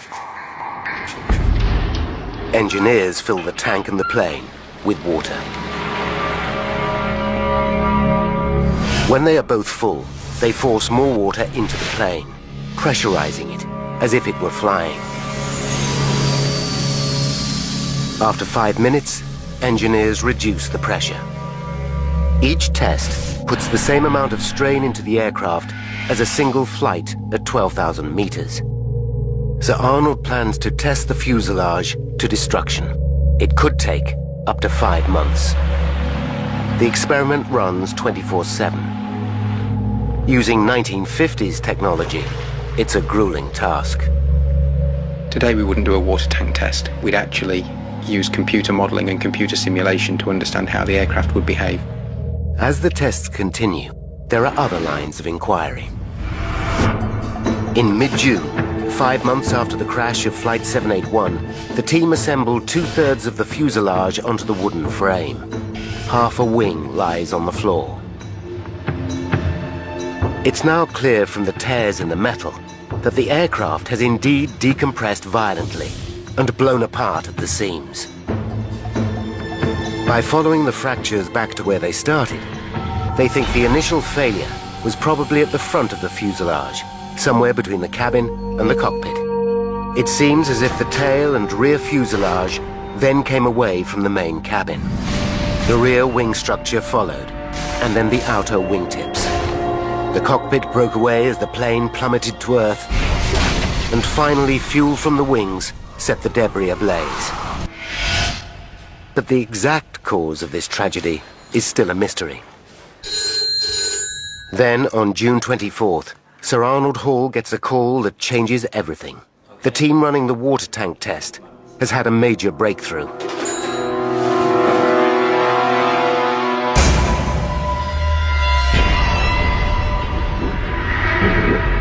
Less than a month after testing began, after the equivalent of just 3,000 flights, the Comet fuselage ruptures. Engineers immediately drain the tank, and Sir Arnold Hall inspects the damage. There is a massive tear in the aircraft's skin, 2 meters long and 1 meter deep. The tear follows the line of the plane's windows and doors. It's a shocking but vital turning point. They have uncovered a major weakness in the structure of the Comet. The entire fleet seems to be fatally flawed. I think everybody was thunderstruck. De Havilland certainly were thunderstruck because they didn't expect a comet airframe to fail so soon in its life. But what triggered such a dramatic failure? There's one prime suspect, a phenomenon known as metal fatigue. It's something Paul Withy knows well. This is a piece of aluminium sheet similar to that which was used on the comet's skin, but much thinner. One cycle of load isn't going to fail it at all. But if I repeatedly load it, like this... Fatigue is caused when a metal is repeatedly flexed one way and then the other. There you can just see it's about 3 or 4 millimeters across the sheet. After a while, minute cracks start to form. Cracks growing further and further across the sample. The cracks steadily increase in size, and eventually the part fails. But there are two problems with this explanation. Metal fatigue leaves a telltale microscopic pattern on the surface of the metal. Although in the 1950s, the technology for detecting this pattern is in its infancy, none of the parts reclaimed from the sea seem to show any sign of it. Secondly, before the comet went into service, the manufacturers did extensive fatigue tests to find out how the fuselage would behave under repeated pressurizations. It passed with flying colors. Sir Arnold knows he must come up with hard evidence to prove the theory. He must find a part of Flight 781 that shows signs of the fatigue. The piece of evidence that Sir Arnold needed above all other was that source of fatigue crack growth that he knew was there in the airframe somewhere. A single piece of wreckage is all that's needed to validate the entire investigation. But this crucial evidence still lies at the bottom of the Mediterranean Sea.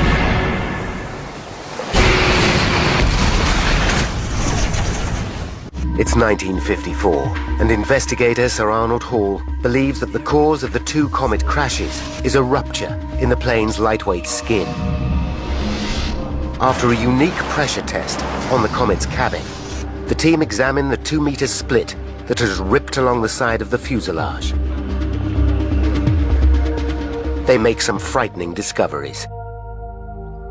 By tracing the tear back, they find it starts at the forward escape hatch. This is not surprising. Stress to the aircraft should be evenly spread throughout the fuselage. But when a door or window is cut into the plane, it weakens the structure, and the stress concentrates around the weakened areas. To investigate further, they rig another aircraft with strain gauges designed to measure stress in the airframe. The results are shocking. During flight, the stress to the skin around the plane's windows and doors reaches 70% of its total strength, 4 times greater than the rest of the aircraft's skin. This is dangerously high and twice what the designers intended. Then the team discover an even more worrying detail. The supports around the windows are riveted, not glued as designed. The problem is, the rivets are punched into the metal, not drilled. This technique creates string defects, which with repeated flying can turn into fatigue cracks. The presence of manufacturing cracks in a highly stressed area meant that you were highly likely to suffer from fatigue failure. Sir Arnold and his team know they're getting close, but they have not yet conclusively solved the mystery. They found no trace of metal fatigue on any of the wreckage from Flight 781. It was vital that he found that piece of evidence from the seabed that would tie the crash to the accident investigation in an unequivocal manner. Then on August 12th, 7 months after Flight 781 crashed, an Italian trawler snags a large piece of wreckage. It turns out to be a section of the roof from 781's fuselage. The piece includes 2 small windows built for sending and receiving radio signals. Sir Arnold Hall and his team inspect the wreckage at Farnborough and immediately find what they're looking for. A rivet hole in the corner of one of the windows shows a tiny crack. When they put the piece together with the rest of the wreckage, they find that all the cracks run back to this point.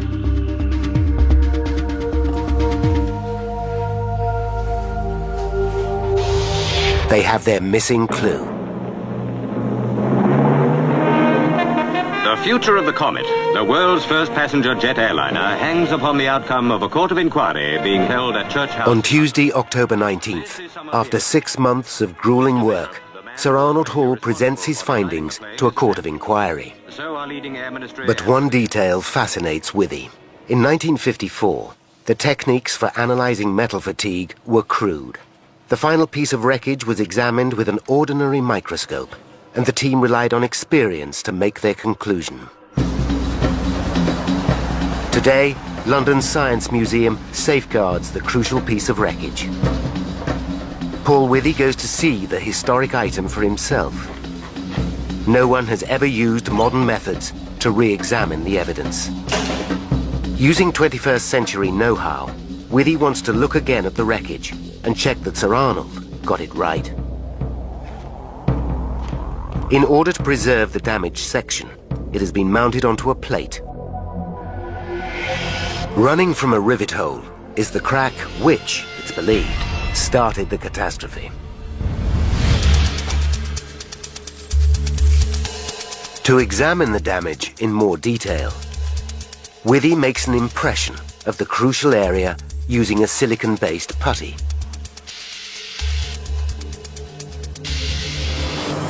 Then, at Imperial College London, Withy uses an electron microscope to examine the sample.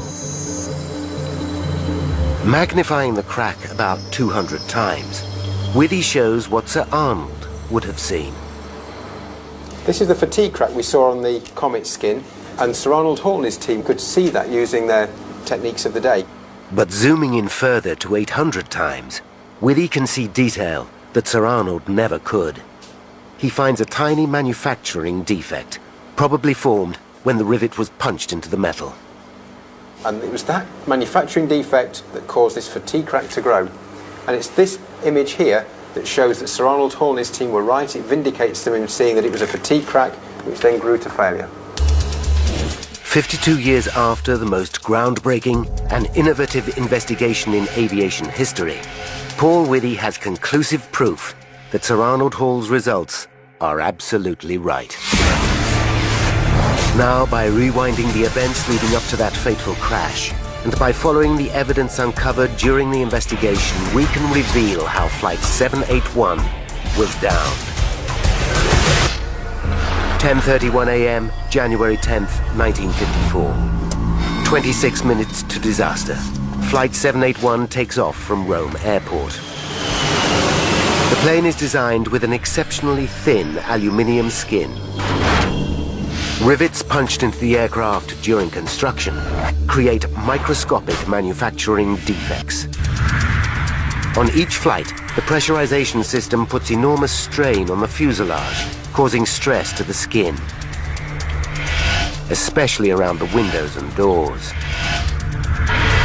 Repeated pressurizations turn the manufacturing defects into fatigue cracks that get bigger with every flight. 19 minutes to disaster. Flight 781 climbs to 11,000 meters. As it ascends, the pressure increases and the aircraft's skin becomes more stressed. At 10:51 a.m., the Comet's pilot, Captain Gibson, sends a radio message. George Howchick from George York Peter. 5 seconds to disaster. A fatigue crack reaches 2 centimeters in length, and the aircraft skin rips apart.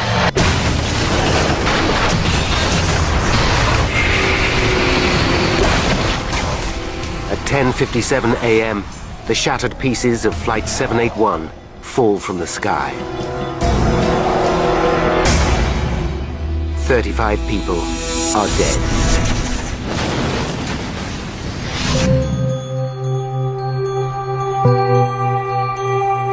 On the island of Elba lies a memorial to those who lost their lives over 50 years ago. The pain of the tragedy will never be forgotten, but the scientific understanding gained during the investigation is comfort to some. I know it gave my mother a great deal of comfort that the test they did on the following the comet crash did save people's lives later. 4 years after the crash, the Comet did fly again, but it never achieved the commercial success it once promised. In the interim, American company Boeing developed their own passenger jet and became the dominant force in the world of aviation. The de Havilland Aircraft Company went into decline and were eventually taken over. Passenger air travel had changed forever. A plane takes off from Chicago Airport on a clear spring day. As the wheels leave the runway, it loses power from one of its engines. Suddenly, it rolls to the left. Seconds later, the aircraft hits the ground and disintegrates, smashing into a trailer park. 273 people are dead. Now, a team of investigators must find out exactly what went wrong in America's most catastrophic air accident. What they discover will uncover fatal shortcomings in the American aviation business and change the industry forever. Disasters don't just happen. They're a chain of critical events. Unravel the clues and count down those final seconds from disaster.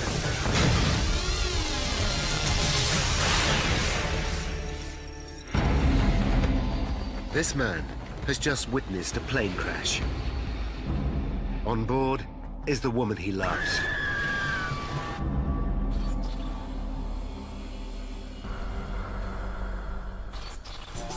North America, Illinois, Chicago. May 25th, 1979, 12 noon. America's third biggest city, with the busiest airport in the world. Every minute, a plane lands or takes off from O'Hare International Airport. More than 2,000 flights a day. This is one of the most crowded airspaces in the world. On its final approach to O'Hare is an American Airlines DC-10, flying in from Phoenix, Arizona. At the controls is 53-year-old Captain Walter Lux. Walter has worked for American Airlines for 29 years and completed over 22,000 flying hours. Welcome to Chicago, ladies and gentlemen. Thank you for flying American Airlines. It's 1:30 p.m. and Walter prepares to go off duty when a fellow pilot approaches him. The colleague has to attend a family function and asks Walter whether he'll swap shifts and take flight 191 to Los Angeles that afternoon. Walter has to think hard. It's the Friday before Memorial Day holiday weekend, and Walter is looking forward to the break. He lives in Phoenix, but this weekend he plans to stay in the family holiday home in the Chicago area with his son Michael. It's a neat little house in between two lakes that my dad has purchased way back in 1959. Usually we're out on the water, either fishing or sailing. The request will mean Walter changing his plans. But he also knows he can call for a return favor in the future. Okay, I'll see you soon. Back we go again, huh? Let's go. There's no time to let his son Michael know about the change. He'll have to call him from LA. Already, passengers are checking in for Flight 191. 21-year-olds Deborah Ann Maruzzi and Doreen Malik are going on the holiday of a lifetime to Hawaii. Debbie's boyfriend, Ray DeVito, sees them off. Hi now. See ya.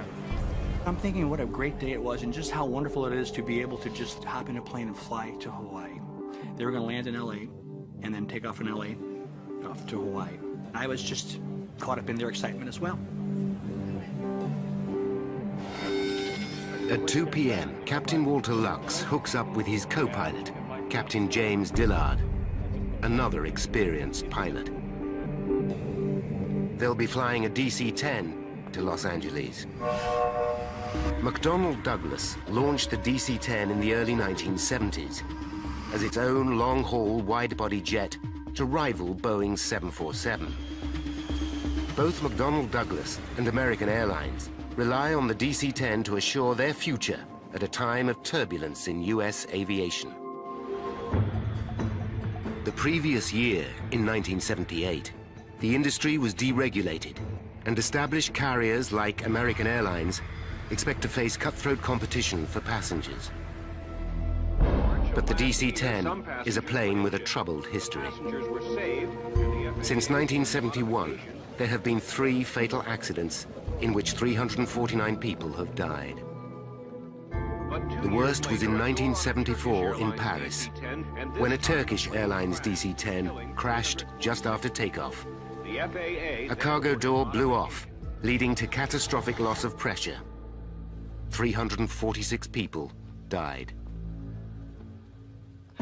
Nevertheless, the DC-10 and its cutting-edge flight control systems are popular with pilots, including Walter Lux. He thinks it's a great airplane. He's became a captain on it. Great airplane, especially in the weather in Chicago.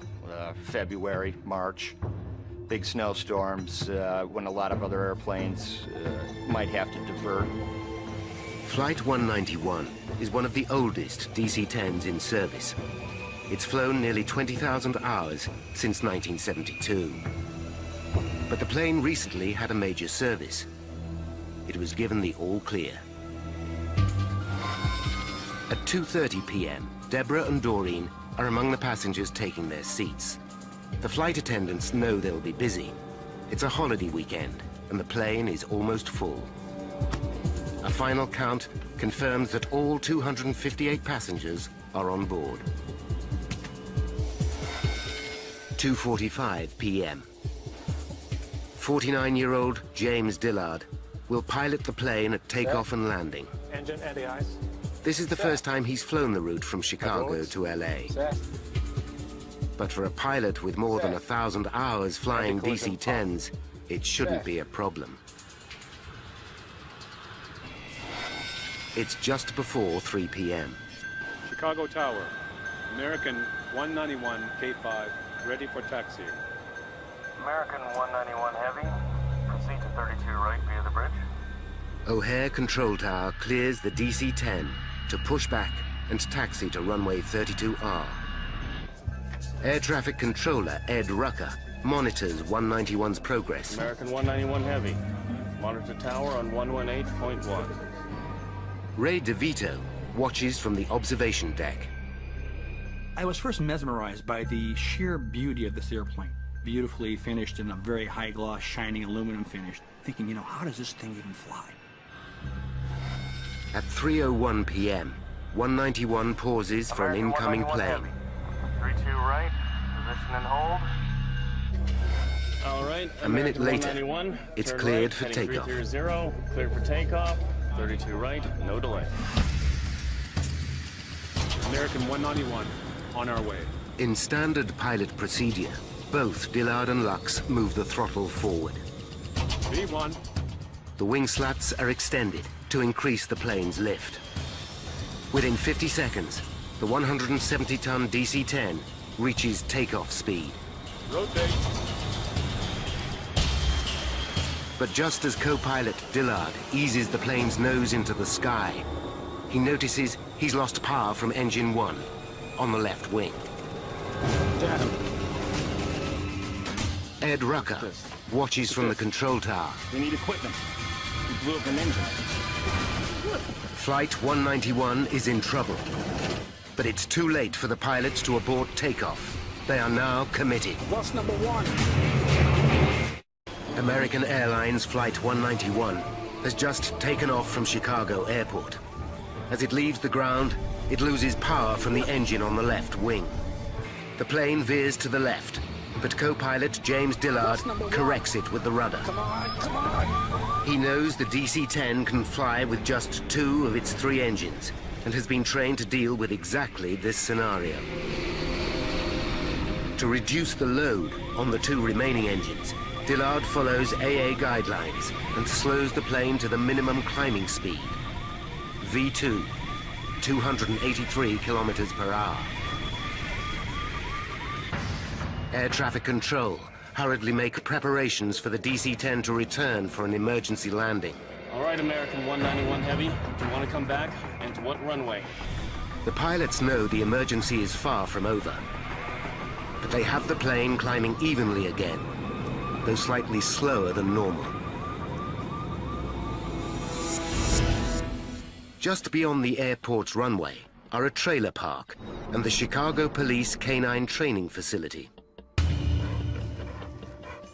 Sergeant Ken Berger has been training dog teams in search and pursuit techniques for 17 years.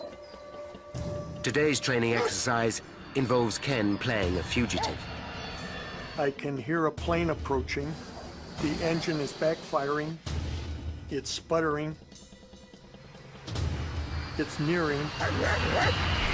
Suddenly, just 20 seconds after leaving the ground, Flight 191 is in desperate trouble. What the? Without warning, the plane starts to roll to the left. Ray DeVito is still on the observation deck. He watches in horror. There are two fireballs, like flak from a World War II movie. Two big bangs with a red flash fire, and then it begins to roll over. Within seconds, the aircraft banks dramatically to the left.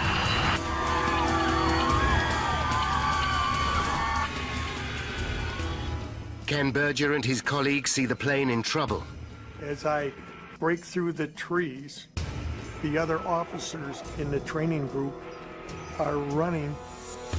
The DC-10 heads directly for the trailer park, home to hundreds of people.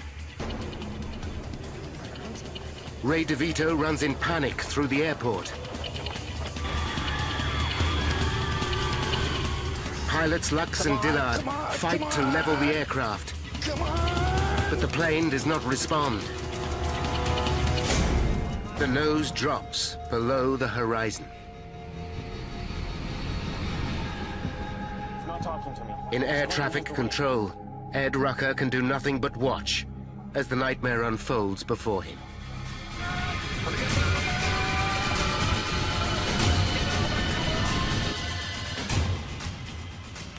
Flight 191 smashes into the ground just short of the trailer park.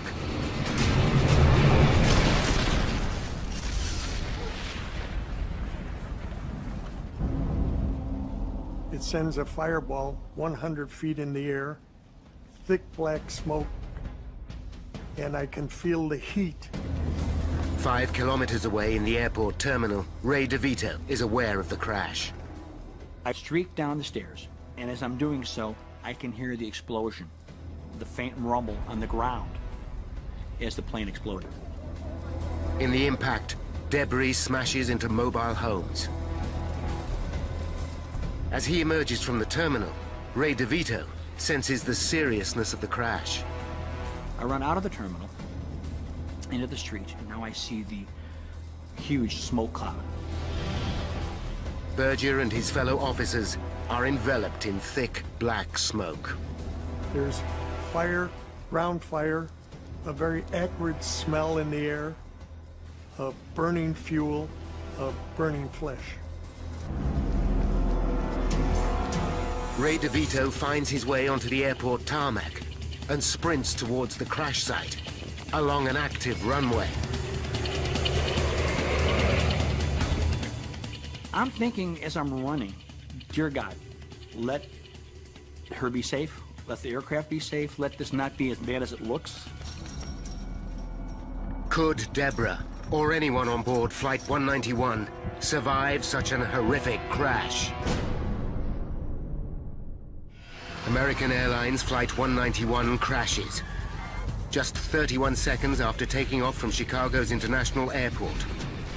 271 people are on board. Ray DeVito races to the scene to find out if his loved one is among the survivors. 3:15 p.m. Just 11 minutes after the crash, the first firefighters arrive. Among them is paramedic John Heavey. There was a haze in the air, and the one thing I distinctly remember was the absolute, utter silence. No sounds, nothing whatsoever. As the emergency services begin to search for survivors, local news crews also arrive. Ray DeVito has run 5 kilometers to reach the crash site. When I arrive at the crash site, I see pieces of airplane strewn about. I assumed I'm not at the proper site because there's not enough pieces of plane or things here for me to recognize. By now, the emergency services realize their task is hopeless. John Heavey and his team confront the horror of the scene. There were parts of what we didn't know what they were until we got closer. There were just parts and chunks of people that were soaked in jet fuel, that were burning. The twisted wreckage of 191 lies scattered for hundreds of meters. Debris has smashed into the trailer park, destroying 5 homes. 2 more people are dead. Even seasoned professionals are overwhelmed by the scene. It's something you can never forget. And the hopelessness that you can't help anybody.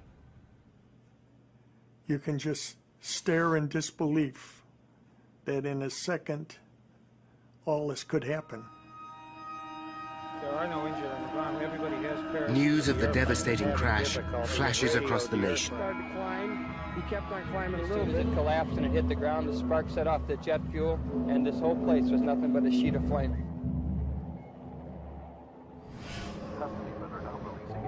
In Phoenix, Arizona, the news alerts Michael Lux, son of pilot Walter Lux.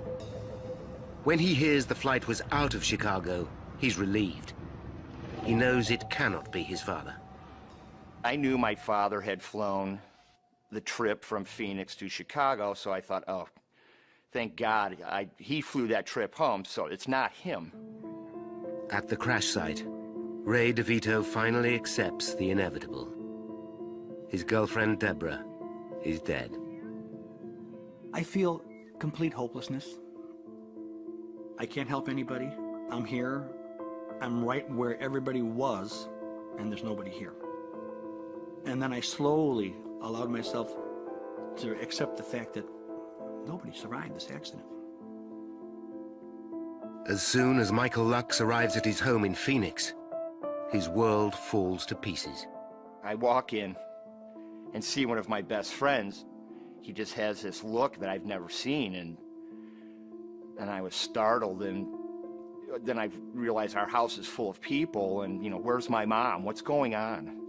And then it was on the television in the other room that my dad was the captain. Lord Jesus Christ, Savior of the world, we recommend your servants whom we find here in this distressful incident. American Airlines Flight 191 ranks as the worst single-plane accident in U.S. history. In total, 273 people died. But what caused the pilots of the DC-10 to lose control of their plane so quickly? Now, by going deep into the official investigation, we can reveal the calamitous chain of events that led to the crash of 191. 11 minutes after the disaster, the National Transportation Safety Board, or NTSB, receives a call. Within the hour, a GO team of 15 expert investigators is on its way to Chicago. Pivotal to the investigation will be the expertise of this man, Michael Marks. In 1979, Marks is senior metallurgist at the NTSB. He will unlock the mystery of why 191 fell out of the sky just 30 seconds after takeoff. You wouldn't have thought that that could ever happen on an airplane. So it is a shock. It's a shock to you and I and everybody in the world that this type of thing happened.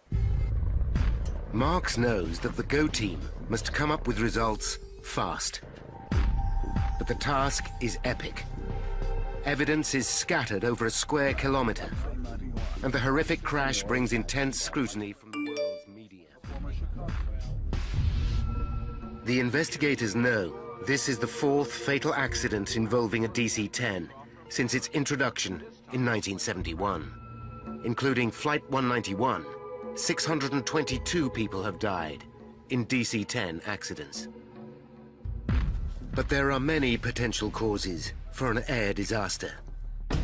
An electrical fault, a design failure, an explosion, pilot error. The team's priority is to find the black boxes, the flight data recorders. The information they hold is so vital, they are enclosed in armored casing. So-called black box, it can take a tremendous amount of impact force as well as fire damage before it becomes useless. But could they have survived an impact of this magnitude? Until they find the black boxes, the NTSB experts must start at the very beginning. Weather conditions were perfect for flying, and air traffic control report no obvious outside interference, such as another plane or a collision with a flock of birds. But one thing is immediately clear. Halfway down the runway, they find the remains of Engine 1. It must have detached from the wing during takeoff. The question is, why? The investigators hope to find the answer among the debris, scattered over hundreds of meters. There may be some very small or individual components that would give you the actual cause of what happened. And it's referred to as the golden nugget. It's vital to understand why the engine fell off, and fast. If the DC-10 has a design fault, the consequences for aviation will be huge. Nearly 300 DC-10s carry almost 150,000 passengers worldwide every day. Are they all at risk? The pressing question is, did the loss of the engine alone cause the crash? Or was it part of a catastrophic sequence of events? They hope that the answers will be stored in the black boxes, but to their frustration, they still have not been found. And the team struggles to identify anything meaningful amongst the wreckage. While the search continues, the team turns to eyewitnesses, and their luck changes. They uncover an extraordinary piece of evidence. An amateur photographer at O'Hare Airport captured the final moments of Flight 191. Photo shows smoke or vapor trailing from the left wing. Was there a fire on board? The evidence from one key eyewitness suggests an explosion. My name is Edward Rucker. Air traffic controller Ed Rucker is one of the first to be Federal interviewed. Aviation Administration. I saw a flash from the left wing. I told my supervisor there was an explosion. Could the downing of Flight 191 be the result of sabotage or a terrorist attack? The plane completed its takeoff and then began As the investigators gather more eyewitness accounts, it becomes clear that a bomb is not responsible. The testimonies of 60 people point to one stunning moment. During takeoff, they all saw Engine 1 swing forward, then flip up and over the top of the wing.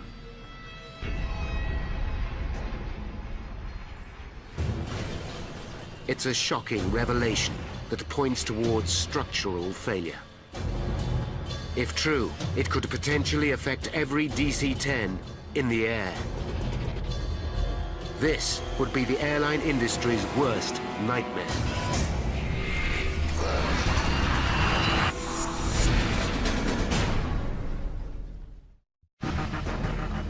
A team of experts from the National Transportation Safety Board investigates America's worst single-plane accident. They know that Flight 191 lost an engine at takeoff. But the loss of one of the DC-10's 3 engines should not be sufficient to bring it down. Yet the plane crashed just 31 seconds later. 273 people are dead. The public reels in shock, and the media demand answers. But even with NTSB experts analyzing the crash, senior investigator Woody Driver is forced to admit they are far from an explanation. I'd like to at this time ask for your help. We need some assistance in getting any kind of pictures that anybody in the area took of that aircraft while it was in flight. The team focus their inquiry on why the engine fell off. The finger of suspicion points directly at the structure that holds the engine to the wing. The DC-10 has 3 engines, each weighing more than 5 tons.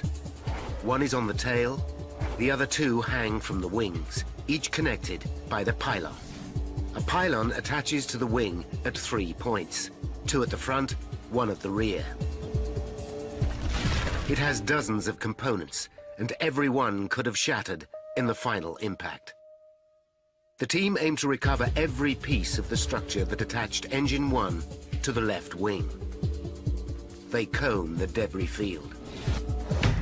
With help from local police, the parts are taken to a hangar at O'Hare Airport. There, NTSB experts painstakingly piece together and minutely examine every fragment. With every part, the question is, was this damaged in the crash, or was it faulty before the crash? Then comes the breakthrough they're waiting for. A policeman discovers the 2 black boxes. Hey guys! But the digital flight data recorder is badly battered. This records the status of all the aircraft's instruments prior to the crash.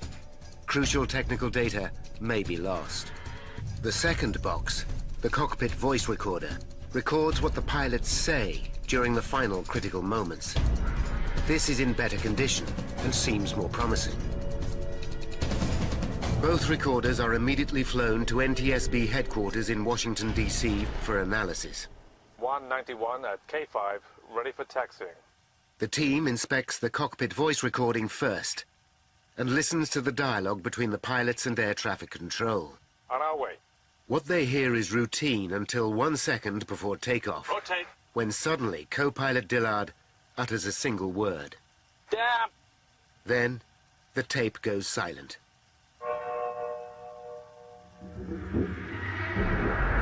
Rotate. The voice recorder stops at takeoff. It will reveal nothing more.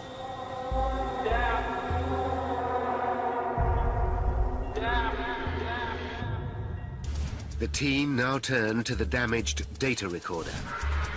The armored casing survived the crash, but the digital tape inside is torn. Technicians splice the shredded tape together and manage to salvage almost all the data. Only a few seconds are lost. The data recorder continued to function until the final moment before impact. The printouts reveal a disturbing picture.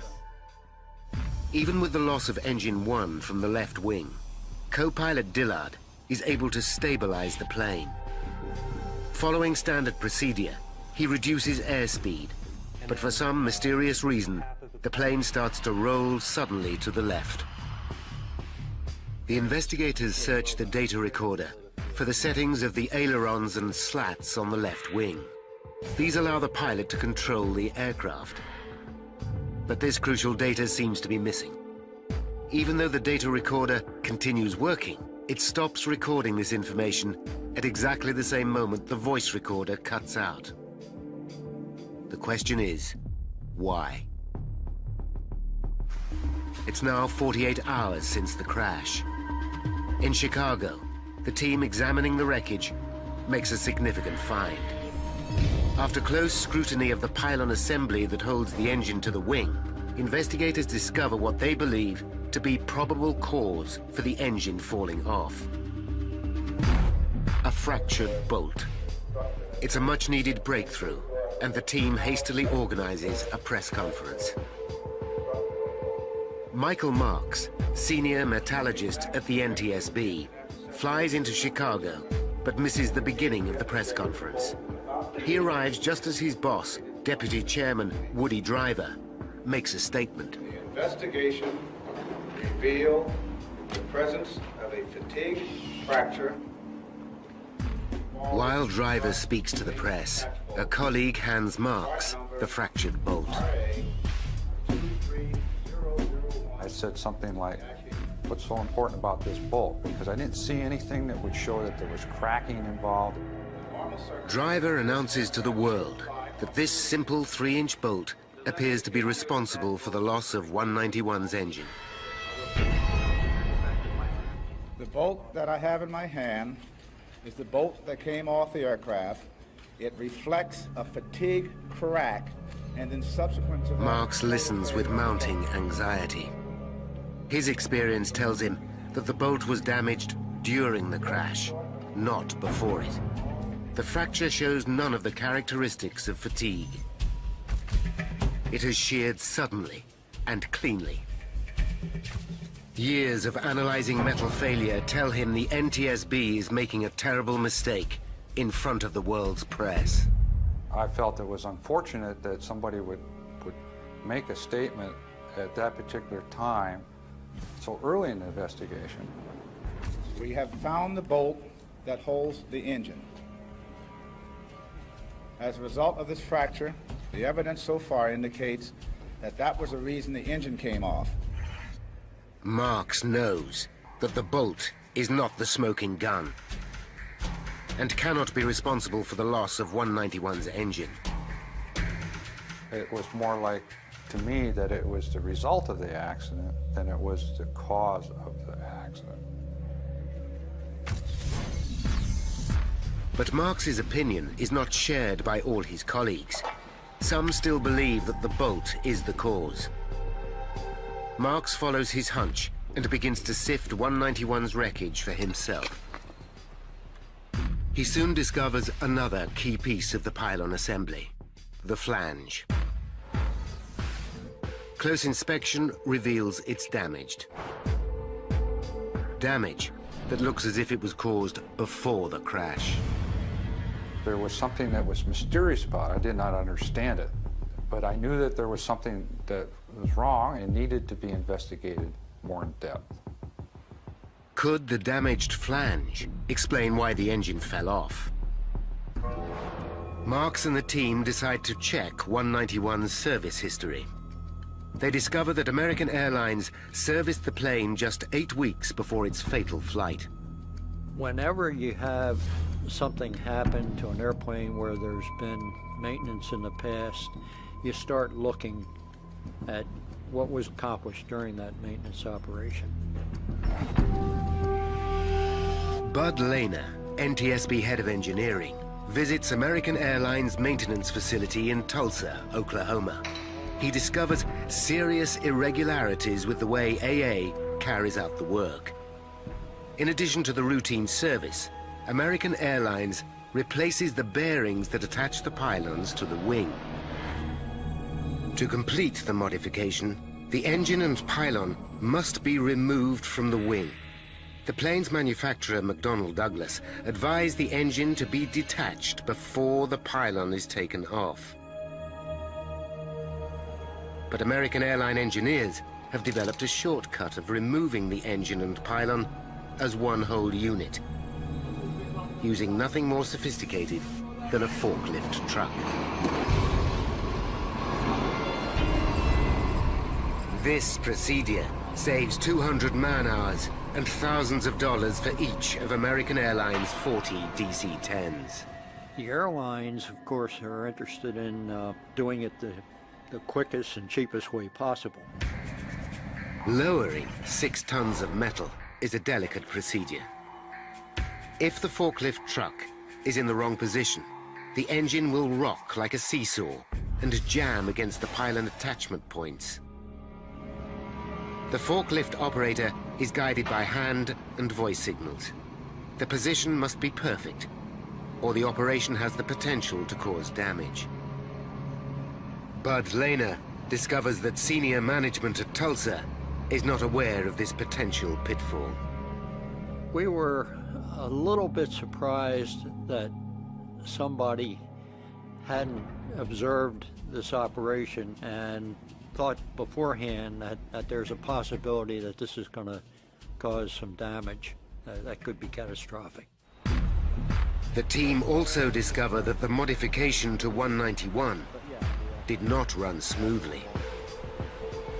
Engineers started to disconnect the engine and pylon from 191's wing, but changed shift at a crucial moment in the procedure. During the handover, the engine and pylon were left supported by the forklift truck. When work resumed, the pylon was jammed against the wing mounts. The forklift was not carrying the load evenly and had to be repositioned before the pylon could be released. Bud Lehner calls Michael Marks at the NTSB labs with the news. It just like a light bulb went off, and it just all came to me. And so I said, Bud, not only do I think it could have been caused by something striking it, I can prove it. The flange is on a bulkhead, bolted to a clevis. When the bolt is removed to detach the pylon, the flange can move up against the clevis. Marks looks at the flange again. It's not just cracked, it's also bent, exactly matching the curve of the clevis. Since the flange can only come into contact with the clevis when the bolt is removed, the crack must have been caused during the removal of the engine and pylon for maintenance. Finally, Marks knows why the engine broke away from the wing. He's also uncovered shortcomings in the way the DC-10 is serviced by American Airlines. But Marks is aware that DC-10s are able to fly with just 2 engines. Airplanes don't crash just because an engine comes off. We've had other engines that have come off and flown away and landed, and nobody gets hurt. There had to be other reasons why this particular accident happened. The spotlight turns to the pilots. Was pilot error responsible for the crash of 191? Back in Chicago, the NTSB team are making headway. They find a 1-meter piece of the left wing on the runway, where the engine fell off. The piece has been ripped away from the rest of the wing. It's a significant clue. This part of the wing carries the hydraulic controls for the slats, which are vital for takeoff. The investigators begin to understand what happened. The engine pylon broke away at the weakened flange. The engine swung round the front mount, up and over the wing, ripping out 1 meter of the leading edge, including the hydraulic control. This is crucial information. At takeoff, the slats on the leading edge extend to increase lift. Without the hydraulic system to hold them in place, wind pressure causes the outboard slats to retract. This reduces lift on the left wing, and the plane rolls to the left. The team has made a major breakthrough. But the DC-10 design includes a backup hydraulic system. Although this was also damaged, there was still enough fluid to re-extend the slats. What's more, instruments in the cockpit would warn the pilots that the slats had retracted. So why didn't Dillard re-extend them? The team realized the answer lies in the abrupt ending of the cockpit voice recording. The takeoff was regular.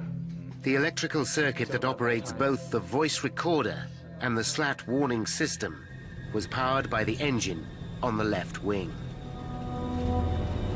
You've got pitch, speed, altitude, everything seems normal going down to right about there. When the engine tears away from the plane, both lose power, leaving Dillard with no idea that the slats are incorrectly positioned. But Dillard should still have been able to fly the plane. He was flying the airplane. He was literally flying it out after the engine came off, after the slats came back. So did Dillard deviate from the emergency procedure? The flight data recorder shows that when he lost engine 1, Dillard reduces speed to V2, exactly as trained. V2, 283 kilometers per hour, is the aircraft's minimum climbing speed. Dillard was doing everything by the book, yet still, the plane crashed. Marks and the investigation team start to question whether the emergency procedures are at fault. As part of any plane development, pilots rigorously test its handling in a variety of situations. But the investigators discover that DC-10 tests never covered a situation where the engine and pylon fall off and the slats retract. Calculating the exact effect on the aerodynamics, the team recreate 191's flight in a simulator. 70 takeoffs are simulated with exactly the same catastrophic loss of engine and slat retraction. 13 pilots try to correct the plane following the emergency instructions. Not one manages to save the aircraft.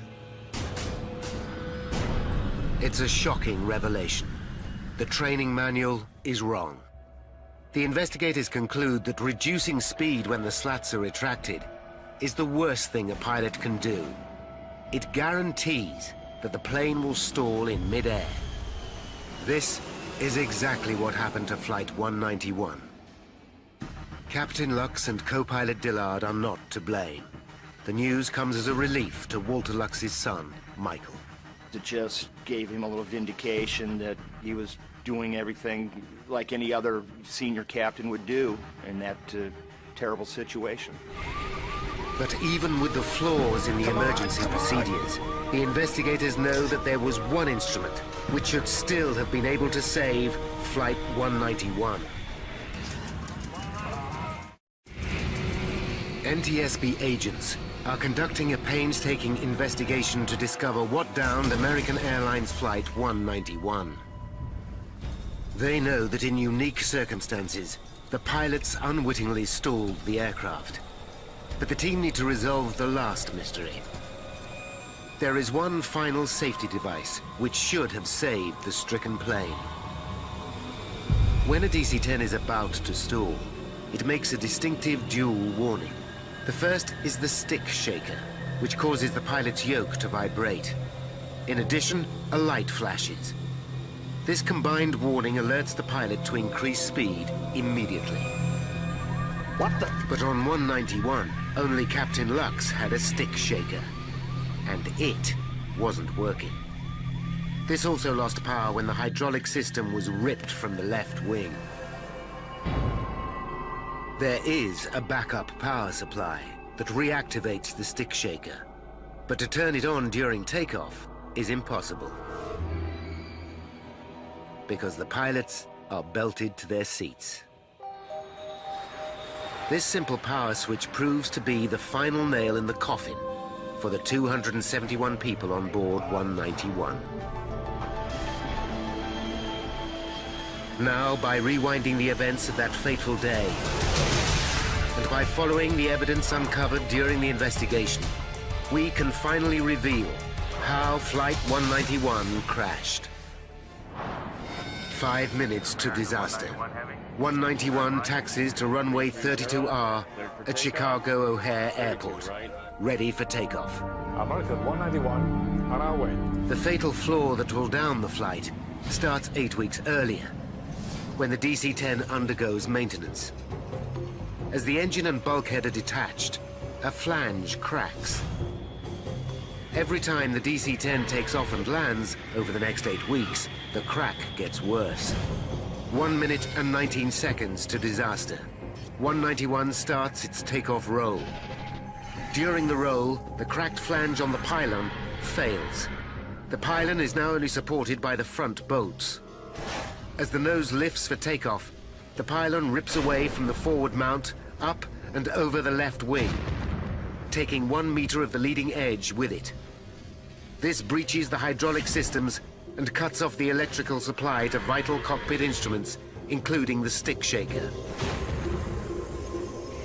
32 seconds to disaster. Damn.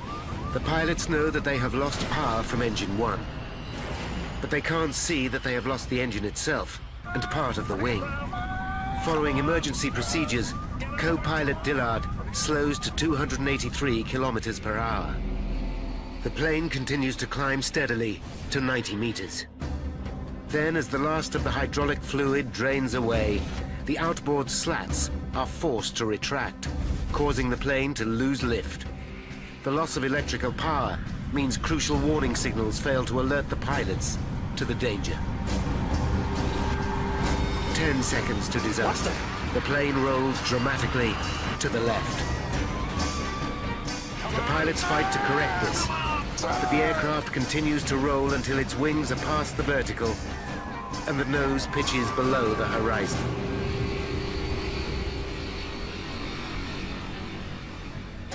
At 4 minutes past 3 and 5 seconds, 191's left wingtip hits the ground and the aircraft explodes. Nobody on the plane survives. 273 people are dead. The catastrophe is still America's worst single-plane accident. Trying to speed the maintenance process up and save a couple dollars has cost these people, my dad and 272 other people, their lives in a horrific airplane disaster. After the investigation, the NTSB recommends fundamental improvements in the aviation industry. The US government orders a change in maintenance procedures. McDonnell Douglas redesigned the DC-10. Airlines install stick shakers for both pilot and co-pilot. Pilots are no longer required to reduce speed to V2 after the loss of an engine. But nothing will bring back the victims of Flight 191. It was a life-changing event. Debbie and I were dating for a year and a half, a little more. You never think that you're going to lose somebody through an air crash. The US government fines American Airlines just $500,000 for improper maintenance procedures. But the insurance settlement for the replacement value of 191 gives American Airlines $25 million more than they paid for it. McDonnell Douglas shares fall more than 20% after the crash of 191. Eventually, the company is taken over by its rival, Boeing. But even with NTSB experts analyzing the crash, senior investigator Woody Driver is forced to admit they are far from an explanation. I'd like to this time ask for your help. We need some assistance in getting any kind of pictures that anybody in the area took of that aircraft while I was in flight. The team focus their inquiry on why the engine fell off. The finger of suspicion points directly at the structure that holds the engine to the wing. The DC-10 has 3 engines, each weighing more than 5 tons. One is on the tail, the other 2 hang from the wings, each connected by the pylon. A pylon attaches to the wing at 3 points, 2 at the front, 1 at the rear. It has dozens of components, and every one could have shattered in the final impact. The team aimed to recover every piece of the structure that attached Engine 1 to the left wing. They comb the debris field. With help from local police, the parts are taken to a hangar at O'Hare Airport. There, NTSB experts painstakingly piece together and minutely examine every fragment. With every part, the question is, was this damaged in the crash, or was it faulty before the crash? Then comes the breakthrough they're waiting for. A policeman discovers the 2 black boxes. Hey, guys! But the digital flight data recorder is badly battered. This records the status of all the aircraft's instruments prior to the crash. Crucial technical data may be lost. The second box, the cockpit voice recorder, records what the pilots say during the final critical moments. This is in better condition and seems more promising. Both recorders are immediately flown to NTSB headquarters in Washington, D.C. for analysis. 191 at K5, ready for taxiing. The team inspects the cockpit voice recording first and listens to the dialogue between the pilots and air traffic control. On our way. What they hear is routine until 1 second before takeoff. Rotate. When suddenly co-pilot Dillard utters a single word. Damn! Then the tape goes silent.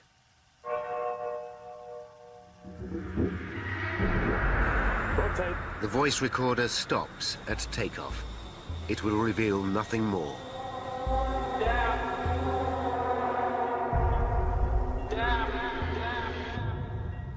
The team now turn to the damaged data recorder.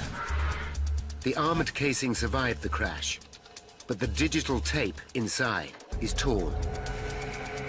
Technicians spliced the shredded tape together and managed to salvage almost all the data.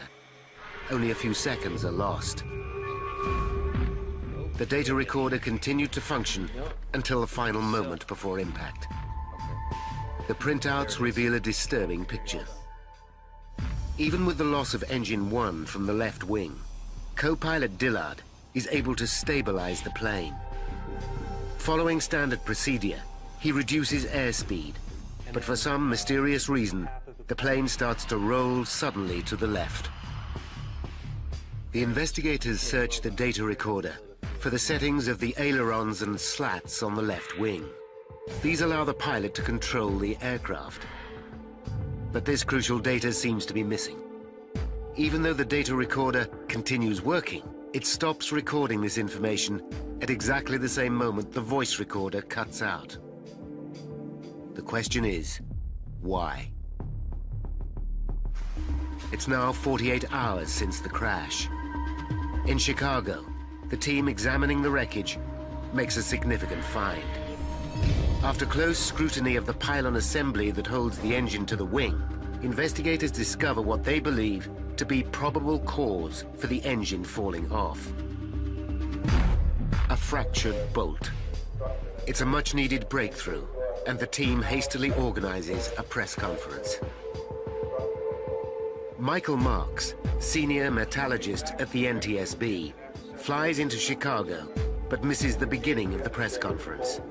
He arrives just as his boss, Deputy Chairman Woody Driver, makes a statement. The investigation revealed the presence of a fatigue fracture. While Driver speaks to the press, a colleague hands Marks the fractured bolt. I said something like, what's so important about this bolt? Because I didn't see anything that would show that there was cracking involved. Driver announces to the world that this simple 3-inch bolt appears to be responsible for the loss of 191's engine. The bolt that I have in my hand is the bolt that came off the aircraft. It reflects a fatigue crack, and then subsequent to that... Marks listens with mounting anxiety.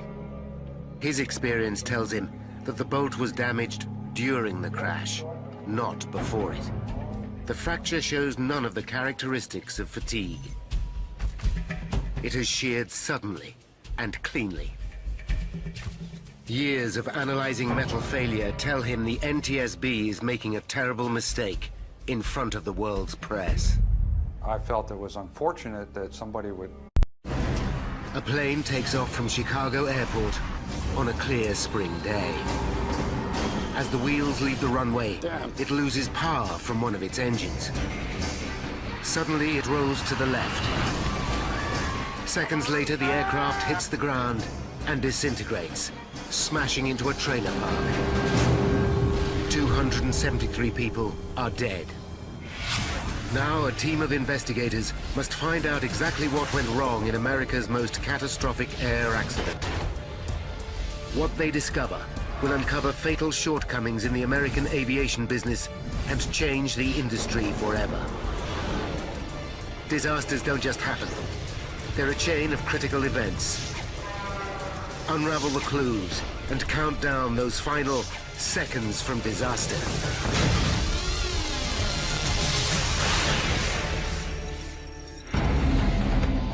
This man has just witnessed a plane crash. On board is the woman he loves.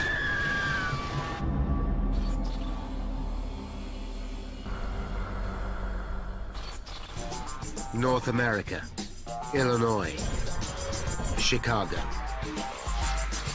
May 25th, 1979, 12 noon.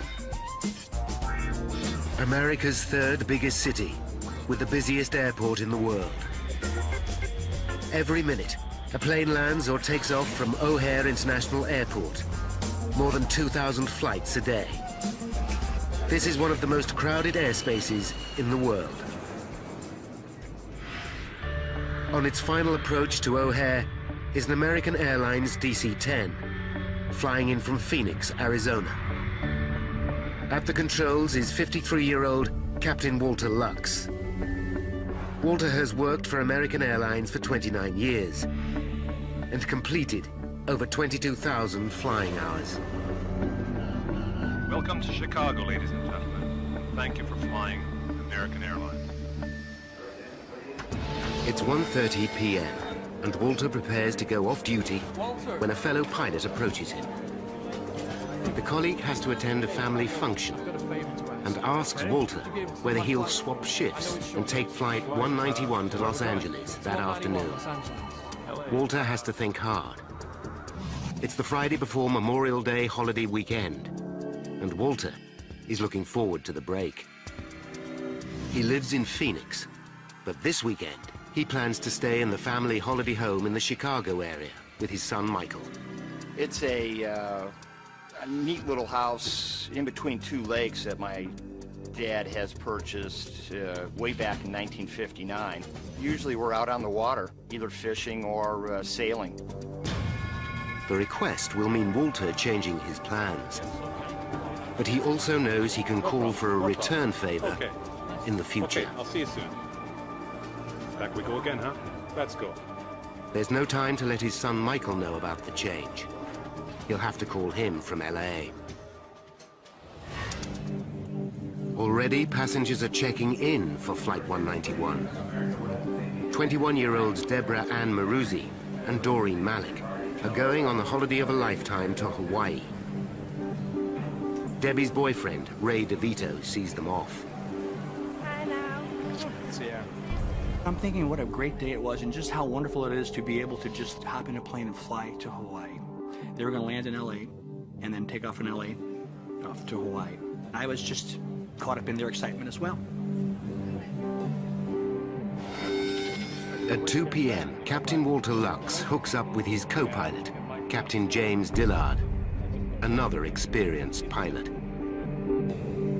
They'll be flying a DC-10 to Los Angeles. McDonnell Douglas launched the DC-10 in the early 1970s as its own long-haul wide-body jet to rival Boeing's 747. Both McDonnell Douglas and American Airlines rely on the DC-10 to assure their future at a time of turbulence in U.S. aviation. The previous year, in 1978, the industry was deregulated, and established carriers like American Airlines expect to face cutthroat competition for passengers. But the DC-10 is a plane with a troubled history. Since 1971, there have been 3 fatal accidents in which 349 people have died.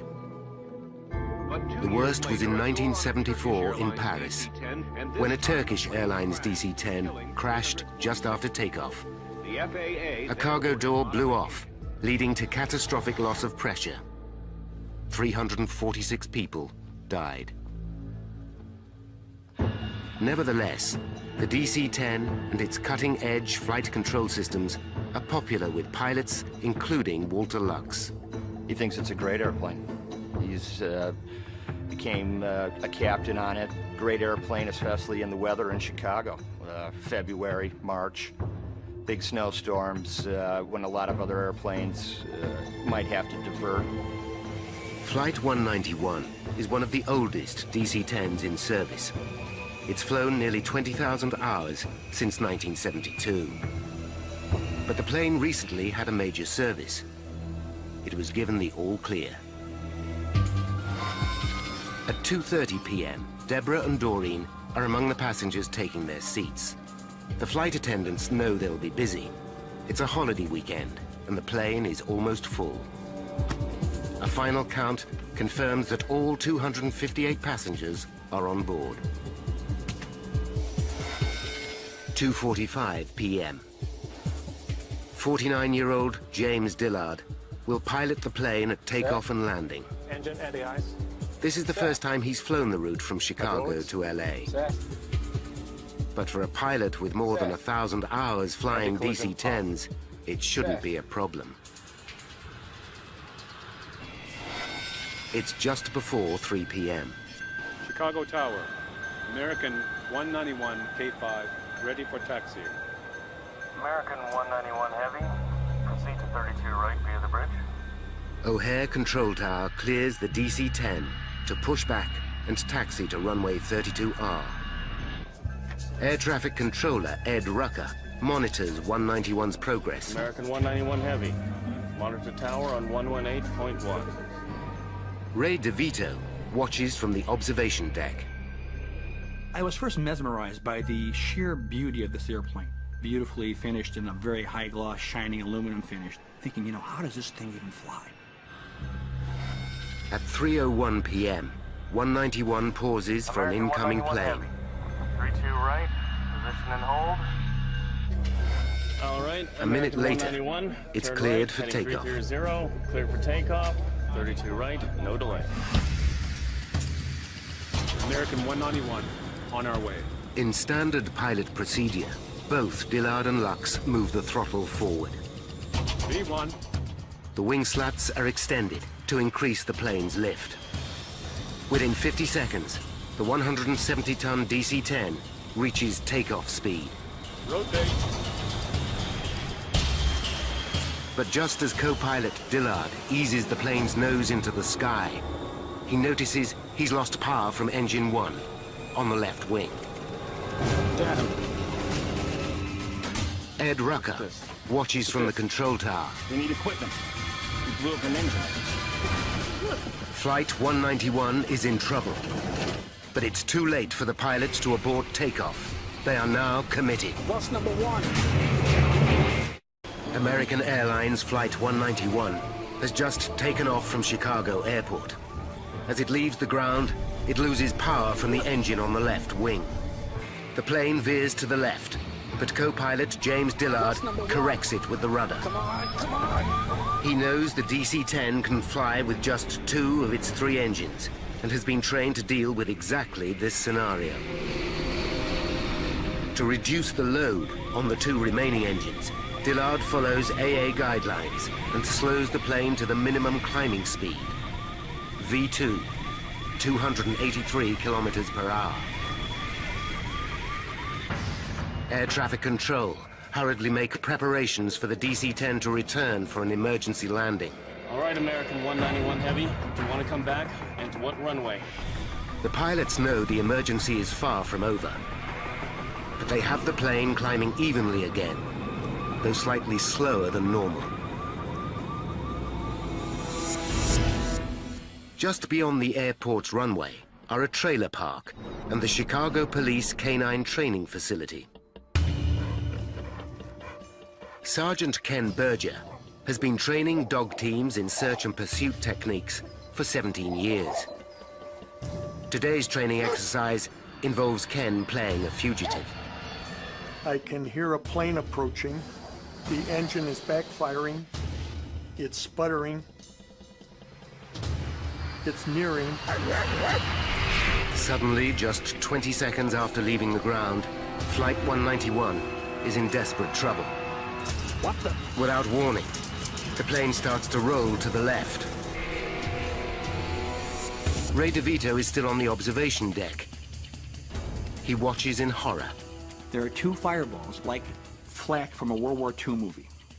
2 big bangs with a red flash fire, and then it begins to roll over. Within seconds, the aircraft banks dramatically to the left.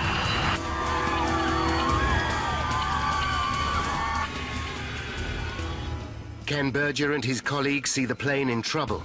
As I break through the trees, the other officers in the training group are running. The DC-10 heads directly for the trailer park, home to hundreds of people. Ray DeVito runs in panic through the airport. Pilots Lux and Dillard fight to level the aircraft. But the plane does not respond. The nose drops below the horizon. He's not talking to me. In air traffic control, Ed Rucker can do nothing but watch as the nightmare unfolds before him.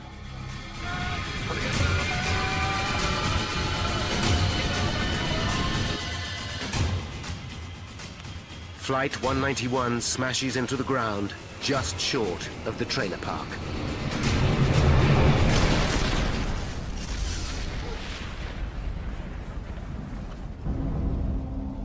It sends a fireball. Receives a call. Within the hour, a GO team of 15 expert investigators is on its way to Chicago. Pivotal to the investigation will be the expertise of this man, Michael Marks. In 1979, Marks is senior metallurgist at the NTSB. He will unlock the mystery of why 191 fell out of the sky just 30 seconds after takeoff.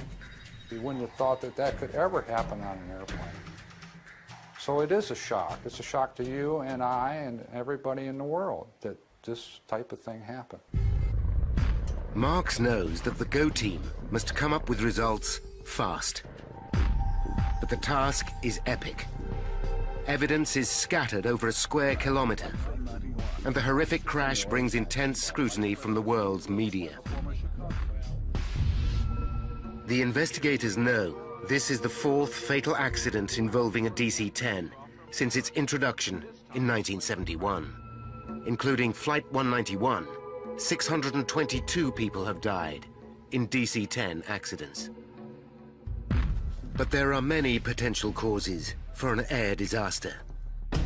An electrical fault, a design failure, an explosion, pilot error. The team's priority is to find the black boxes, the flight data recorders. The information they hold is so vital, they are enclosed in armored casing. So-called black box, it can take a tremendous amount of impact force as well as fire damage before it becomes useless. But could they have survived an impact of this magnitude? Until they find the black boxes, the NTSB experts must start at the very beginning.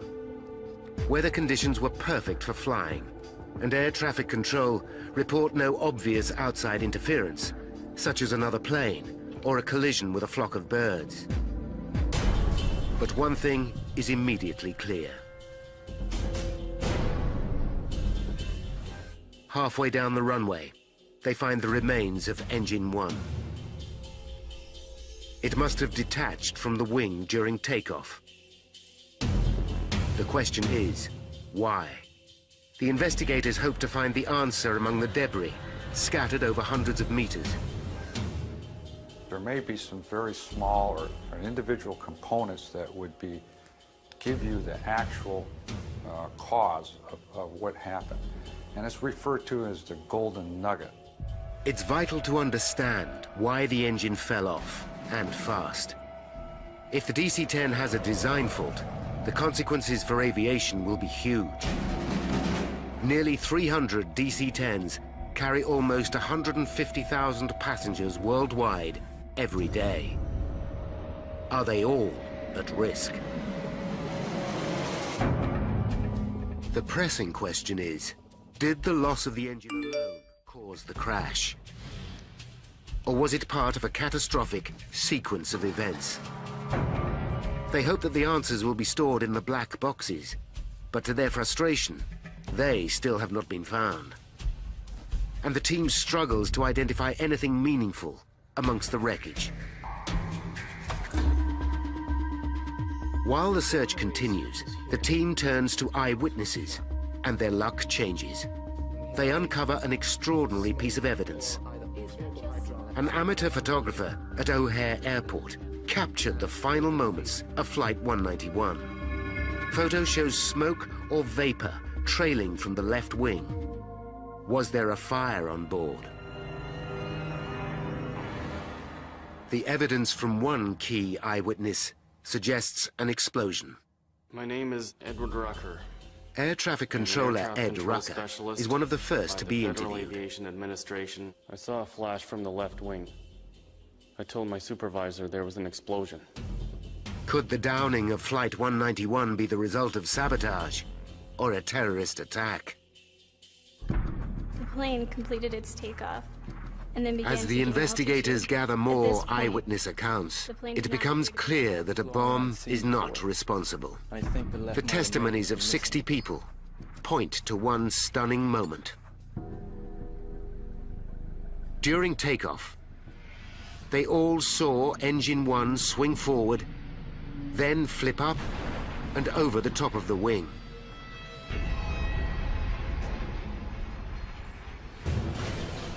It's a shocking revelation that points towards structural failure.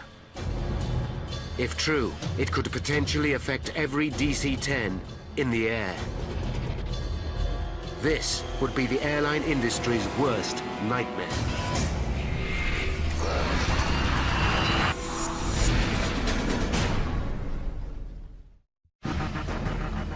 A team of experts from the National Transportation Safety Board investigates America's worst single-plane accident.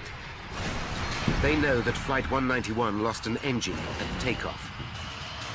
But the loss of one of the DC-10's 3 engines should not be sufficient to bring it down. Yet the plane crashed just 31 seconds later. 273 people are dead.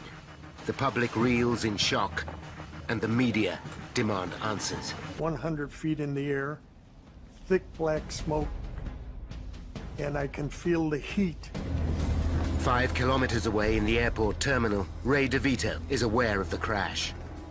I streak down the stairs, and as I'm doing so, I can hear the explosion, the faint rumble on the ground as the plane exploded. In the impact, debris smashes into mobile homes. As he emerges from the terminal, Ray DeVito senses the seriousness of the crash. I run out of the terminal, into the street, and now I see the huge smoke cloud. Berger and his fellow officers are enveloped in thick black smoke. There's fire, ground fire, a very acrid smell in the air, of burning fuel, of burning flesh. Ray DeVito finds his way onto the airport tarmac and sprints towards the crash site, along an active runway. I'm thinking as I'm running, dear God, let her be safe, let the aircraft be safe, let this not be as bad as it looks. Could Deborah, or anyone on board Flight 191, survive such an horrific crash? American Airlines Flight 191 crashes. Just 31 seconds after taking off from Chicago's International Airport.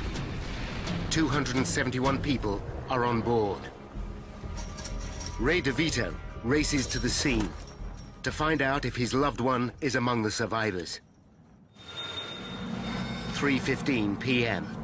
Just 11 minutes after the crash, the first firefighters arrive. Among them is paramedic John Heavey. There was a haze in the air, and the one thing I distinctly remember was the absolute, utter silence. No sounds, nothing whatsoever. As the emergency services begin to search for survivors, local news crews also arrive. Ray DeVito has run 5 kilometers to reach the crash site. When I arrive at the crash site, I see pieces of airplane strewn about. I assumed I'm not at the proper site because there's not enough pieces of plane or things here for me to recognize. By now, the emergency services realize their task is hopeless. John Heavey and his team confront the horror of the scene.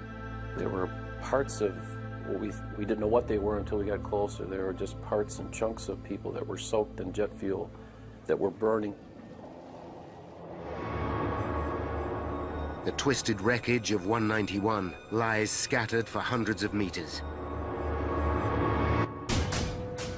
Debris has smashed into the trailer park destroying 5 homes. 2 more people are dead. Even seasoned professionals are overwhelmed by the scene. It's something you can never forget. And the hopelessness that you can't help anybody. You can just stare in disbelief that in a second, all this could happen. There are no injured on the ground. Everybody has parachutes. News of the devastating crash flashes across the nation. He kept on climbing a little bit. It collapsed and it hit the ground. The spark set off the jet fuel, and this whole place was nothing but a sheet of flame.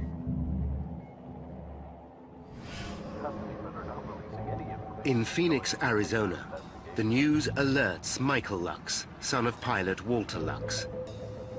When he hears the flight was out of Chicago, he's relieved. He knows it cannot be his father. I knew my father had flown the trip from Phoenix to Chicago, so I thought, oh, thank God, he flew that trip home, so it's not him. At the crash site, Ray DeVito finally accepts the inevitable. His girlfriend, Deborah, is dead. I feel complete hopelessness. I can't help anybody. I'm here. I'm right where everybody was, and there's nobody here. And then I slowly allowed myself to accept the fact that nobody survived this accident. As soon as Michael Lux arrives at his home in Phoenix, his world falls to pieces. I walk in and see one of my best friends.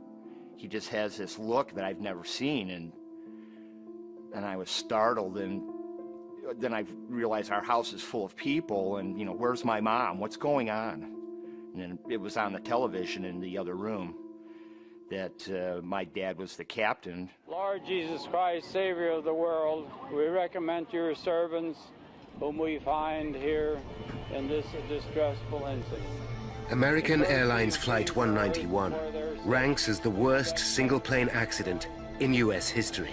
In total, 273 people died. But what caused the pilots of the DC-10 to lose control of their plane so quickly? Now, by going deep into the official investigation, we can reveal the calamitous chain of events that led to the crash of 191. 11 minutes after the disaster, the National Transportation Safety Board, or NTSB, it starts as a normal day at one of America's biggest oil refineries. 1,800 people are busy at work. Without warning, a massive explosion rocks the plant. The blast is felt 8 kilometers away. Dozens of people are injured. 15 are dead. A desperate rescue operation gets underway. America's worst industrial disaster for 15 years shatters a close-knit community.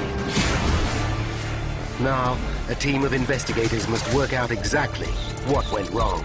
Human error, design flaw, or terrorist attack.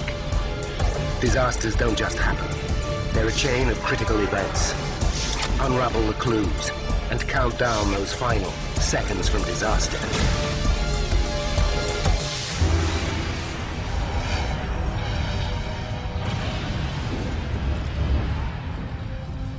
This man has broken his back in 6 places. Now he has minutes to escape before he burns to death.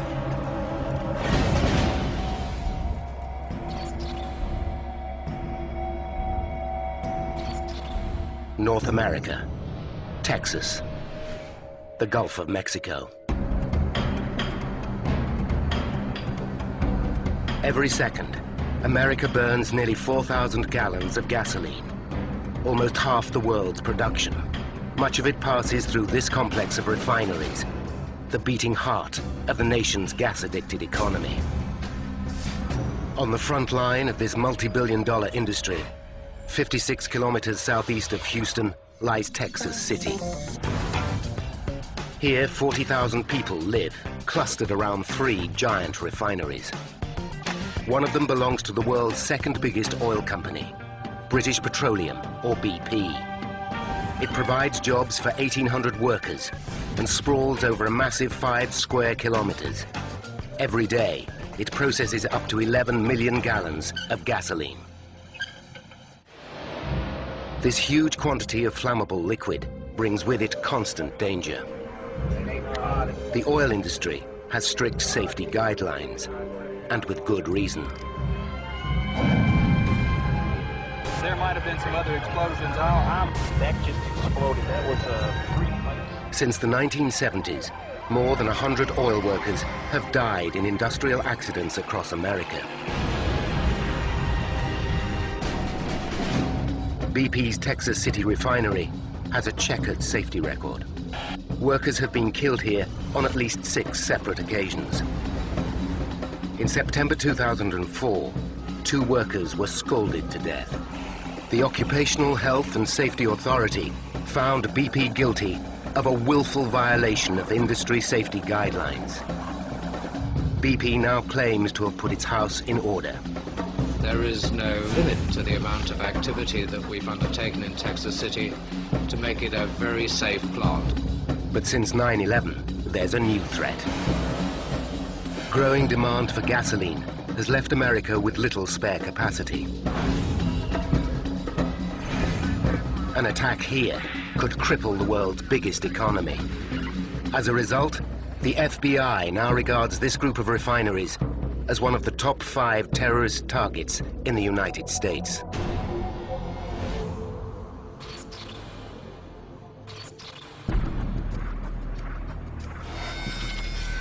At 2 a.m., night shift operators at the BP refinery work on a distillation tower. For the last month, the tower has been shut down for routine maintenance. This usually happens once every few years. Now its operators must start it up again. The process can take up to 12 hours, and much of it has to be done manually. The risk of human error makes it one of the most dangerous jobs in any refinery. The tower's function is to distill raw fuel into its heavier and lighter components. On its way into the tower, the liquid is heated by a furnace, and the lighter components evaporate. The vapor rises to the top of the tower and is channeled out through a pipe. It then passes through a condenser and returns to liquid before being pumped away. This will be added to gasoline to make it more potent. Meanwhile, the heavier residue left at the bottom of the tower is siphoned off. This will be used to make products such as tar. If the distillation process creates too much vapor, operators can lower the pressure by venting excess gases. These eventually reach a safety outlet or blowdown stack. Just after 2 a.m., operators start to pump raw fuel into the tower. It's a delicate process. The liquid is highly flammable.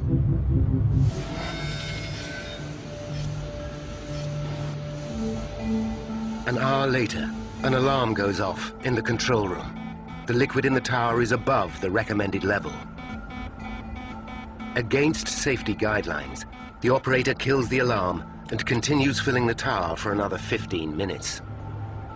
It's an unofficial but routine shortcut, which has been taken many times before.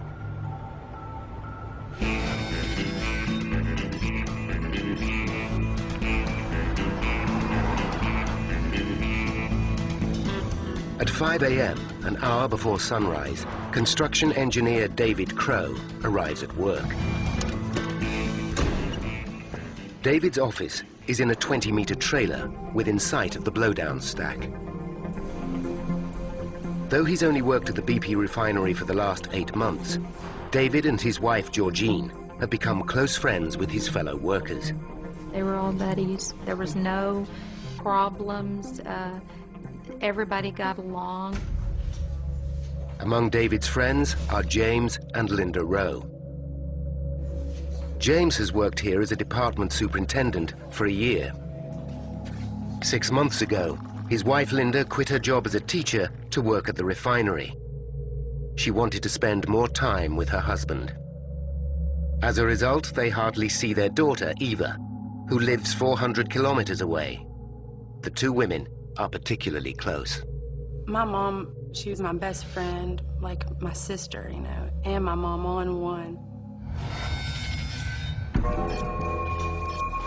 By 10 minutes to 10, there's been a change of shift at the distillation tower. The computer shows the liquid level has dropped to normal. The supervisor now decides to move on to the next phase of the startup process. An operator starts to feed more fuel into the tower. At 10 a.m., operators light burners on the tower's furnace. This starts the distillation process by heating the liquid feeding into the tower. From this point on, most functions are automated. The most risky part of the process is over.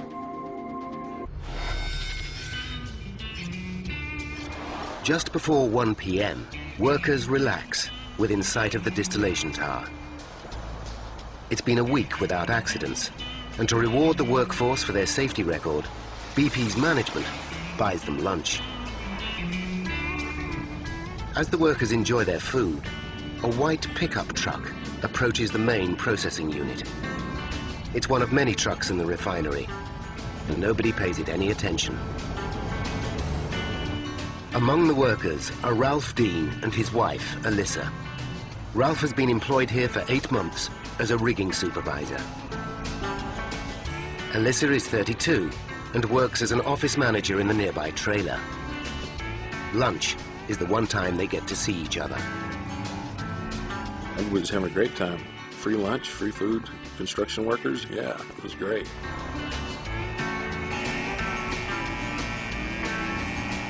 As the workers finish their food, David Crow rounds them up for a routine maintenance meeting. Alyssa joins them in the trailer. As she does so, the white pickup truck parks near the blowdown stack. The driver leaves the engine running and slips away unseen. Although they don't realize it, the workers are now in terrible danger. And one of the world's biggest oil refineries is on the brink of catastrophe.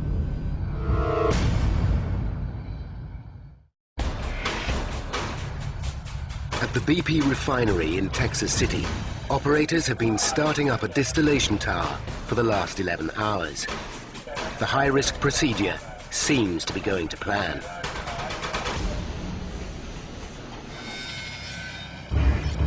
But at nearly 20 past 1, workers become alarmed. They spot a pool of liquid seeping under a white pickup truck. They can't be sure what it is, but the chances are it's flammable. Worse still, the pickup's engine is revving loudly, and the driver is nowhere to be seen. Workers run for cover, fearing the worst. Nearby, Ralph Dean is operating a forklift. His wife Alyssa is in a trailer with 21 other workers, including her friends David, Linda, and James. None of them hear the disturbance outside.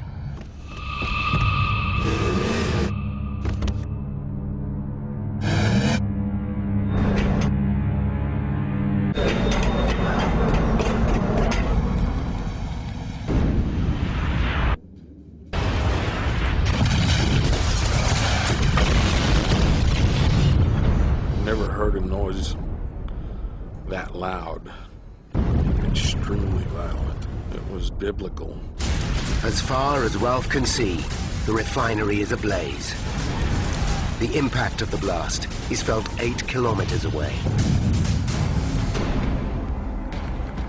Just outside Texas City, David Crow's wife, Georgine, is busy at work. Within minutes of the explosion, local TV stations broadcast pictures of the burning refinery. In case anyone is just joining us, you are looking at live pictures from Texas City. Georgine can't mistake her husband's workplace. Your heart is racing. My stomach started feeling queasy. I don't know, I think I wanted to scream. It becomes clear this is a major disaster. In a panic, Georgine phones her husband, David. There's no answer from his mobile phone, nor from the landline in the trailer.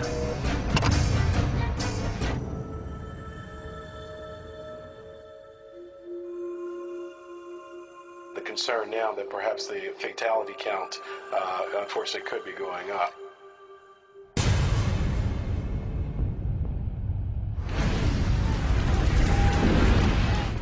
Dazed by the explosion, Ralph Dean suddenly realizes his wife would have felt the full impact of the blast. But when he races to the trailer, he finds nothing left. Alyssa is nowhere to be seen.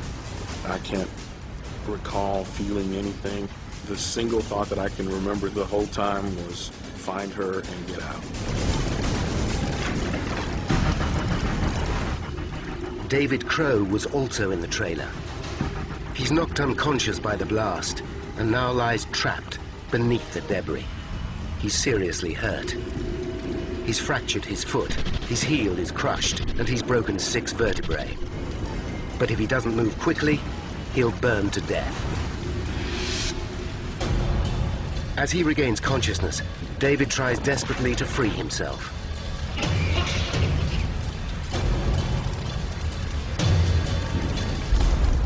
Despite his crippling injuries, he drags himself clear of the immediate danger, but he's still surrounded by flames. As David looks for an escape route, he sees Ralph searching for his wife, Alyssa. Neither of the men can make sense of their surroundings. There was nothing you could recognize, nothing. Everything was just torn to bits.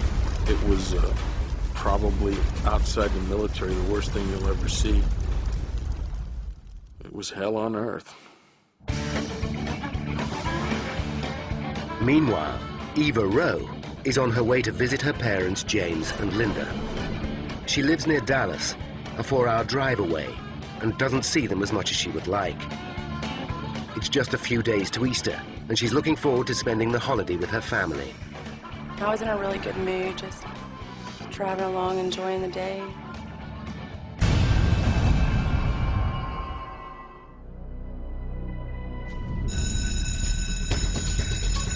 Meanwhile, a massive rescue operation gets underway. How many lifelines do you have in the way? We have 1. Do you need more? Request them all.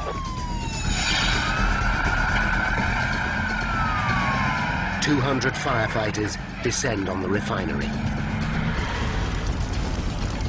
The scene, to me, looked like a nuclear explosion had gone off. It just wiped everything out. There are things I saw that day that most people will never see in their lifetime and hopefully never will. Emergency services have to act fast. Millions of gallons of flammable materials are within meters of the fire. David Crow lies crippled, choking on the lethal fumes. Then, 2 colleagues stumble across him and drag him to safety. How in the world did I get out of that? Why me? Why was I spared?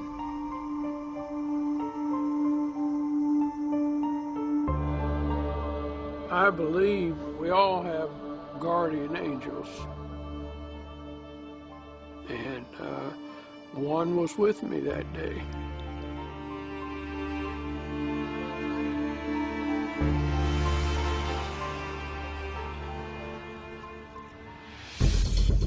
Paramedics will initially work on this scene to stabilize the most seriously injured and then prepare the patients for immediate transport to the nearest hospital, either by life flight or by ambulance.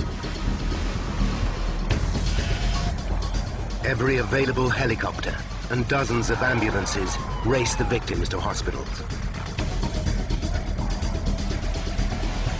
David Crow's wife, Georgine, learns that her husband is alive. When she sees him, she's shocked by the state he's in. He looked like he had been tied to a car and dragged down a road. I told him, I love you. And I'm glad you're still here.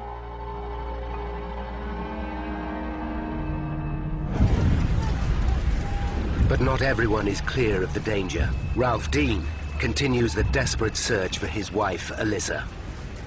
All I can think of is digging. It's like I'm digging and I'm not getting anywhere. Then, just as his efforts seem hopeless, he sees debris he recognizes from his wife's office. Beneath it, he finds a body. It's Alyssa, and she's still breathing.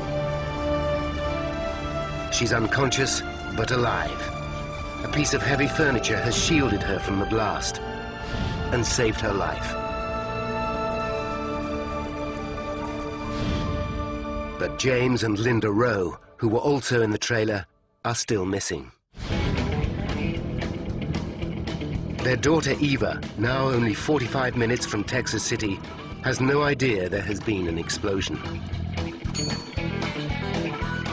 There has been apparently a major explosion. We understand from one of the witnesses who called us that it is at the BP refinery. When she hears the news, she immediately calls her mother, but gets no response. I knew that something was wrong because she always answered. And that time she didn't.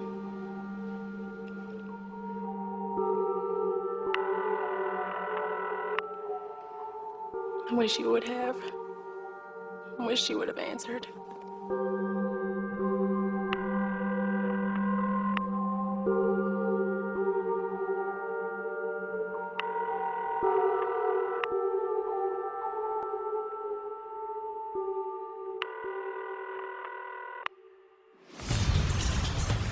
Back at the blast site, it takes firefighters more than 2 hours to extinguish the blaze. America's third biggest refinery is left a smoldering wreck. In total, 170 people are injured, 15 are dead. 11 died in the trailer, but it's still not clear if Eva's parents are among them. Many of the bodies are so burnt, they can't be identified by sight. The following day, Eva's asked to provide her parents' medical records. She finally learns that neither of them survived.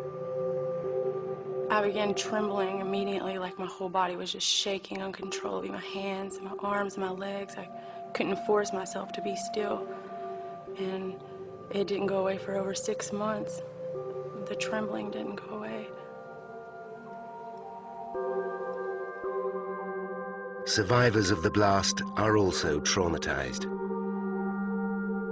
I guess what probably haunts me more than anything, I wasn't able to do anything. For a good while there, I had dreams and I was talking to my friends. I'm not sure how rational that sounds, but it did. It bothered me. The disaster leaves Texas City grief-stricken. The question on everyone's lips is what could have triggered this nightmare.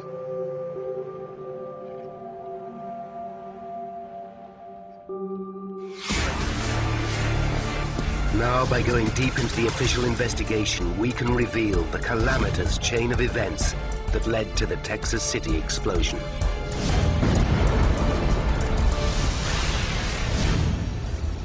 The first officials on the scene aren't industrial accident investigators.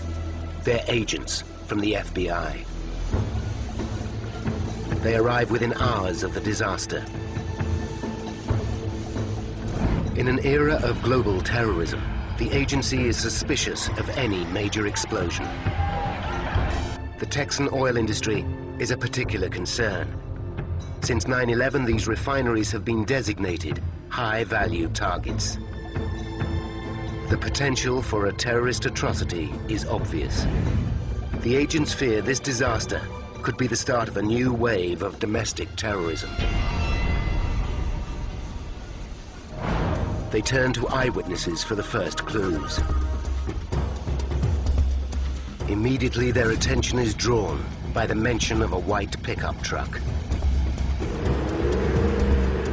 Several witnesses recall hearing the truck's engine revving loudly, though there was no sign of any driver.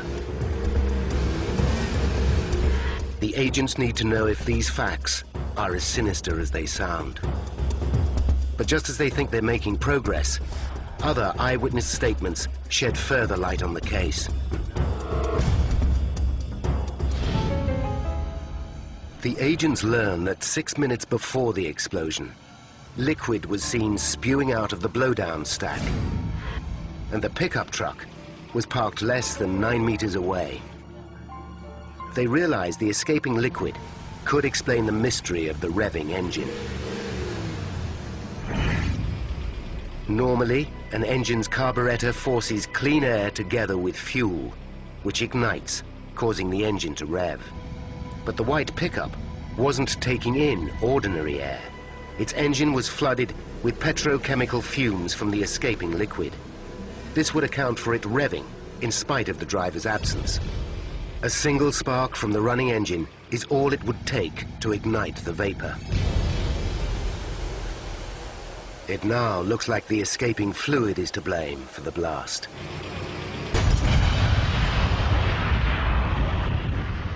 Terrorism no longer seems likely, and the FBI hands the investigation over to a new team.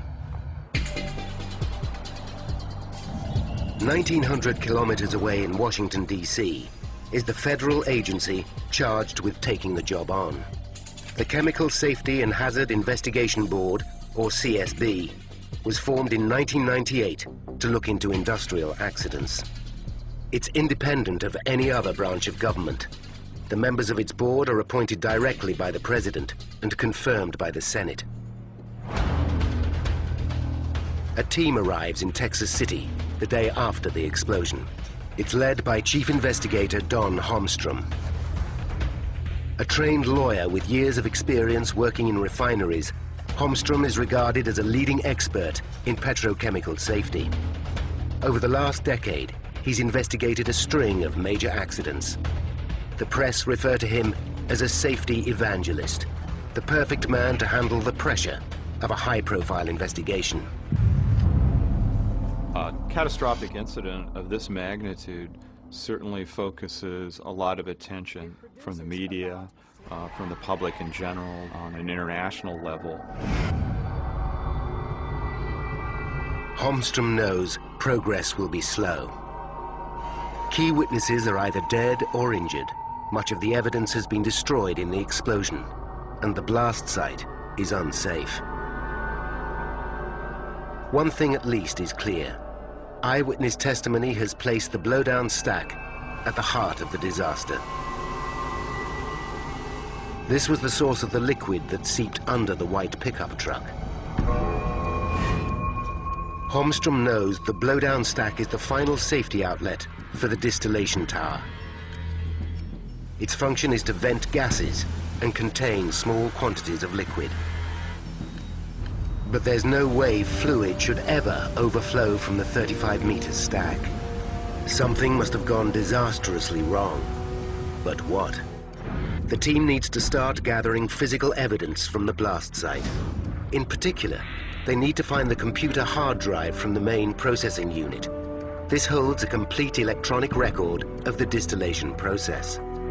But progress is immediately hampered. The explosion has released cancer-causing benzene gas, and it could take days for it to disperse. The investigators don't know when it will be safe for them to move in. America's oil industry is desperate for answers. Is this catastrophe a tragic one-off? Or could it be repeated elsewhere? Identical distillation towers exist in refineries across America. If they're unsafe, the oil industry could be crippled. In the uncertainty that follows, gasoline prices hit an all-time high. And the world's biggest economy is left on the brink of crisis. A huge explosion rocks the British Petroleum oil refinery in Texas City. 170 people are injured. 15 are dead. The FBI rules out the possibility of a terrorist attack. It now falls to Don Holmstrom and his team from the Chemical Safety Board to find out what went wrong. Holmstrom knows the disaster can be traced to flammable liquid that spewed out of the blowdown stack. The stack is connected to the distillation tower, and Holmstrom suspects that's where the liquid came from. What he doesn't understand is how it could have reached the blowdown stack, let alone have filled it. During the distillation process, liquid in the tower should not exceed a level of 2 meters. Holmstrom knows that to escape, it must rise more than 46 meters above its correct level to the top of the tower. But there's a series of safeguards to prevent this happening.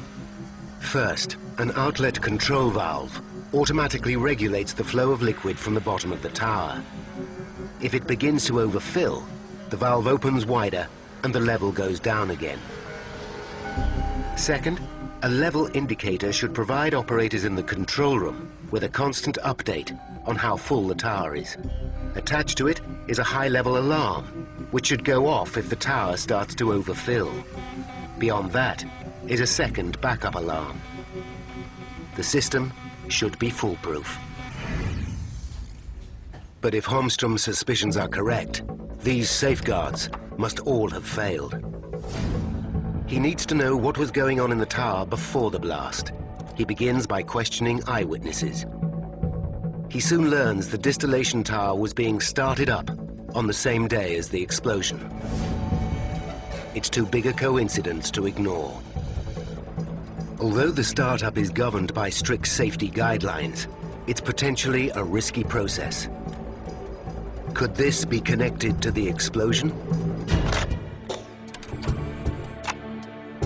Holmstrom begins questioning the operators who worked on the startup and finds that his theory might be correct. He discovers a night shift operator broke the safety guidelines. Just after 3 a.m., an alarm went off in the control room, warning that the liquid level was slightly over 2.5 meters. But the operator switched it off and did nothing. He tells Holmstrom that overfilling the tower and ignoring the alarm is nothing unusual. When the feed starts circulating through the system, the level in the tower often falls. He claims overfilling the tower not only saved time, but avoided the inconvenience of having to top it up later. It's common practice. He left the level at about 4 meters, confident it would drop back towards 2 meters when the day shift operator started to circulate the feed. Holmstrom has uncovered a clear breach of safety procedures, which could be linked to the explosion. But when he questions the day shift operator, the man supports his colleague. While he was on duty, he had a constant eye on the level indicator and saw nothing to concern him. It consistently showed a level of less than 3 meters. It looks like this line of questioning could be leading Holmstrom up a dead end. But Holmstrom decides to look more closely at the design of the level indicator. And it's here he makes his first breakthrough. He discovers the indicator suffers from a fatal design flaw. It can only measure liquid up to a height of 3 meters, which shows as 100% on the operator's control panel. Anything beyond this doesn't register on the level indicator. Worse still, the indicator's design means that if the liquid were to pass 3 meters, it could even show a drop in level.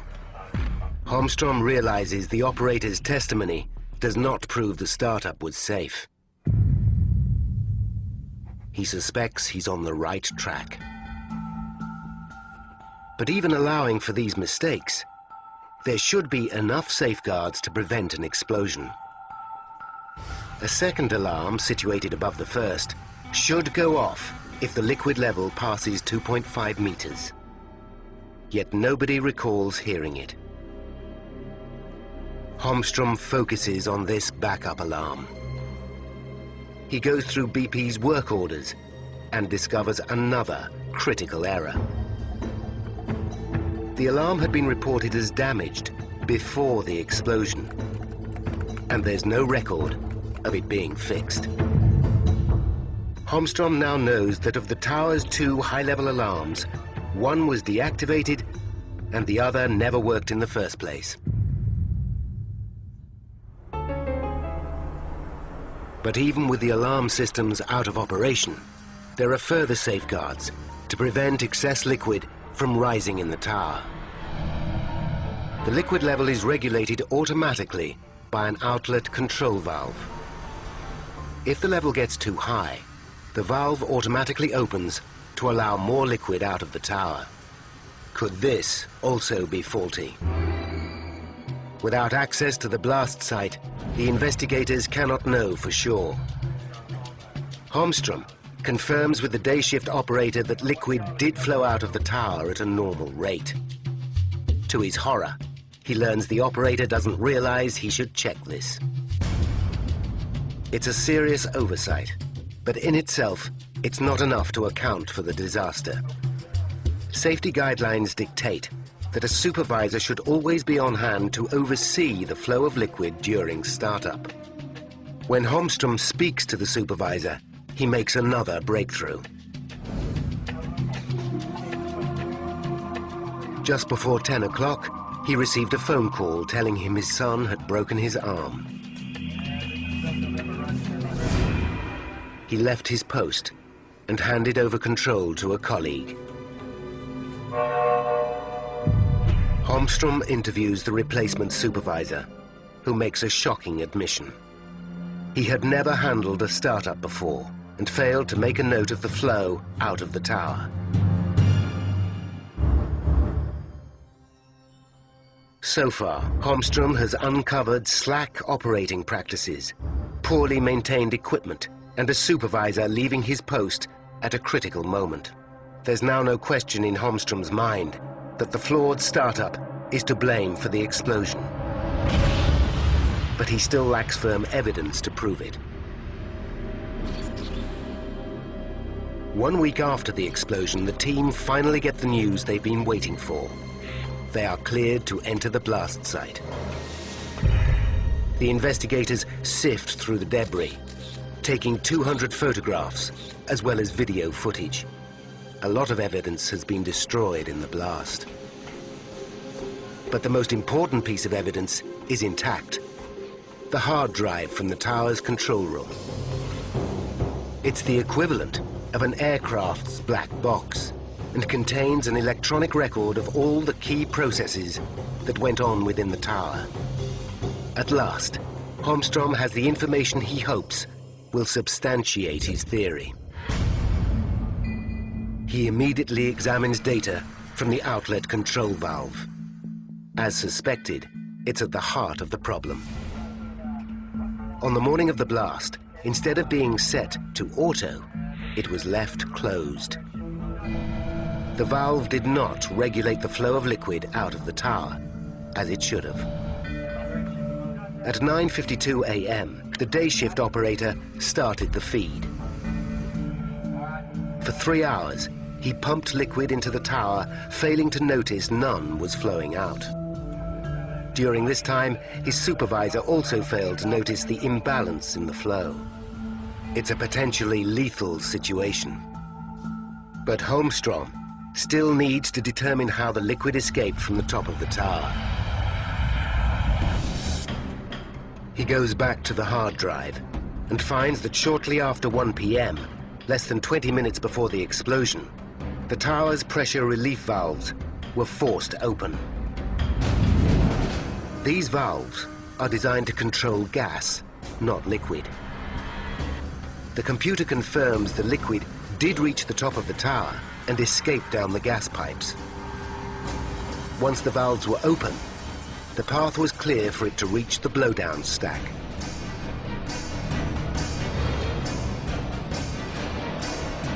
It would quickly have filled the 35-meter stack and spewed out the top. Holmstrom's hunch is correct. A catastrophic series of mistakes in the startup process did cause the disaster.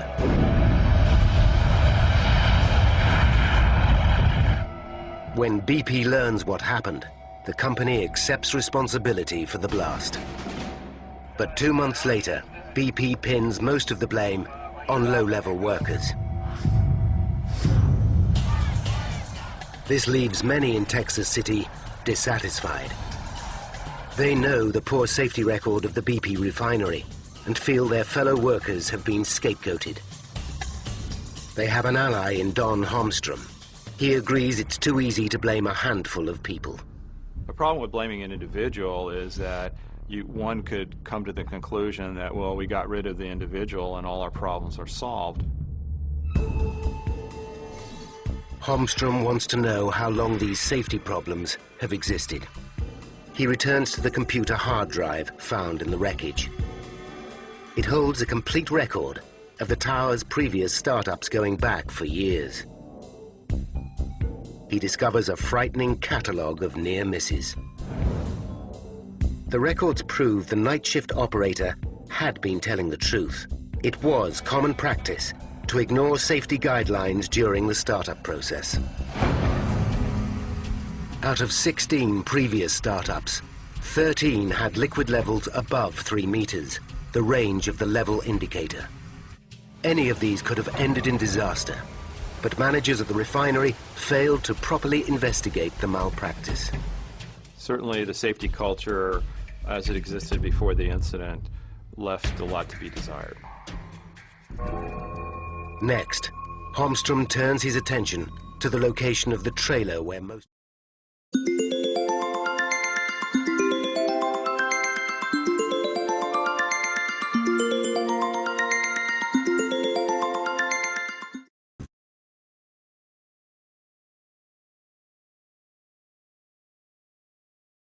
victims died. He's concerned it was sited just 37 meters from the blowdown stack. He wants to know how BP could justify locating it in such an exposed position. To him, the risk should have been obvious. This isn't the first time workers have died in this way. In 1995, at a refinery in Pennsylvania belonging to Pennzoil, a trailer was located near 2 large storage tanks. When the tanks exploded, 5 workers were killed. The resulting investigation warned against placing trailers near flammable materials. But BP disregarded the warning. They decided the convenience of putting employees near the unit they were working on should override safety considerations. Holmstrom discovers BP tried to justify the trailer's location with an elaborate series of risk calculations. The company decided the trailer's safety depended on the length of time it was occupied. So even though it was dangerously close to the blowdown stack, because it was empty much of the year, the risk to employees was low. Holmstrom finds the logic deeply flawed.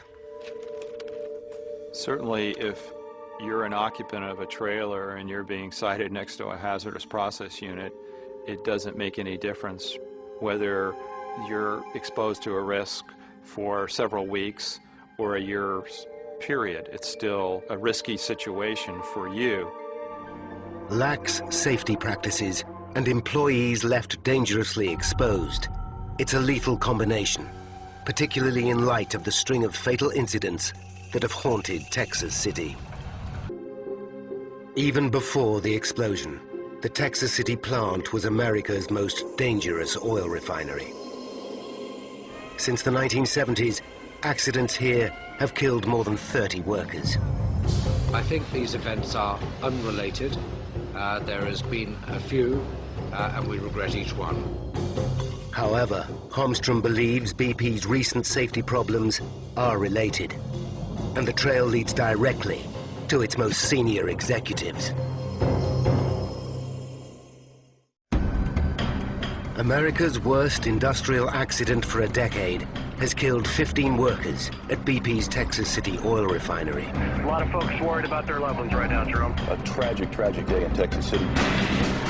Don Holmstrom and his team from the Chemical Safety Board are investigating a history of fatalities at the plant.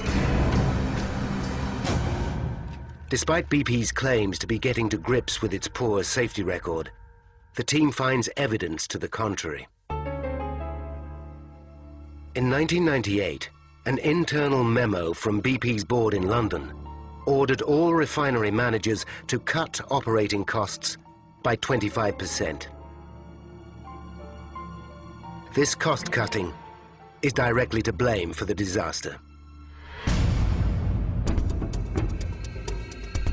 The final safety outlet in the distillation process is a blowdown stack. Despite the errors that occurred during the startup, an effective safety outlet could have averted the tragedy. But the blowdown stack is an ancient design, more than 50 years old. Holmstrom discovers that in 2002, BP decided against replacing the stack with a modern safety flare system. This cutting-edge model is able to deal with overflowing liquid while the flare burns off excess gas. The new design would have prevented the disaster. This is a case of a company denying the risk. They knew the hazards, they were aware of them, but when they had the opportunity to take action, they did not do so. Replacing the blowdown stack would have cost under $6 million, about a single day's production at the Texas City refinery.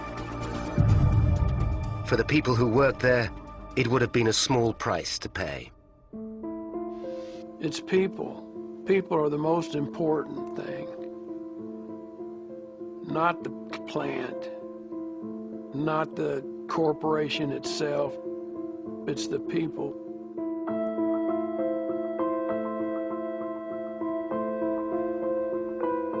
It was 6 months after the accident before David Crow could fully walk again. He still suffers pain from his injuries. But it's the mental scars that are taking longest to heal. He's not the same person. He was a very laid back, easygoing kind of guy, and now he's very angry at the loss of his friends. It's causing us a lot of problems.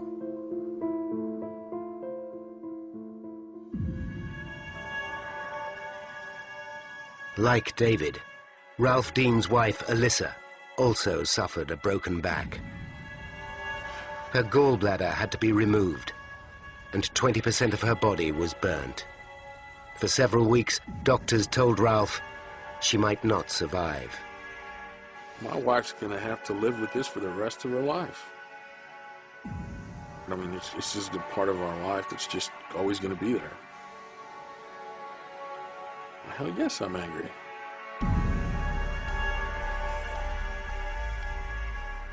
That probably won't ever go away. Eva Rowe is also struggling to cope. More than a year after the explosion, she still can't come to terms with the loss of her parents. It's really hard, you know, not having either one to lean on. But I'm glad that they're together. I wish I could still have both of them, but I couldn't pick to have one or the other. I'm very glad they're together. Since the explosion, BP has set aside more than $1 billion to pay compensation claims. 6 workers, including the original supervisor, have won libel actions after the company wrongly blamed them for the disaster. BP has appointed a new site manager in Texas City and improved its training program. It's relocated its trailers and has begun replacing blowdown stacks. The company is now carrying out a total overhaul of its global operations.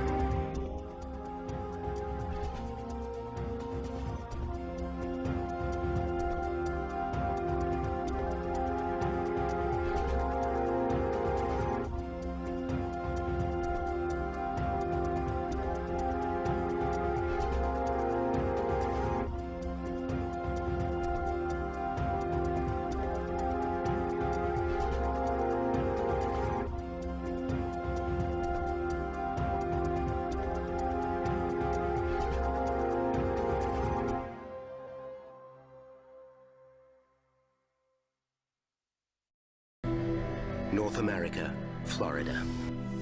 January 28th, 1986. 8:08 a.m. 1.5 hours to liftoff. At Kennedy Space Center, final preparations are underway for the most anticipated space mission since the glory days of the Apollo era. Thousands have descended to the Cape to watch Space Shuttle Challenger make history by sending the first citizen into space. Schoolteacher Krista McAuliffe. Krista never thought of herself as an astronaut.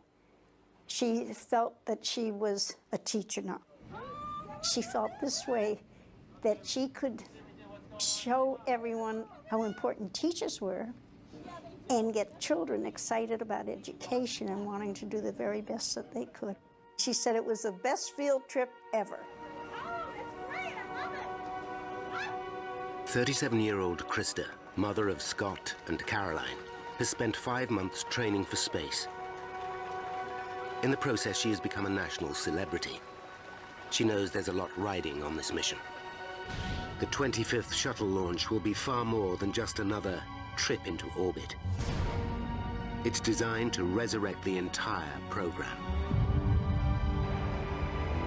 After 2 decades of budget cuts and a loss of public interest, the shuttle has never made good on its promise to provide a routine bus service to space. By sending Krista into orbit, NASA hoped to restore faith in their billion-dollar baby. 8:38 a.m., 1 hour to liftoff. Krista and the 6 other astronauts kit up and prepare to board the spacecraft. Pilot Mike Smith is making his launch debut. Specialists Ron McNair, Ellison Onizuka, and Judy Resnick have flown 3 missions between them. Satellite specialist Greg Jarvis is on his first trip. Thank you very much. And leading the mission is Commander Dick Scobie. As usual, it's a real pleasure to be at the Cape, to come down here and participate in something that the Cape does better than anybody in the world, and that's launching space vehicles. To finally be the commander of a mission into space was a tremendous reward to him. He loved to dance the skies. Dick and June were childhood sweethearts, married for 14 years. This is the second time she is watching her husband set off for space. Good morning, Mike. We're ready today. Early. Of the 4 spacecraft in the fleet, Challenger is by far the most reliable. In the 2.5 years since its space debut, it has flown 40% of all shuttle missions, sending 51 astronauts into space on 9 trouble-free flights. LVCC, OTC? Go ahead. Okay, as soon as you're ready, you've got to go to close out the crew compartment hatch. Okay, we copy.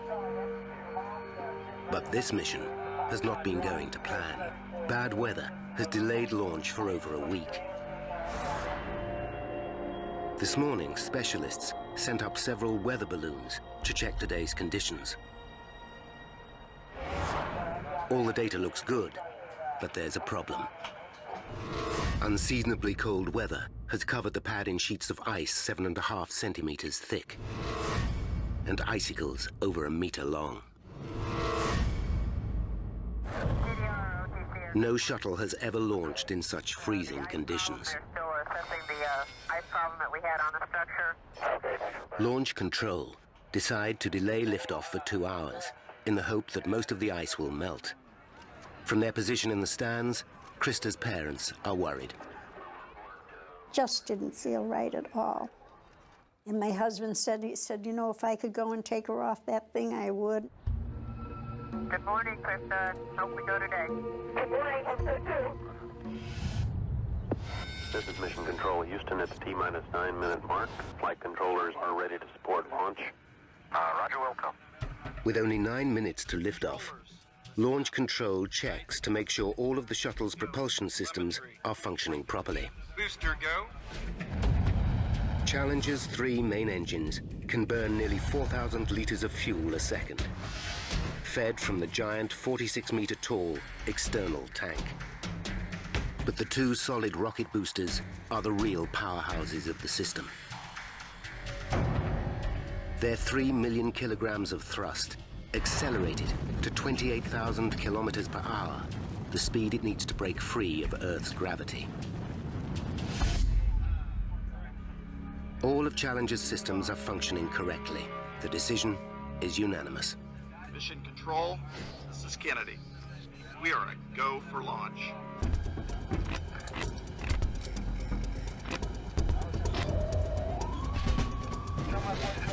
T-minus 2 minutes.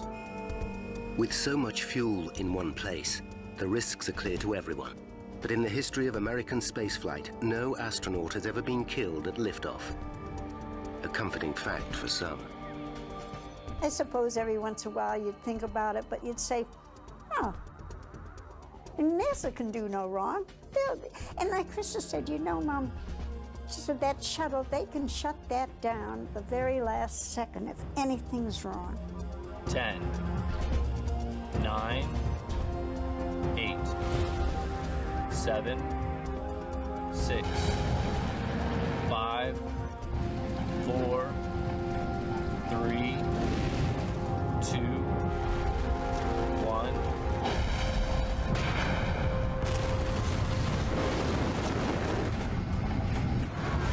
And liftoff of the 25th Space Shuttle mission. And it has cleared the tower. It was unbelievable. My son reached his arms around his sister and me, and we looked across at all the other families with such joy. So we were tremendously excited. Liftoff.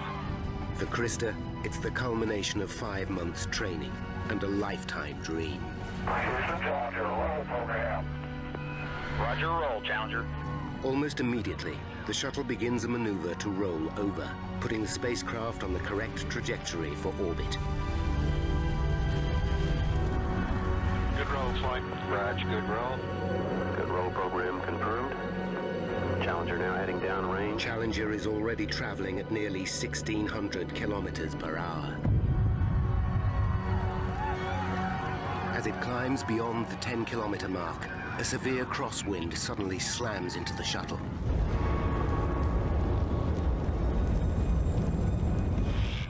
Over 3,000 kilometers away, engineer Roger Beaujolais is watching in horror. Challenger is on the verge of disaster.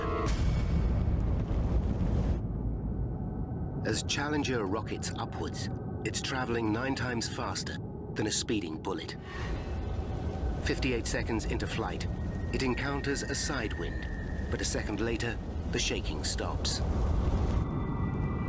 Now comes the most critical part of the ascent. A phase known as max Q, where the aerodynamic forces are at their greatest. Travel too fast, and the shuttle will break apart. Mission Control, under the command of Flight Director Jay Green, ordered Challenger to throttle down her engines. 3 at 65. 65, Fido. TDL confirms throttle. Thank you.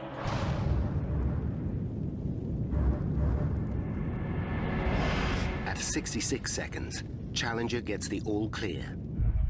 It has made it safely through max Q and enters the thinner air of the upper atmosphere. Now it must accelerate to over 28,000 kilometers per hour to escape Earth's gravity. It's time to turn up the main engines to full power. Mission Control gives the cue. Challenger, go and throttle up. Challenger, go and throttle up.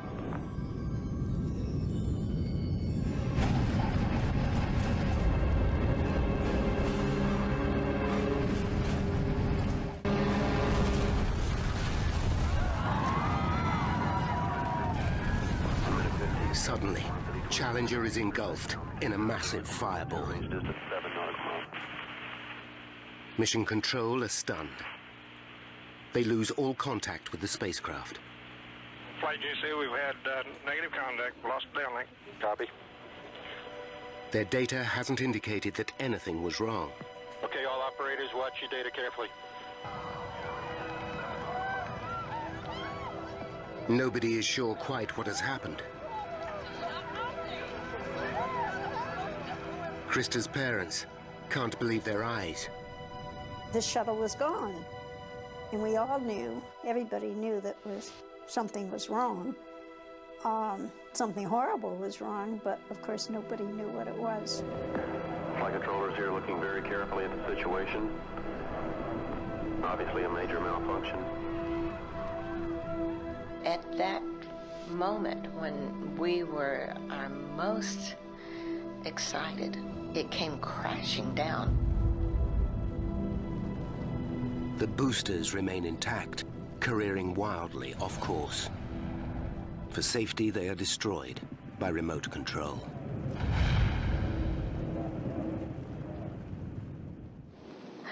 You know, you just hope against all odds that the orbiter was able to separate.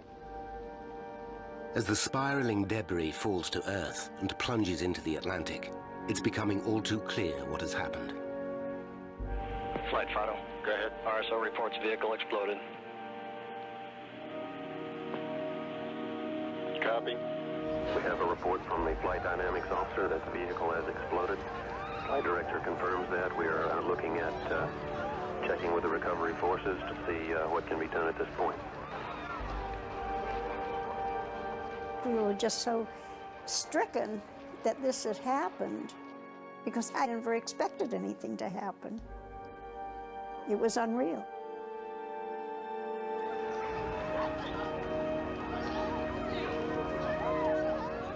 Incredibly, as the wreckage emerges from the fireball, the crew compartment is still in one piece. Fido flight, go ahead. Do the RSOs have an impact point? Stand by.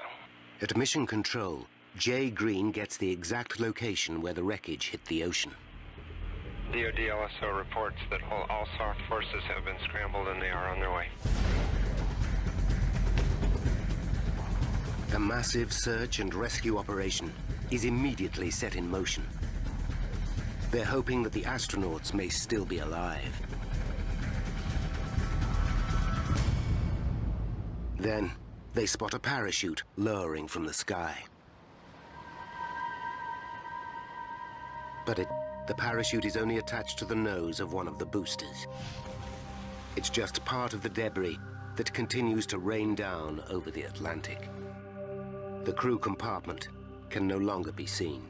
Having fallen over 19 kilometers, it must have hit the ocean at over 320 kilometers per hour. The crew didn't stand a chance.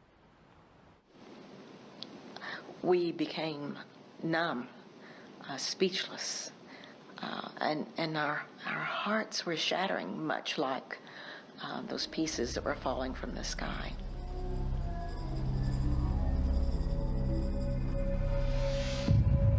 When salvage teams manage to locate the remains of the crew module, what they discover is truly horrifying.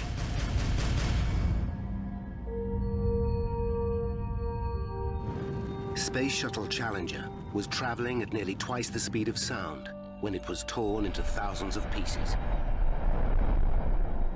With little evidence to go on, NASA have an almost impossible task to work out exactly what took place.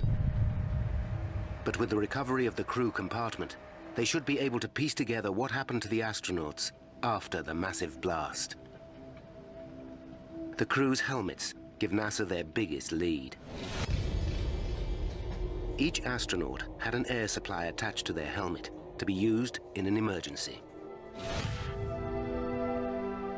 In the wreckage, NASA find that 3 of them had been activated. It's a horrifying discovery. It means that at least 3 of the astronauts survived the explosion and could have been alive during the fall to Earth, a journey of over 2.5 minutes. At the memorial service, President Reagan pays tribute to the brave crew. All the relatives of the astronauts are there, including June and her family.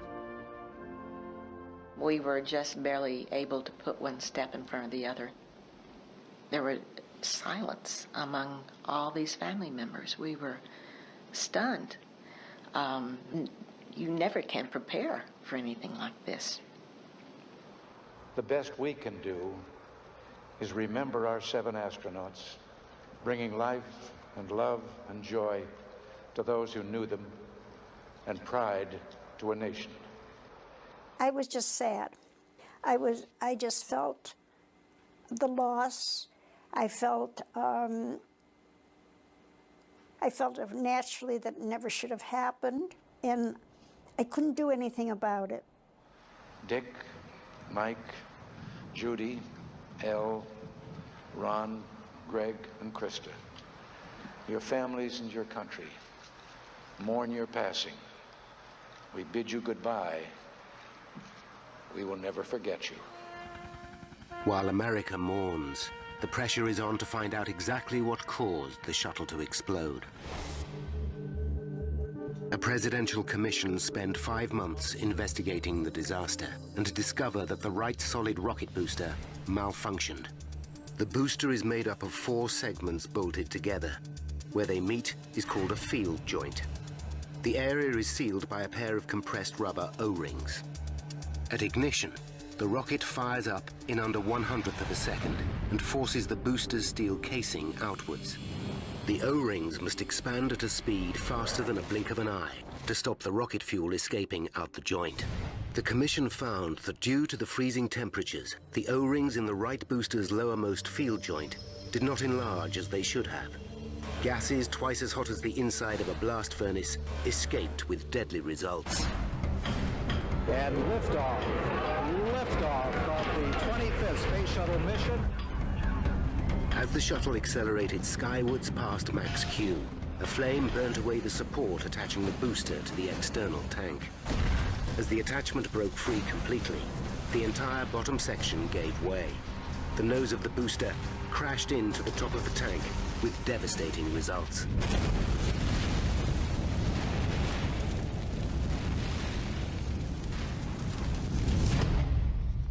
But now, one man is convinced there's more to the story than the O-rings and the weather. After the investigation, a fairly simple conclusion was drawn in the public mind about what went wrong. Cold plus O-rings. Put them together and you have a Challenger explosion. Well, there was more to the story. Renowned author James Child has spent 20 years unraveling some of the world's worst technological disasters. He's investigated everything from the Chernobyl nuclear explosion to the Air France Concorde disaster. Childs believes that in the Challenger accident, compromised O-rings can't have been all that was to blame. One of the thoughts had been that if an O-ring failed, everything would go to pieces right there on the launch pad. Well, that didn't happen. Instead, it broke up at 73 seconds. Certainly, a mystery is laid in front of us. Something else must have been going on beyond a simple O-ring failure. So why didn't Challenger blow up on the pad? What caused disaster to strike 73 seconds into flight? And could the crew have been saved? Now, by re-examining all the evidence, we will discover the critical chain of events that led to the loss of 7 astronauts' lives. Childs knows the shuttle was most at risk in the first few seconds of flight. Somehow, it survived both ignition and liftoff. Solving this mystery should shed light on the most tantalizing possibility of all. Could Challenger have remained intact long enough to get the astronauts into space? That question haunts me. Childs knows that every detail of Challenger's launch will be vital in unraveling the puzzle. He begins by re-examining the evidence that led the Commission to their conclusion that the O-rings were to blame. The original investigation began by looking at the footage shot by more than 200 cameras as the mission got underway.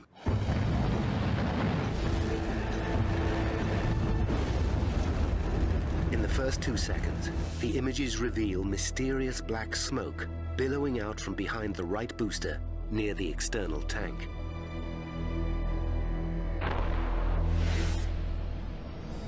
Using the camera positions, the Commission tried to work out exactly where the smoke was coming from. Camera E60, positioned nearly 400 meters from the launch pad, had a direct line of sight to the right booster. But it only got a partial view of the smoke. Next, they looked at an alternative position almost 600 meters west, camera E63, in the hope that this had captured a better shot. But again, the source of the smoke was obscured.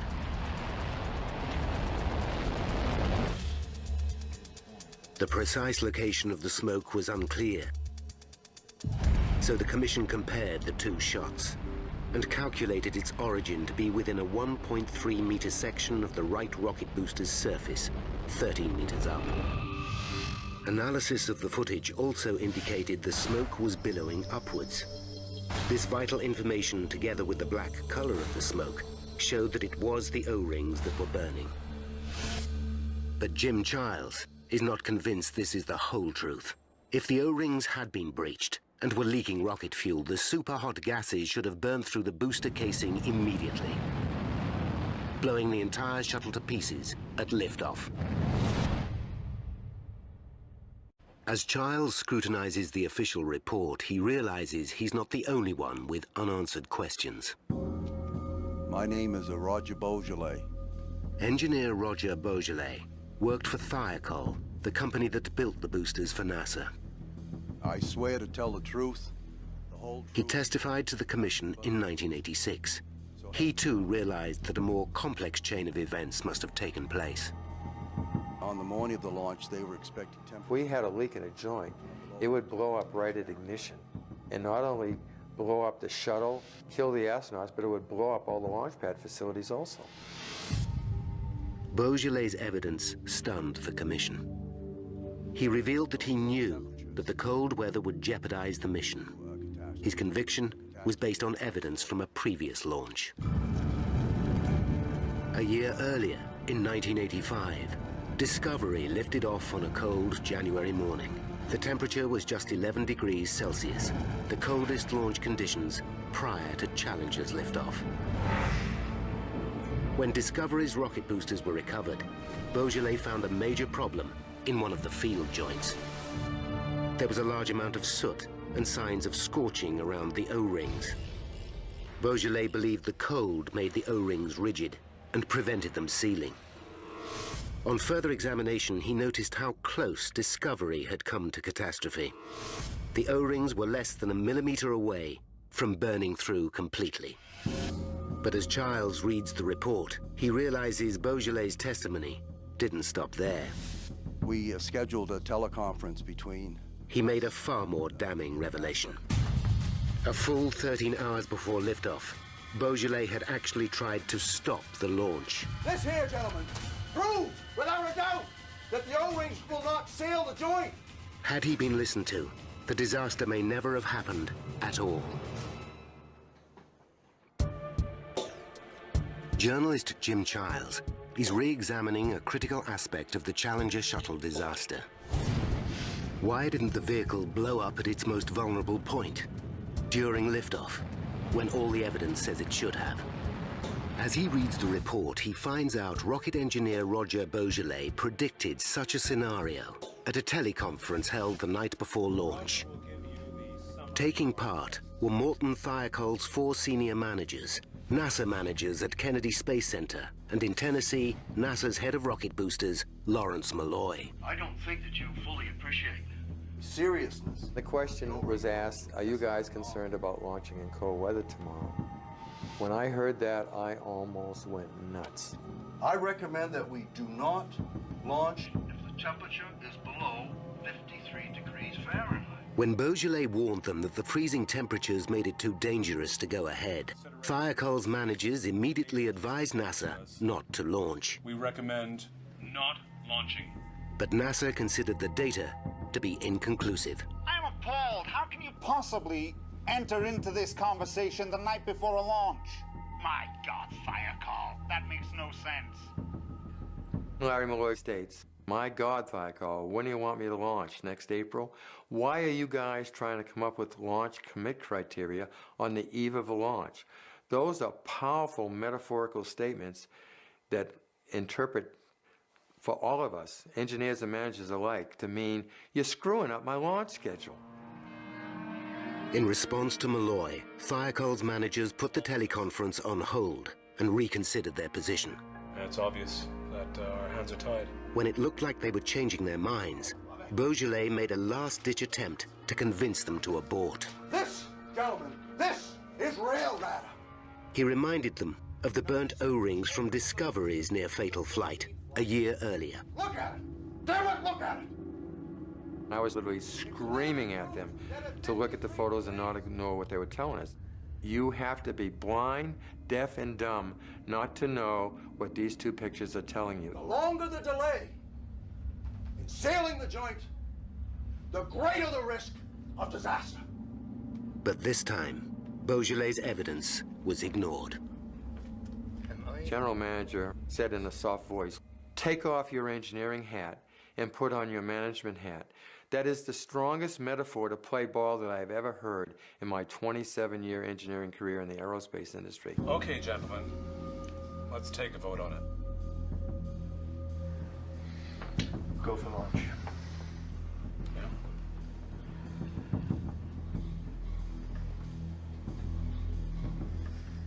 All four managers agreed to launch. This is Viacall, back online. What's your answer? It's a go to launch. When they told NASA, Lawrence Malloy immediately accepted their decision.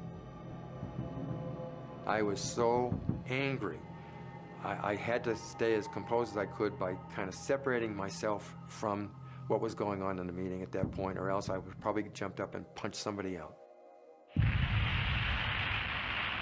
The next day, as Beaujolais watched the launch, he fully expected to witness a ground-level blast of gargantuan proportions. As the vehicle ignited and cleared the launch tower, so a big sigh of relief came through me. We had just dodged a bullet because it hadn't exploded on the pad. But of course, Beaujolais' relief was short-lived. I sit in stunned silence, and I can't tell you to this day, 20 years later, how long I sat there. I eventually found my way back to my office. I actually put my feet up on the desk and looked at the corner between two walls, and I fought for hours to hold back the tears because I was an emotional wreck.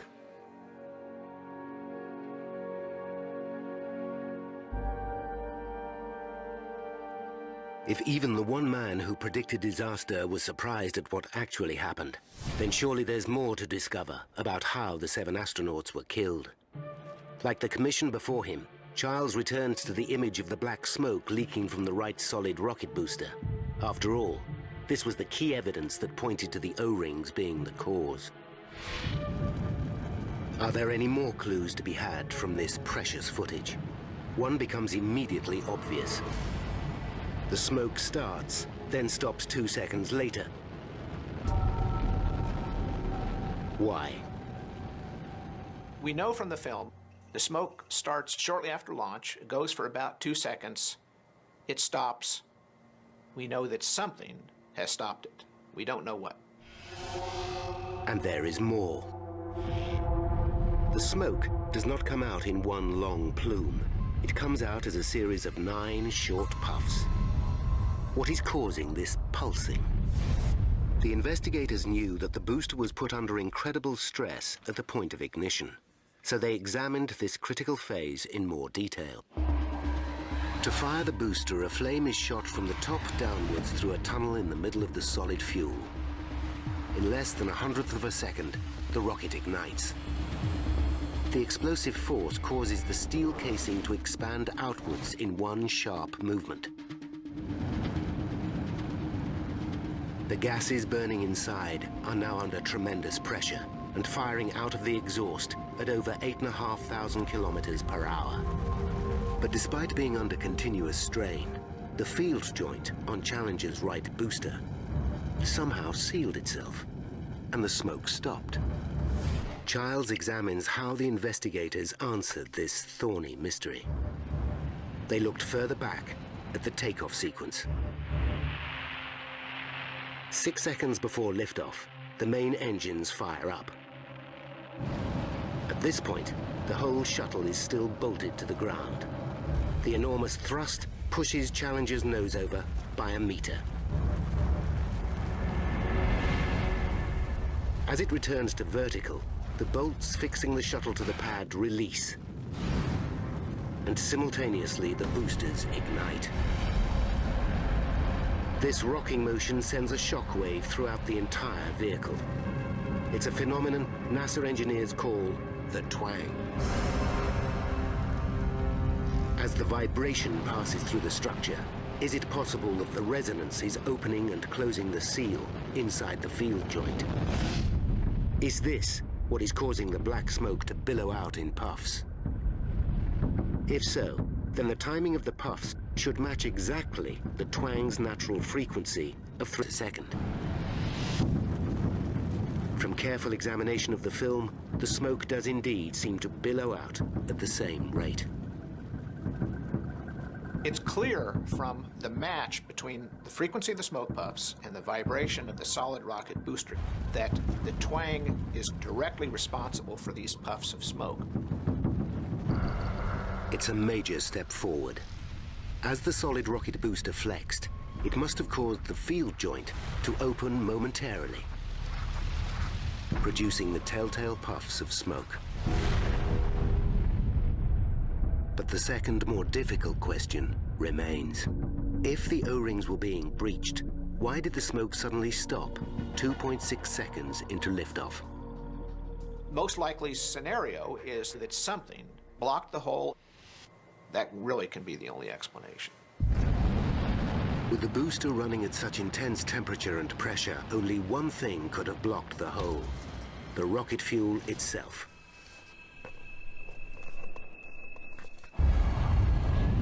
In the 50s, solid rocket fuel was revolutionized when a new element was added: aluminium. It raises the burning temperature and increases the thrust by about 50%. But aluminium-enhanced rocket fuel leaves a metallic residue known as slag, which is normally blown out of the exhaust along with the hot gases. After reading the detailed reports, Childs agrees the slag might be the key to the mystery.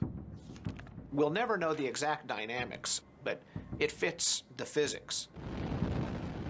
The theory is that as the booster burned, aluminium slag built up around the gap left by the burning O-ring and stopped the hot gases leaking through the field joint. This mechanism would finally explain why the shuttle didn't blow up at liftoff. So given that the booster survived the most dangerous phase of any mission, the traumatic shake-up of launch, why did disaster strike 73 seconds into flight? The commission uncovered two important leads. At 58.8 seconds, a film camera captures a flame appearing on the side of the right booster.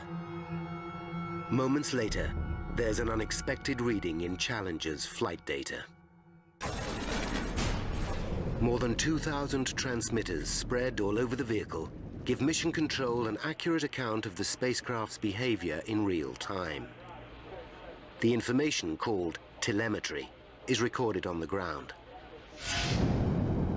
At 60 seconds, the pressure in the booster suddenly starts to fall from 44 centimeter to 43 kilograms per square centimeter. Something has gone wrong in the right-hand booster. It's 24 pounds per square inch low. A loss of pressure can mean only one thing. The hole has reappeared and rocket fuel is escaping at high speed. So Childs now has to find the reason why the hole opened. Immediately he notices what seems too much like a coincidence. At the very moment the flame appears, 58.8 seconds into the flight, Challenger passes through the danger zone known as Max Q.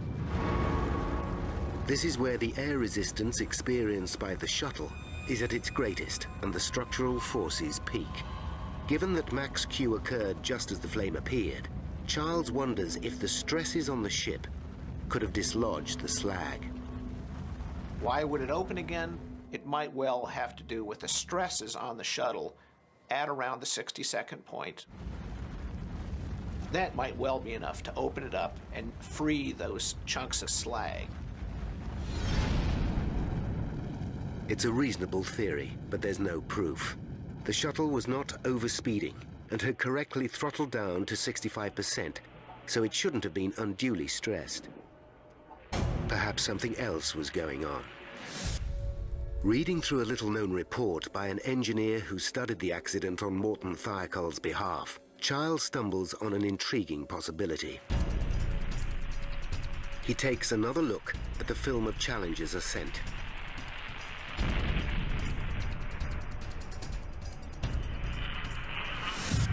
Just as the report states, the trail of exhaust has a very unusual shape. The column of smoke displays a dramatic zigzag, then returns to vertical just moments before the astronauts were killed.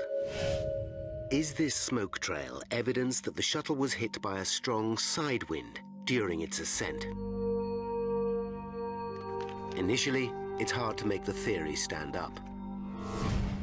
In the hours leading up to liftoff, NASA's meteorologists sent up several weather balloons to check for strong crosswinds. Their data indicates there was nothing unusual. But Childs isn't convinced the weather balloons got it right.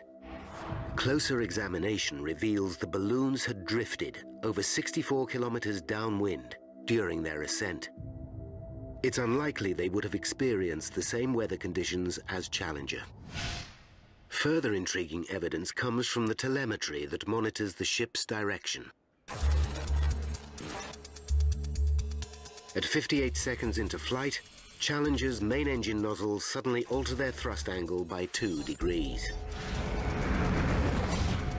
The large adjustment is an automated reaction to keep the craft on track and suggests that some external force could have been pushing Challenger off course.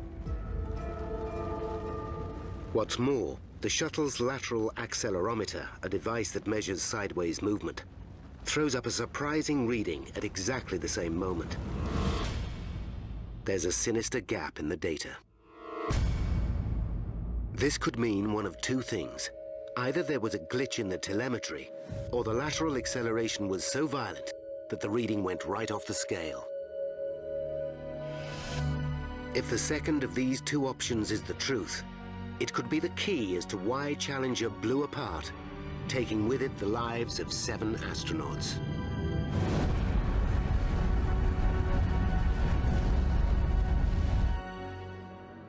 Jim Childs believes he's close to finding out the truth behind what may have caused the Challenger disaster. The telemetry indicates that the shuttle was knocked violently sideways at 58 seconds into the flight.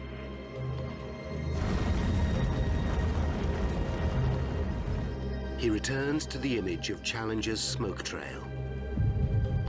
And sure enough, at 10 kilometers, the smoke trail has an extreme dogleg to it.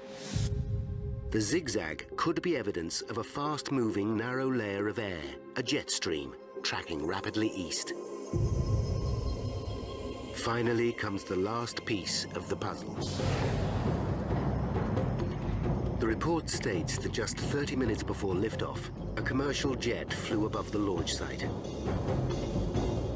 As it did so, the Boeing 757 was hit by a headwind of over 300 kilometers per hour. It's a shocking revelation. It looks like Challenger must have passed through the same layer of air as it climbed towards space.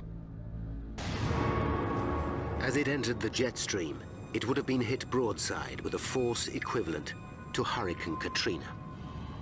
It seems like some evil twist of fate.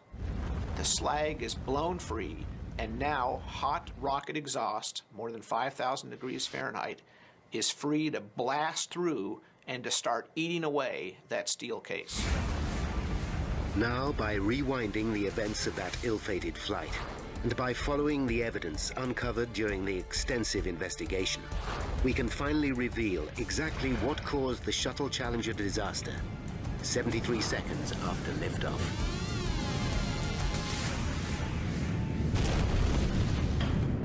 4, 3, 73 seconds to disaster. 1.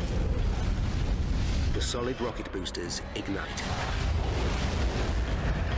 Inside the right booster, the O-rings have been hardened by the freezing temperatures and are unable to keep the lowermost field joint sealed.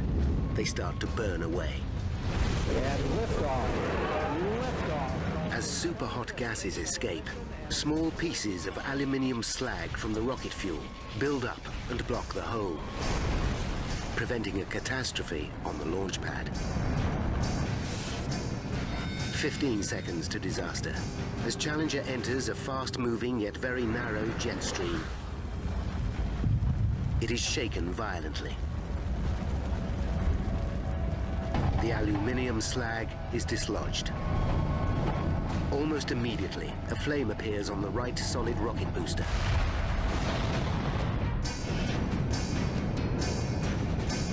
Eight seconds to disaster. With blowtorch intensity, the flame penetrates the external tank, and liquid hydrogen starts to spill out. 1 second to disaster. The attachment between the booster and the tank breaks free, and the entire bottom section of the tank gives way. The Inferno thrusts the hydrogen compartment upwards into the oxygen-filled container, just as the nose of the booster crashes into the top of the external tank. Nearly 2 million liters of fuel combust instantaneously. The shuttle breaks apart.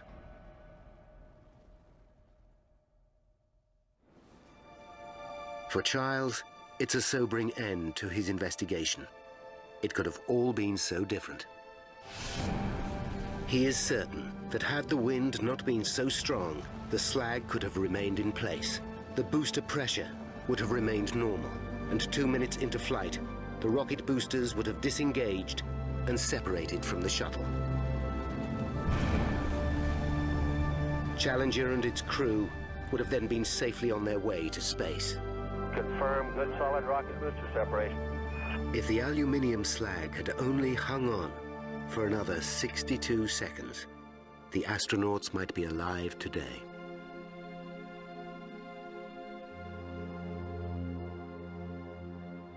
My husband was very angry, very angry. In fact, he was so angry they were worried about him that he might have a heart attack. And he never really lost that anger. He blamed NASA. He felt it never should have happened, and he had lost his daughter, his pride and joy.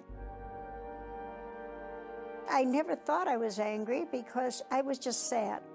I just felt the loss. But it had happened, and there wasn't any way of bringing her back or any of them back. In their final report, the Presidential Commission put the Shuttle Challenger disaster down to cold weather, bad decisions, and an unrealistic flight schedule.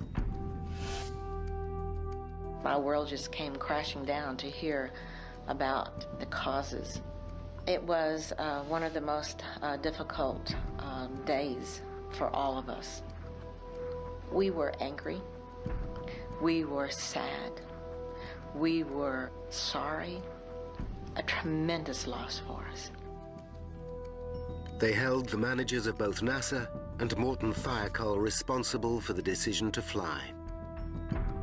NASA had promised prompt, routine access to space that would be affordable, and it really couldn't meet any of those conditions. And so the pressure built, the mistakes were made, the signals were missed, and so rather than an O-ring, it was the system that brought Challenger down. In the months following the disaster, Morton Thiokol paid the astronauts' families around $4.6 million, but were awarded a $1.8 billion contract to develop a new range of rocket boosters. NASA's Lawrence Malloy was offered a promotion to Deputy Director of all propulsion systems. Roger Beaujolais resigned from Morton Thiokol and suffered a nervous breakdown. First 2 years after the disaster were living hell. I did nothing wrong, and everybody has the responsibility to do what they get paid for, and that is to stand up for what they know is right and what their profession demands of them, and that's all I did, and I'd do it again. The shuttle program was grounded for 3 years, while the spacecraft was redesigned and a broad range of safety systems put into place. But even so, in 2003, Columbia burned apart on its return journey from space. 7 more astronauts lost their lives. The investigation into the accident concluded that NASA had failed to learn many of the lessons of Challenger. To this day, the agency's hopes for routine space travel have never been realized, and no other private citizen has ever flown aboard a shuttle. Leave. This is private property. A man searching for vengeance. A cold-blooded murder in broad daylight. Triggered by an event that took place at 36,000 feet. When the trip of a lifetime turns into the worst civilian plane crash in German history. Investigators must find out how 2 highly advanced aircraft could be in exactly the same spot at exactly the same time.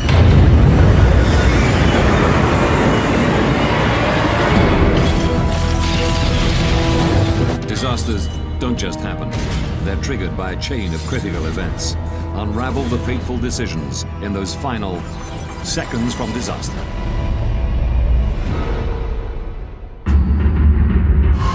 Russia. Moscow. Domodedovo International Airport. July 1st, 2002, 8:10 p.m. 45 Russian schoolchildren wait to board a flight to Barcelona. It's their reward for doing well at school.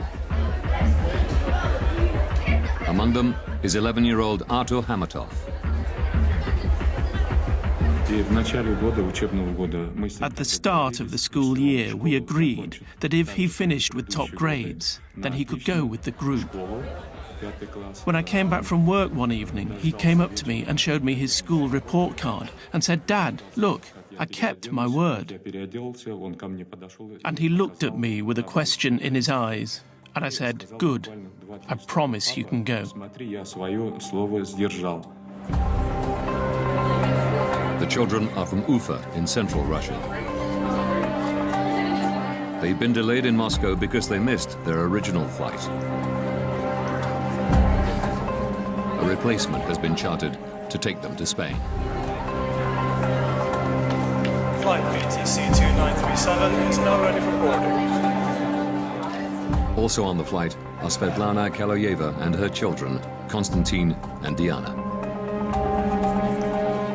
They're visiting their father, who's been working in Spain for a year and a half.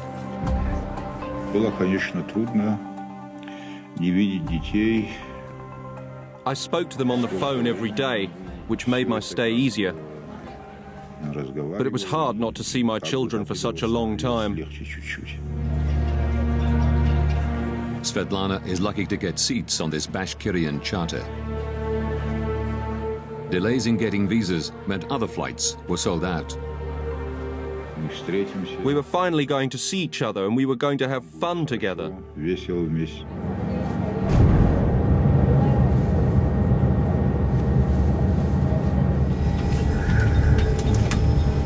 Crew complete final preparations. Дамы и господа, вас приветствует капитан корабля.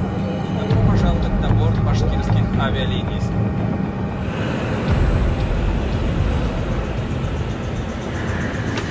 8:48 p.m. The Bashkirian Charter Airlines flight BTC 2937 takes off from Moscow's Domodedovo Airport. Distance to Barcelona, 3,000 kilometers. Estimated flight time, 4 hours, 20 minutes. Switzerland. Zurich Area Control Center. 11 p.m. 35-year-old Danish-born air traffic controller Peter Nielsen is working the night shift. He and one other controller are managing a sector of airspace above eastern Switzerland and part of southwestern Germany. By day, this is one of the busiest crossroads in Europe.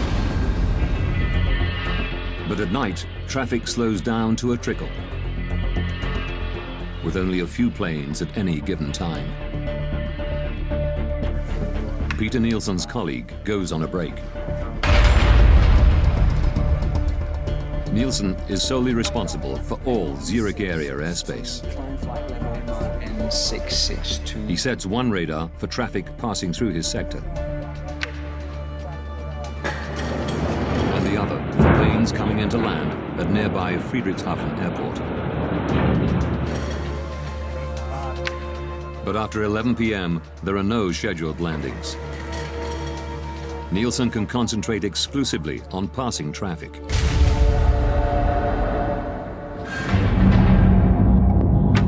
(11:06). Svetlana Kaloyeva and her children, along with the other passengers on the Bashkirian charter, cruise 36,000 feet above Austria.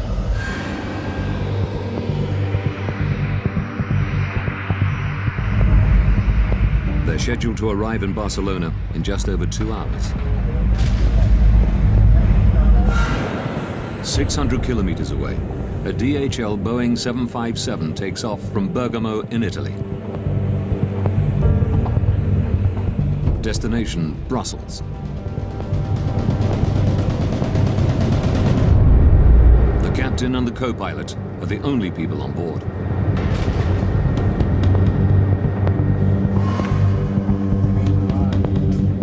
Maintenance engineers arrive in Nielsen's control room. So you will be working from the background, okay? They've come to service the main radar.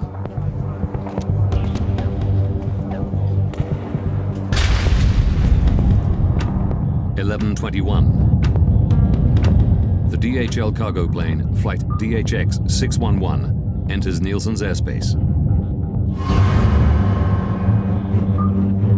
The captain requests permission to climb to 36,000 feet. Swiss radar, good evening, DHX 611. DHX 611 identified. Expect a further climb in 4 to 5 minutes. Before allowing them to climb, Nielsen has to regulate traffic. Descent flight level 320. The maintenance engineers now need to work on the telephone system. Work fast, please. 11:25 p.m. An unexpected plane is approaching Friedrichshafen. Nielsen has to switch radar stations. A delayed Airbus, flight AEF 1135, is coming in to land.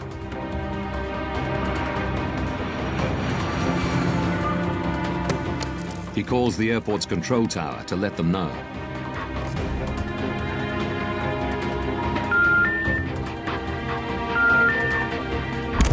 He can't get through. But he still has 10 minutes before the Airbus will land. So he moves back to the passing traffic radar. DHX 611. And gives the DHL cargo plane the go-ahead to climb to 36,000 feet. Climb flight level 360.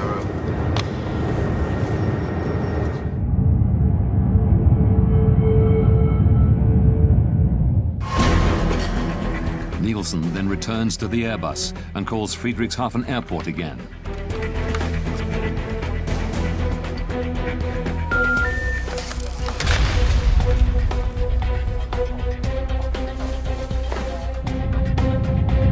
BTC 2937.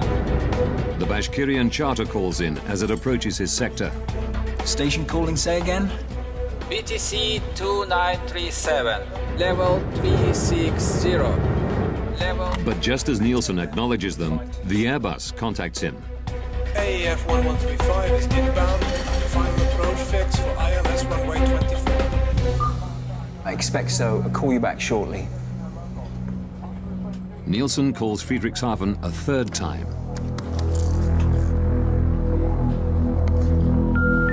Die gewünschte Verbindung ist nicht möglich.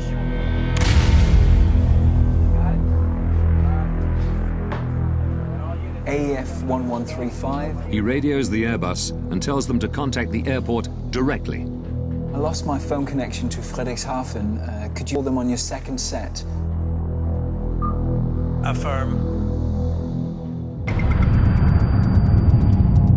The DHL plane is now flying over Switzerland at 36,000 feet. Suddenly, its onboard traffic collision avoidance system, TCAS, sounds an alert. Traffic.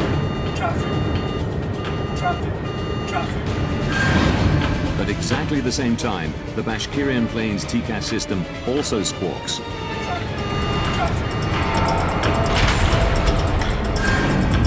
The two planes are now 25 kilometers apart. They're flying at exactly the same altitude to exactly the same spot.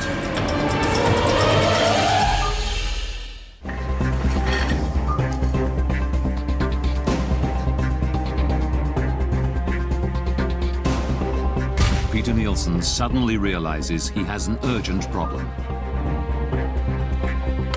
BTC 2937. He immediately tells the Russian pilots to descend. Set flight level 350. Expedite, I have crossing traffic. Seconds later, their TCAS system says the exact opposite. Climb. Es ist klein. He's guiding us now. Climb. At the same time, the DHL's TCAS tells it to descend. Descend.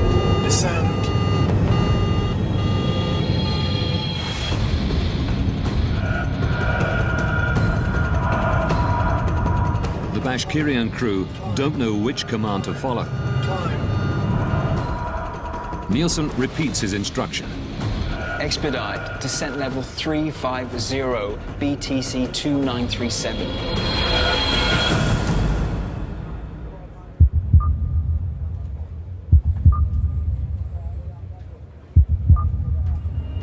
When he sees that they followed his orders, Nielsen tells them that the DHL plane is approaching from their right-hand side.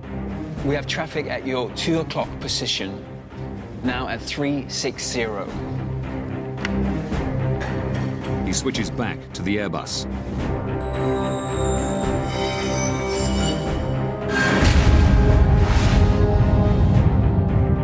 In the Bashkirian charter, the crew are looking for the DHL plane.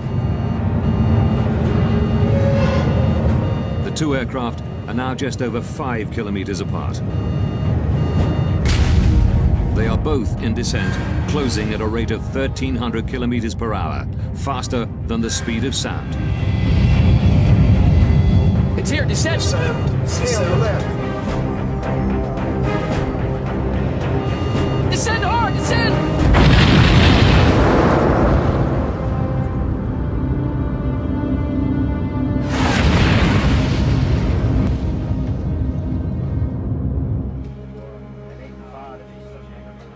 11:35 p.m.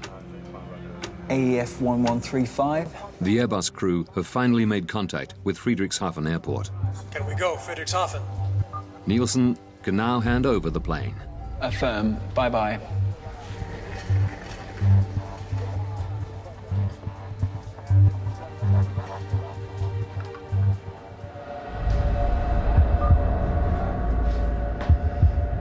BTC 2937. BTC 2937.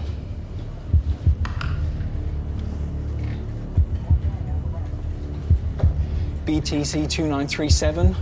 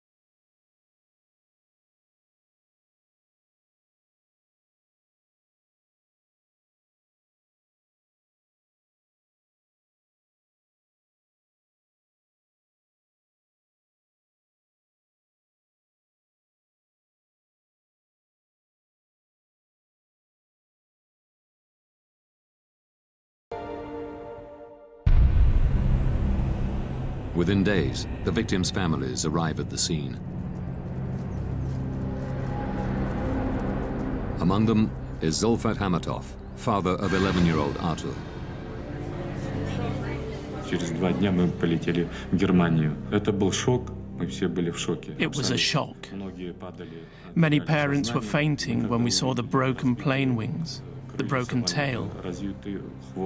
We still hoped that these children would run in, appear from somewhere, and probably every parent believed in some miracle. Vitaly Kaloyev flies in from Barcelona, holding out for news that his wife and children were not on the flight. One has to be certain. Maybe it was not my aircraft that crashed. Maybe something else had happened. Who can know without proof? Investigators confirm his worst fears. 71 people on board the 2 planes are now confirmed dead. It is the worst civilian aircraft accident that Germany has ever seen. In an industry protected by multiple and highly advanced safety systems, how could this happen? Now, by rewinding the events of that day, and by going deep into the investigation, Traffic. we can reveal the calamitous chain of events that brought 2 planes to exactly the same spot at exactly the same time. Investigators from the BFU, Germany's Federal Bureau of Aircraft Accident Investigation, are called to the scene. Jens Friedemann is put in charge of the crash site. Die Untersuchung eines Flugunfalls. The investigation of an air accident is like a forensic investigation, a crime scene. One wants to establish the facts. An crime scene. Wir beginnen at the accident site. We start in total chaos. There's wreckage lying around everywhere. Also da liegen viele Wrackteile.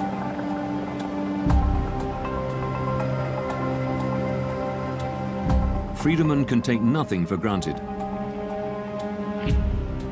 Not even that the 2 planes collided. 2 aircraft were in the air. Whether they had collided or just flown past each other too close and lost control, or something like that, we just didn't know. Without the black boxes, Friedemann must try to work out what happened by examining the shattered fragments of wreckage. Key pieces are brought to a specialized storage facility in northern Germany.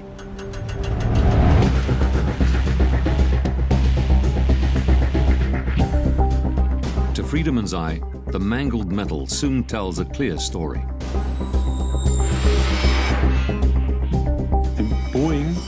The Boeing made contact with the Tupolev in one spot. The vertical tail section was broken off. The Tupolev was damaged around the left wing and on the left-hand side of the fuselage. There was also evidence of a collision on the underside of the right wing. The wreckage reveals that the DHL cargo plane and the Bashkirian charter did collide mid-air. We now know what happened. The question is, why did it happen? How could it happen that they got so close? At the crash site, amidst the fragmented pieces of the two planes, investigators have finally found what they've been looking for. The black boxes from both planes.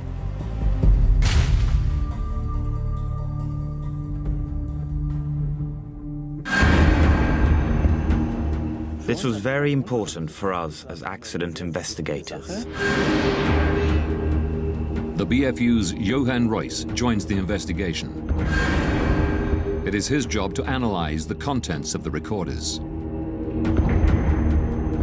The cockpit voice recorders help us understand what happened in the cockpit, how the pilots reach their decisions.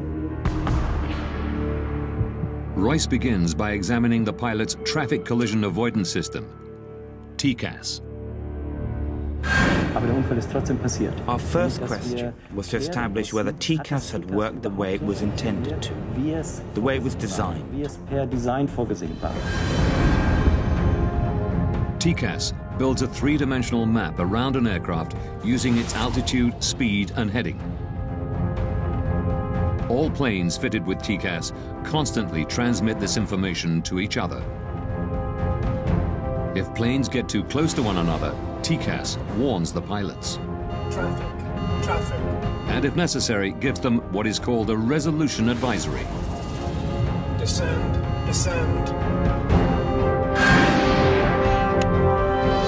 Examining the black box, Royce quickly establishes that the system had worked the way it was supposed to. Traffic. Before the collision, both TCAS systems generated and displayed a resolution advisory. The Russian Tupolev was instructed to climb, and the DHL Boeing to descend. If the aircraft had followed these instructions, there would have been no collision. But while the pilots of the DHL plane obeyed TCAS, descend. The Russian crew did not. Climb.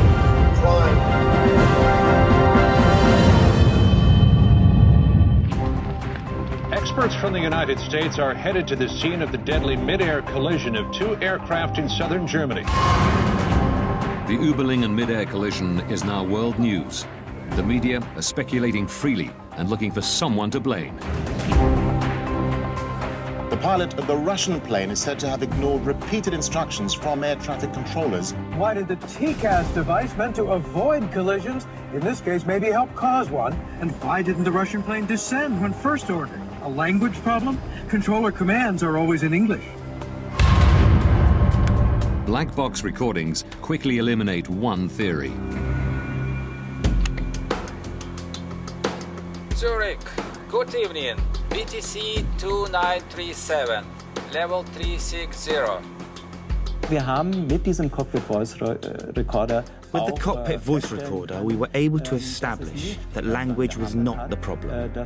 The Russian crew understood English perfectly well. But the recorders reveal a surprising fact. Climb. This is climb. He's guiding us down. We noticed that there was an instruction from the air traffic controller. BTC 2937, descent flight level 350. And we found that at the same time, or immediately afterwards, there was also a TCAS advisory. Climb. At almost exactly the same time, the Russian pilots were instructed to do two completely different things. Descent flight level 350. Expedite. Now the crew needs to make a very, very fast decision. What do they do next? And we discovered that the crew had extreme difficulty making this decision. But it should have been straightforward. The two planes were flying over Germany, and European regulations clearly state that TCAS has priority over air traffic controllers. For me, there was absolutely no explanation why something like this would happen.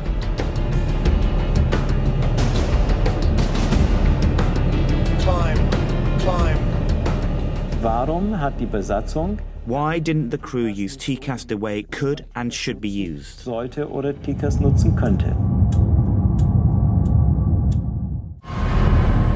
April 2001, TCAS was mandatory in most of the world.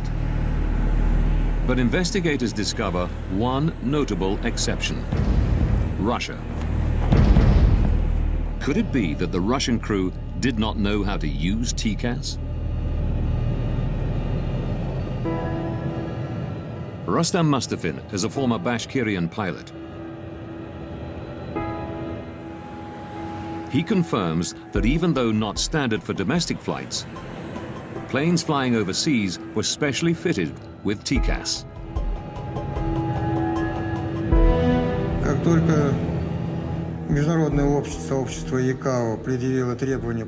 As soon as the TCAS requirement was introduced, the training school of Bashkirian Airlines ensured that our pilots were trained to use the system.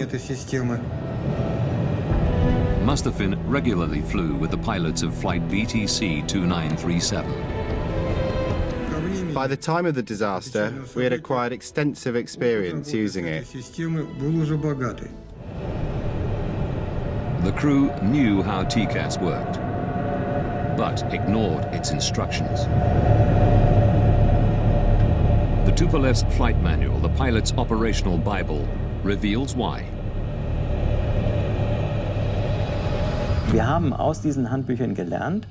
We learned from these manuals that the orders from air traffic control always have a higher priority. The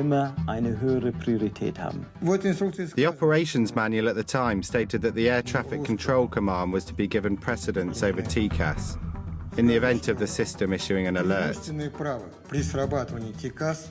It said that the air traffic control had the final authority.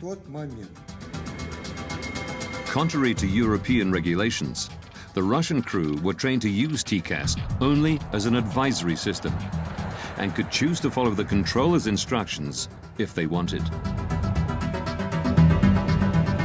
They were following TCAS regulations, but Russian style. I would have done exactly what these guys did. I would have carried out the air traffic control command. Suddenly, we were able to understand why the crew acted the way they did. Investigators have discovered why both planes were in descent. While the DHL crew had followed TCAS, the Russian pilots obeyed air traffic control. But this doesn't answer a more basic question. TCAS is meant as a system of last resort. The planes shouldn't be close enough even to trigger it in the first place. Investigators have turned their attention to the air traffic control room. A controller must advise pilots to change altitude at least 2 minutes before a potential conflict. But Peter Nielsen didn't tell the Russian crew to descend until just 43 seconds before collision. BTC 2937, descent. Why did the air traffic controller issue the separation order so late? So late that the danger of an accident actually existed. Through shift logs and interviews, investigators learned that Nielsen was the only air traffic controller on duty on the night of July the 1st. Official Skyguide policy is to have a minimum of 2 air traffic controllers on duty at any given time. Investigators learn that it had become standard procedure at Skyguide for one controller to go on an extended break during the night shift. Tom Larsen was a close friend of Nielsen's, working alongside him for many years. The way that Peter was doing night shift, we did that all the time. There would only be one controller because there was very little traffic. Between 11 p.m. and 6 a.m., there are no scheduled landings at any of the airports in the area.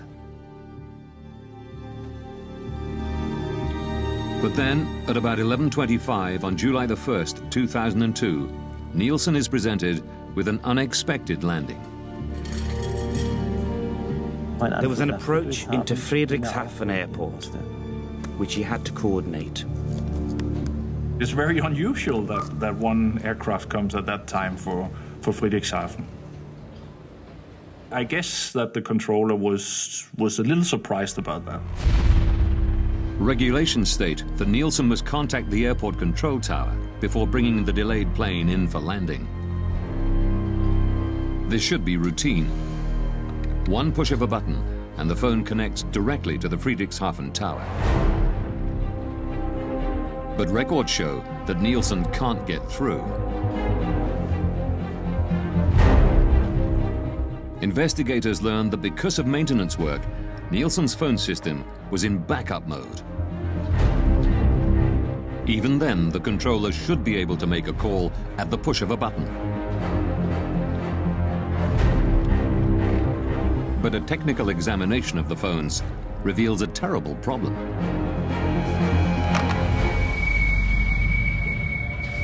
The backup should have been there as an additional link was not working that evening. Phone communication was not possible due to a technical problem. Nielsen tries repeatedly to call Friedrichshafen. A routine task is suddenly taking up most of his time. Die gewünschte Verbindung ist nicht möglich. He was busier than would normally have been the case because he had no way of making phone calls. He had to look for alternate solutions. He had to look for other ways to communicate. I lost my phone connection to Friedrichshafen. Could you please call them on your second set? Preoccupied with handing over the delayed Airbus, Nielsen ignores the passing traffic. It was like 5 minutes that he was focused on that problem. So that took his vigilance away from what was going on the screen, on the radar screen. But his radar has an emergency function that should alert him of the impending danger. Short-Term Conflict Alert, or STCA. Short-term conflict alert is another system like it's similar to TCAS, just a ground-based system that helps us on the radar if we miss a conflict. If we don't see it in time, it will give us an alarm. 2 minutes prior to a potential collision, an STCA alert should flash on both of Peter Nielsen's radar screens, along with an audio warning. This is exactly what happens 180 kilometers away in Karlsruhe, Germany. Air traffic control in Karlsruhe had detected on their radar screen that 2 aircraft were getting closer than they should have been. Records reveal that the controller in Karlsruhe tries to call Nielsen to warn him. But Zurich's faulty backup phone system means he can't get through. Aviation rules say he isn't allowed to contact planes not in his sector unless the controller in charge has lost consciousness or has left his post. The Karlsruhe ATC decides to stick to protocol and tries calling Nielsen 11 times in total, but he never gets through. BTC 2937. Records show that Nielsen's visual STCA did not go off.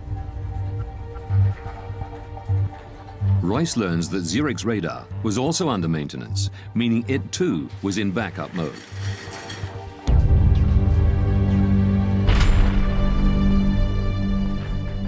The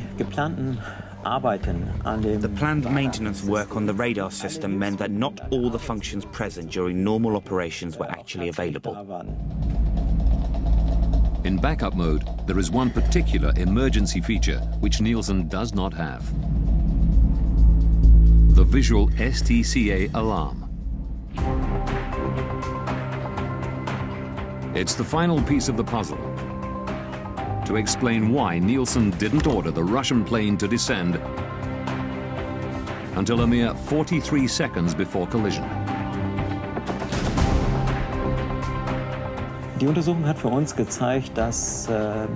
The investigation showed us that a series of unlucky events all came together for air traffic control.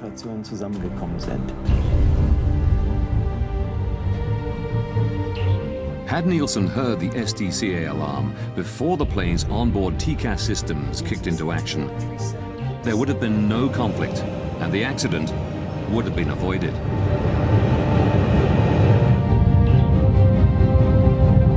But then, one final twist. 19 seconds before collision, Peter Nielsen tells the Russian pilots that the DHL plane is approaching from their right-hand side. We have traffic at your 2 o'clock position, now at 360. Where is it? It is actually approaching from the left, the 10 o'clock position.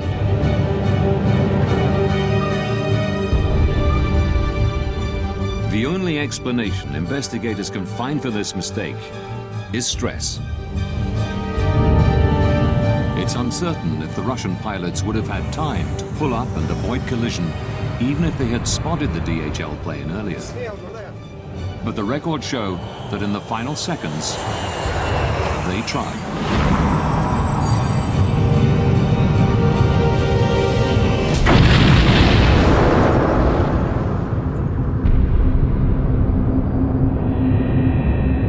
Upon impact, the Bashkirian charter breaks into 4 pieces. Without its tail fin, the DHL cargo plane spins uncontrollably to the ground.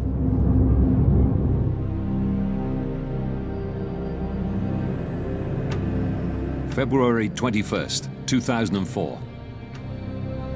As investigators write up their final report, Vitaly Kaloyev flies to Zurich. He's become obsessed with finding somebody to blame for the death of his wife and children.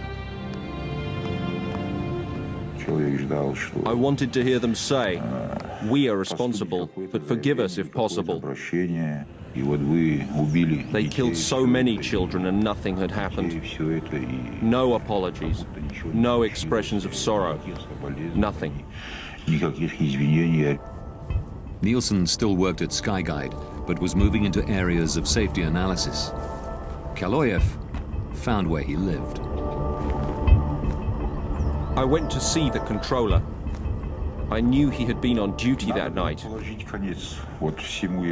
All this had to be brought to an end.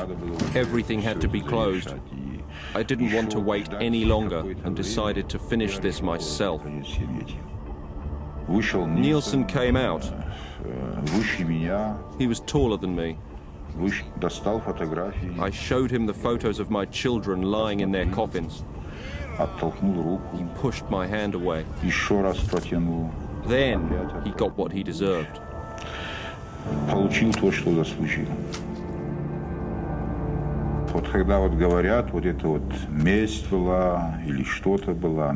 You know, some say it was revenge, but revenge is something insignificant. One is avenging when one has been deeply insulted, but this was not revenge. This was punishment. Это не месть была, это, скорее всего, кара была.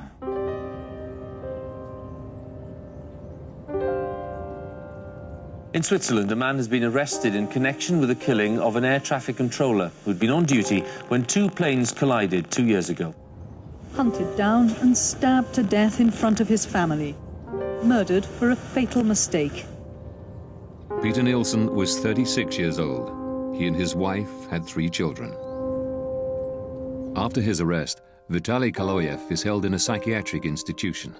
while the court decides whether he's mentally fit to stand trial. Kaloyev is convicted of premeditated killing and sentenced to 8 years in a Swiss prison. In November 2007, he's released after an appeal determines that he had acted with diminished responsibility because of the deaths of his wife and 2 children. Vitaly Kaloyev is unrepentant about his actions.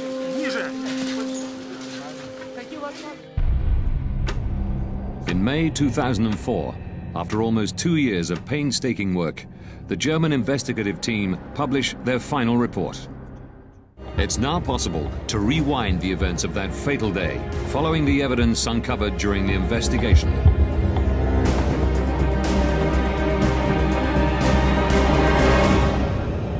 July 1st, 2002. 8:48 p.m. 2 hours, 47 minutes from disaster. A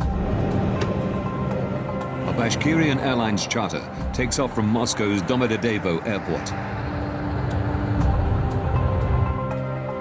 20 minutes from disaster. At the Zurich Area Control Center, 2 air traffic controllers are on duty. One goes on a break. Peter Nielsen is now working alone. 12 minutes, 33 seconds from disaster. A DHL cargo plane enters Nielsen's airspace and requests permission to climb to 36,000 feet. 9 minutes, 49 seconds from disaster. A delayed Airbus is coming in to land at Friedrichshafen Airport. Nielsen tries to call the airport to hand over the flight. But his phone system is in backup mode due to maintenance, and the backup system has a fault. 5 minutes, 21 seconds from disaster. The Bashkirian charter radios Nielsen. It's flying at 36,000 feet and is about to enter his airspace. Good evening, BTC 2937. 2 minutes from disaster. The Bashkirian and DHL planes are now at the same altitude, less than 44 kilometers apart, closing in on each other faster than the speed of sound. The Short-Term Conflict Alert, or STCA, should now warn Nielsen of the impending collision. But his radar is also in backup mode, so the STCA is not fully functioning. 43 seconds from disaster. Nielsen finally notices that the 2 planes are on a collision course. He immediately tells the Russian pilots to descend. Descent flight level 350. Seconds later, TCAS goes off in both planes. It tells the DHL pilots to descend. Descend, descend. And the Russian crew to climb. Climb. He's guiding us down. Nielsen is unaware that both planes have been issued advisories. He repeats his instructions to the Russian pilots. Descent flight level 3. Russian guidelines allow pilots to make their own decisions in such conflict situations. Here, they follow Nielsen's command. Both planes are now in descent. 19 seconds from disaster. Nielsen believes the conflict is resolved. But before signing off, he tells the Russian crew that the DHL plane is approaching from the right. In fact, it's approaching from the left. 3 seconds from disaster. The Russian crew have spotted the DHL plane. They pull up, but it's too late. Descend hard, descend!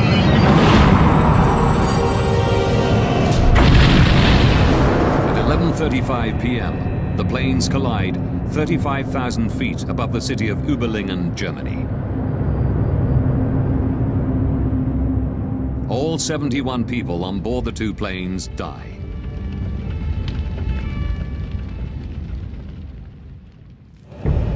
The German investigative report concluded that Peter Nielsen and the Russian pilots had made serious mistakes. But the primary cause of the accident was negligence on the part of Skyguide. In May 2004, immediately after the BFU report is published, at a press conference in Zurich, the CEO of Skyguide, Alain Rossier, issues a formal apology. Es sind auch bei uns Fehler gemacht worden und wir We too have made mistakes, and we most deeply regret this. nehmen unsere We take responsibility, as outlined in the German investigation report. und wir bitten And we ask the families of the victims for forgiveness. In September 2007, a Swiss court finds 4 Skyguide employees guilty of negligent homicide. 3 managers who tolerated the single controller policy are given 1-year suspended jail sentences. The project leader overseeing the maintenance work on the night of the collision is fined 13,500 Swiss francs, roughly $11,000. Following recommendations from the German investigative team, Skyguide implements a variety of procedural changes. They now ensure there are always 2 controllers on duty, even during the quiet night shift. Nobody will ever find themselves in Peter Nielsen's position again. Investigators also recommend that international and regional TCAS regulations be standardized, along with aircraft operations manuals.